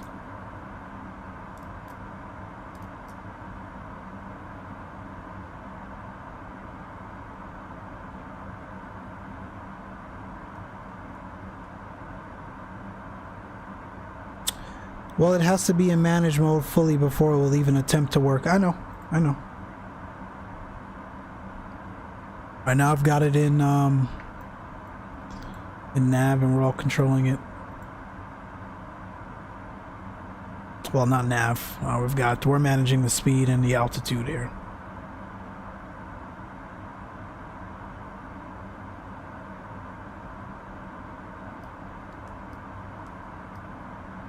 Let's see, 8,500 is the next restriction. Let's dial that in. Let's go manage. Let's see what the aircraft does. That's 10,000. Landing lights coming on. We have begun our final descent into Barcelona. Barcelona. Select any craft one final time. Please ensure tray tables are stowed and seats are in the full upright position. Please also store any carry-on items items either in the seatbelt pocket or under the seat in front of you. Please complete all Wi-Fi related tasks and stow any larger electronics.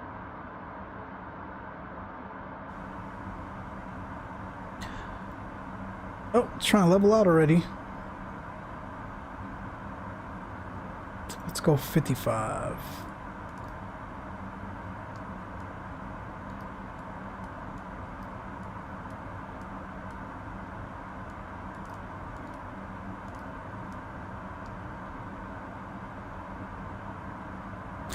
Barcelona traffic, Iberia Express, Airbus A320. We are 8.6 for 5,500. We are 74 miles out from the airport. Planning runway 25, Barcelona traffic. There is our airport. Looks like a little city down there. Oh yes, looking good. Managed speed looks good. I'm sorry, managed descent looks good.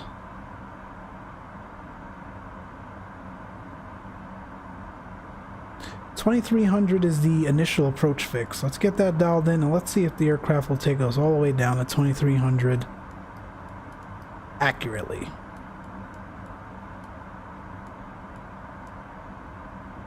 It's 2,300 managed.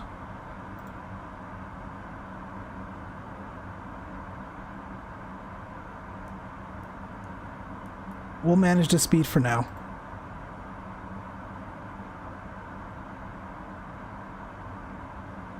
Does the chart have you fly that low this far out? That's nuts. Yes sir. We're technically not that far out. If you look, the airport's right over there. But yeah, if you look at the charts, in fact, we should be at about 4,000 right now, so technically we're kind of high.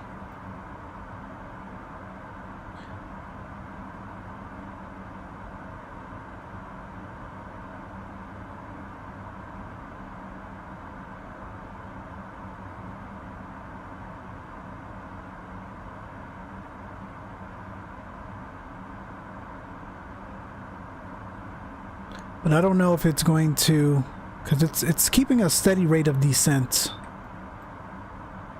And we don't need to be descending that much. We don't need to be at 2,300 feet till over here.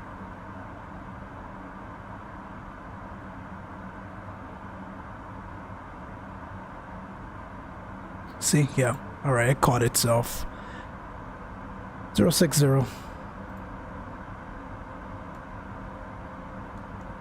And in fact, I don't even know, my friends, if we're going to fly this entire RNAV. I mean, approach. It's a clear day out. I see the runway and the airport. There's no other traffic around. We might just go visual. Let's bring the speed back.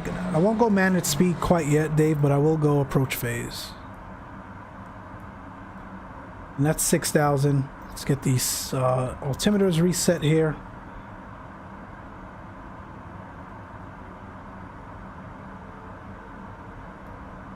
I'm gonna handle the descent now.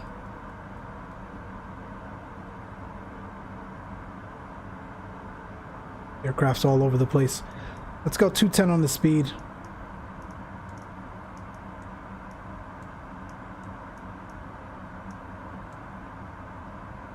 We get the LS's on. Landing system.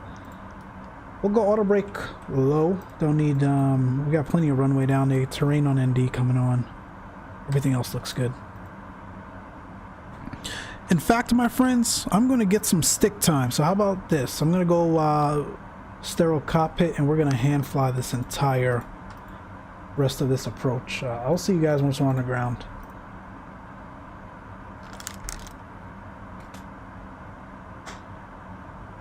Flaps 1, speed checks my aircraft.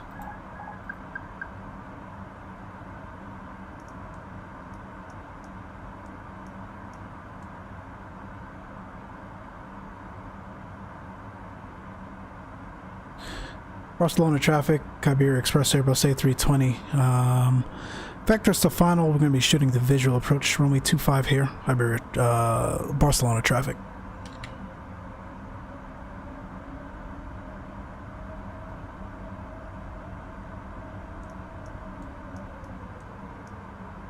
It's 180 on the speed, flaps 2, speed checks.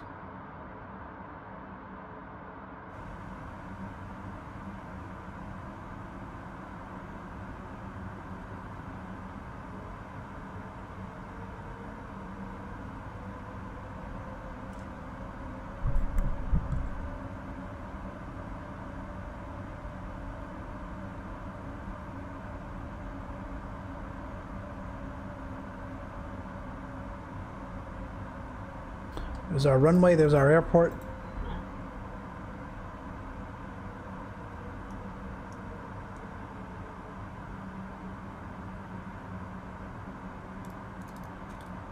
NTI is coming off. Thank you, Dave.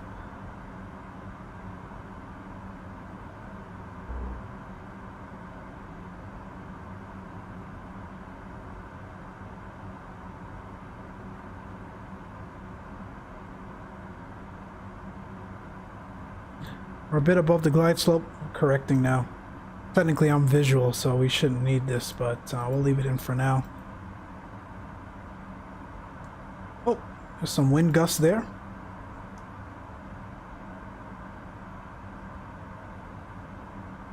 We'll go approach.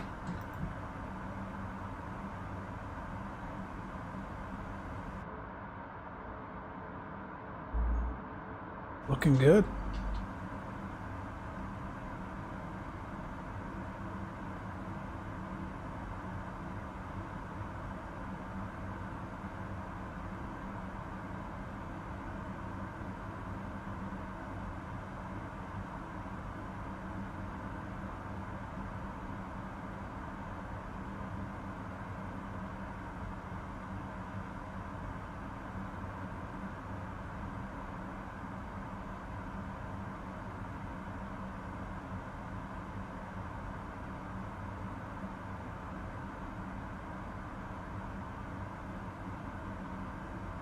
We're a bit slow this far out, but we're fine. We've got no other traffic waiting on us or anything like that. No other traffic behind us. So we'll keep it up here.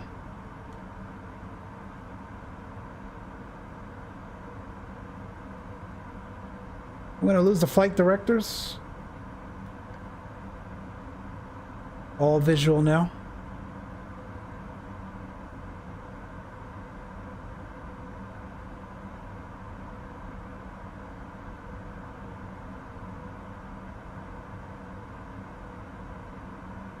Square it a little bit. Barcelona traffic, Airbus A320, Iberia Express, Airbus A320, we're out of 2500. Squaring base for final. Barcelona traffic, 25 left.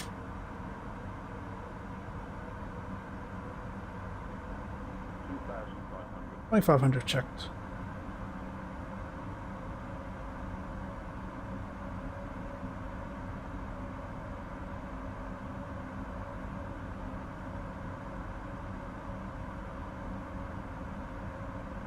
Alright, looking good.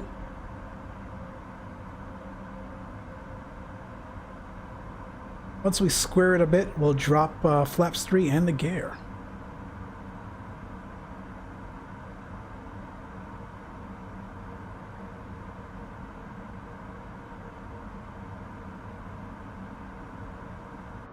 It's a gorgeous arrival. Every approach in this sim is gorgeous. I'm telling you.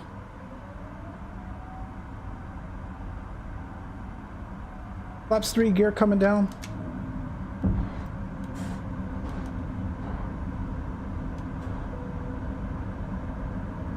I see 2 whites, 2 reds.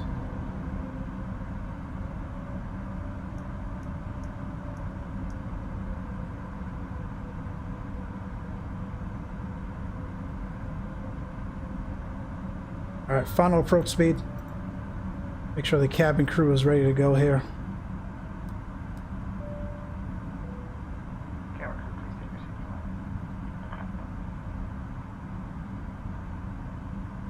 Two whites, 2 reds.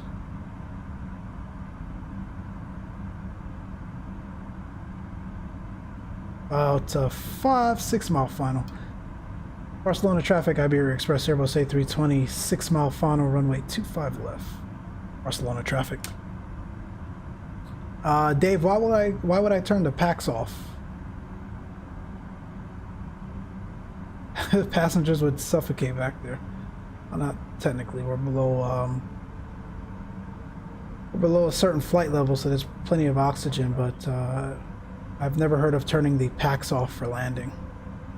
Flaps full.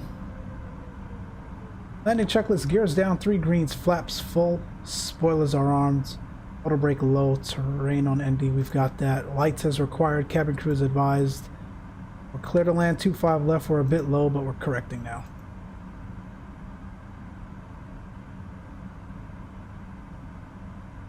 Flying over this harbor.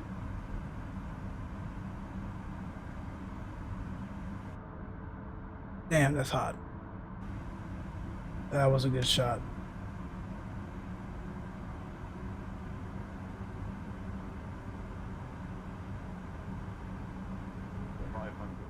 $500 is checked.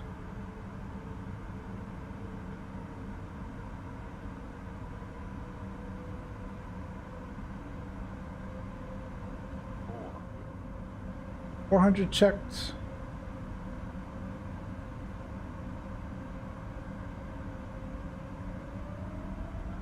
Got a bit of a wind gust there. 100 above.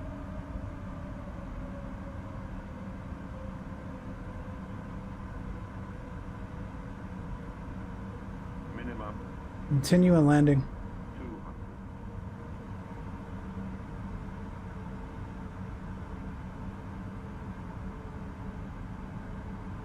100. 50. 40. 30, 20, 10. Let her down gently. There we go. Spoilers. Reverse green decel.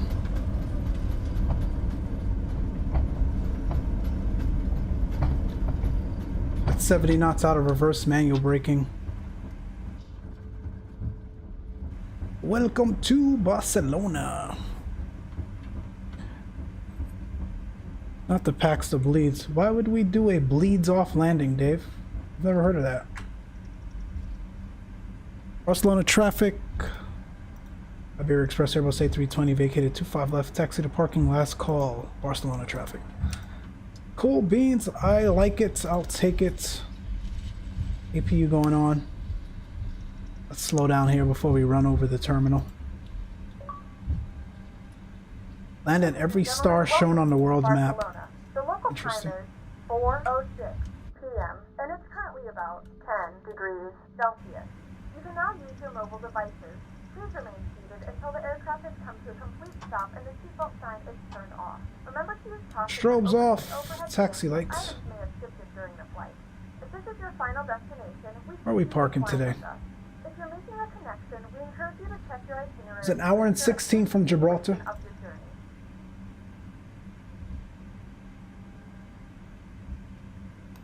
Clean up here.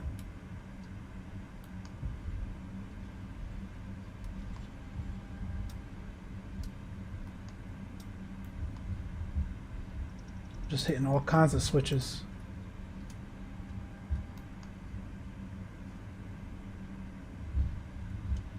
Keep it on the roll. TA on the transponder. Predictive wind shear and the weather radar can go off.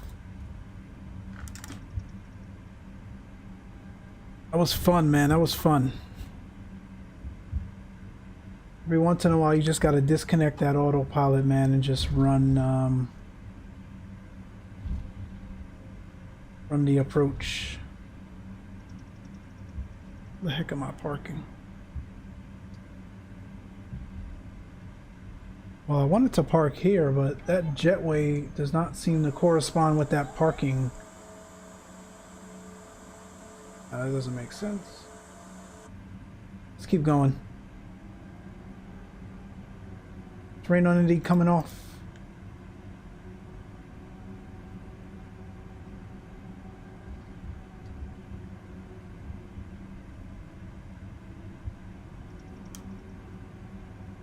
Picture perfect landing. I don't know about picture perfect, but it was damn good compared to some of my other. Negative 134 according to Sim Toolkit. Wasn't bad. Get these lights off.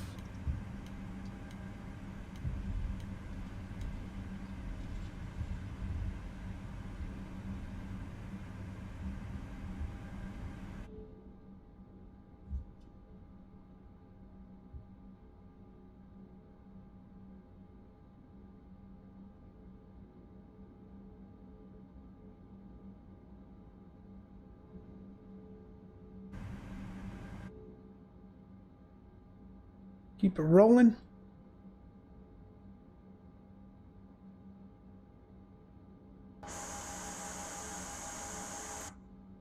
That looks good. Parking brake set. APU is available. Kill number 1. And number 2. Beacon coming off. Seatbelt signs coming off. Fuel pumps coming off. With the cockpit door.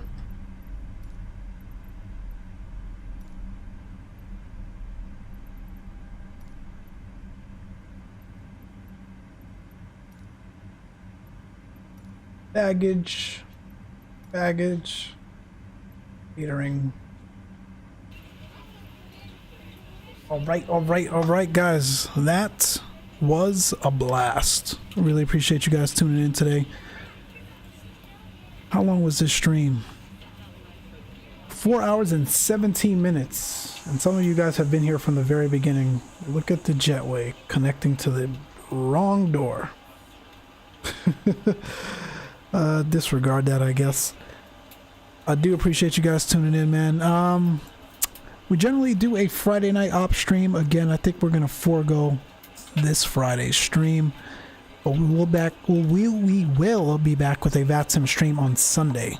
Vancouver and Los Angeles has a event. I've got to check the time, but I think it's sometime in the afternoon Pacific time. So what we'll do is go from probably LAX to Vancouver. We tried that flight a couple months ago, and unfortunately we had a CTD down at Vancouver. So the airport has since been updated. Seems to be alright, so we're going to reattempt that flight during the event. And we'll see how it goes. Saturday we'll be back with a group flight. Those of you that have dropped your gamer tags in the Discord, we'll get you added here for the group flight. Darren, appreciate it. The Disciple, appreciate you tuning in, man. Enjoy New York, man. Love home, love home. Until then, my friends, we will see you. You guys take care, be safe out there, and thanks for tuning in.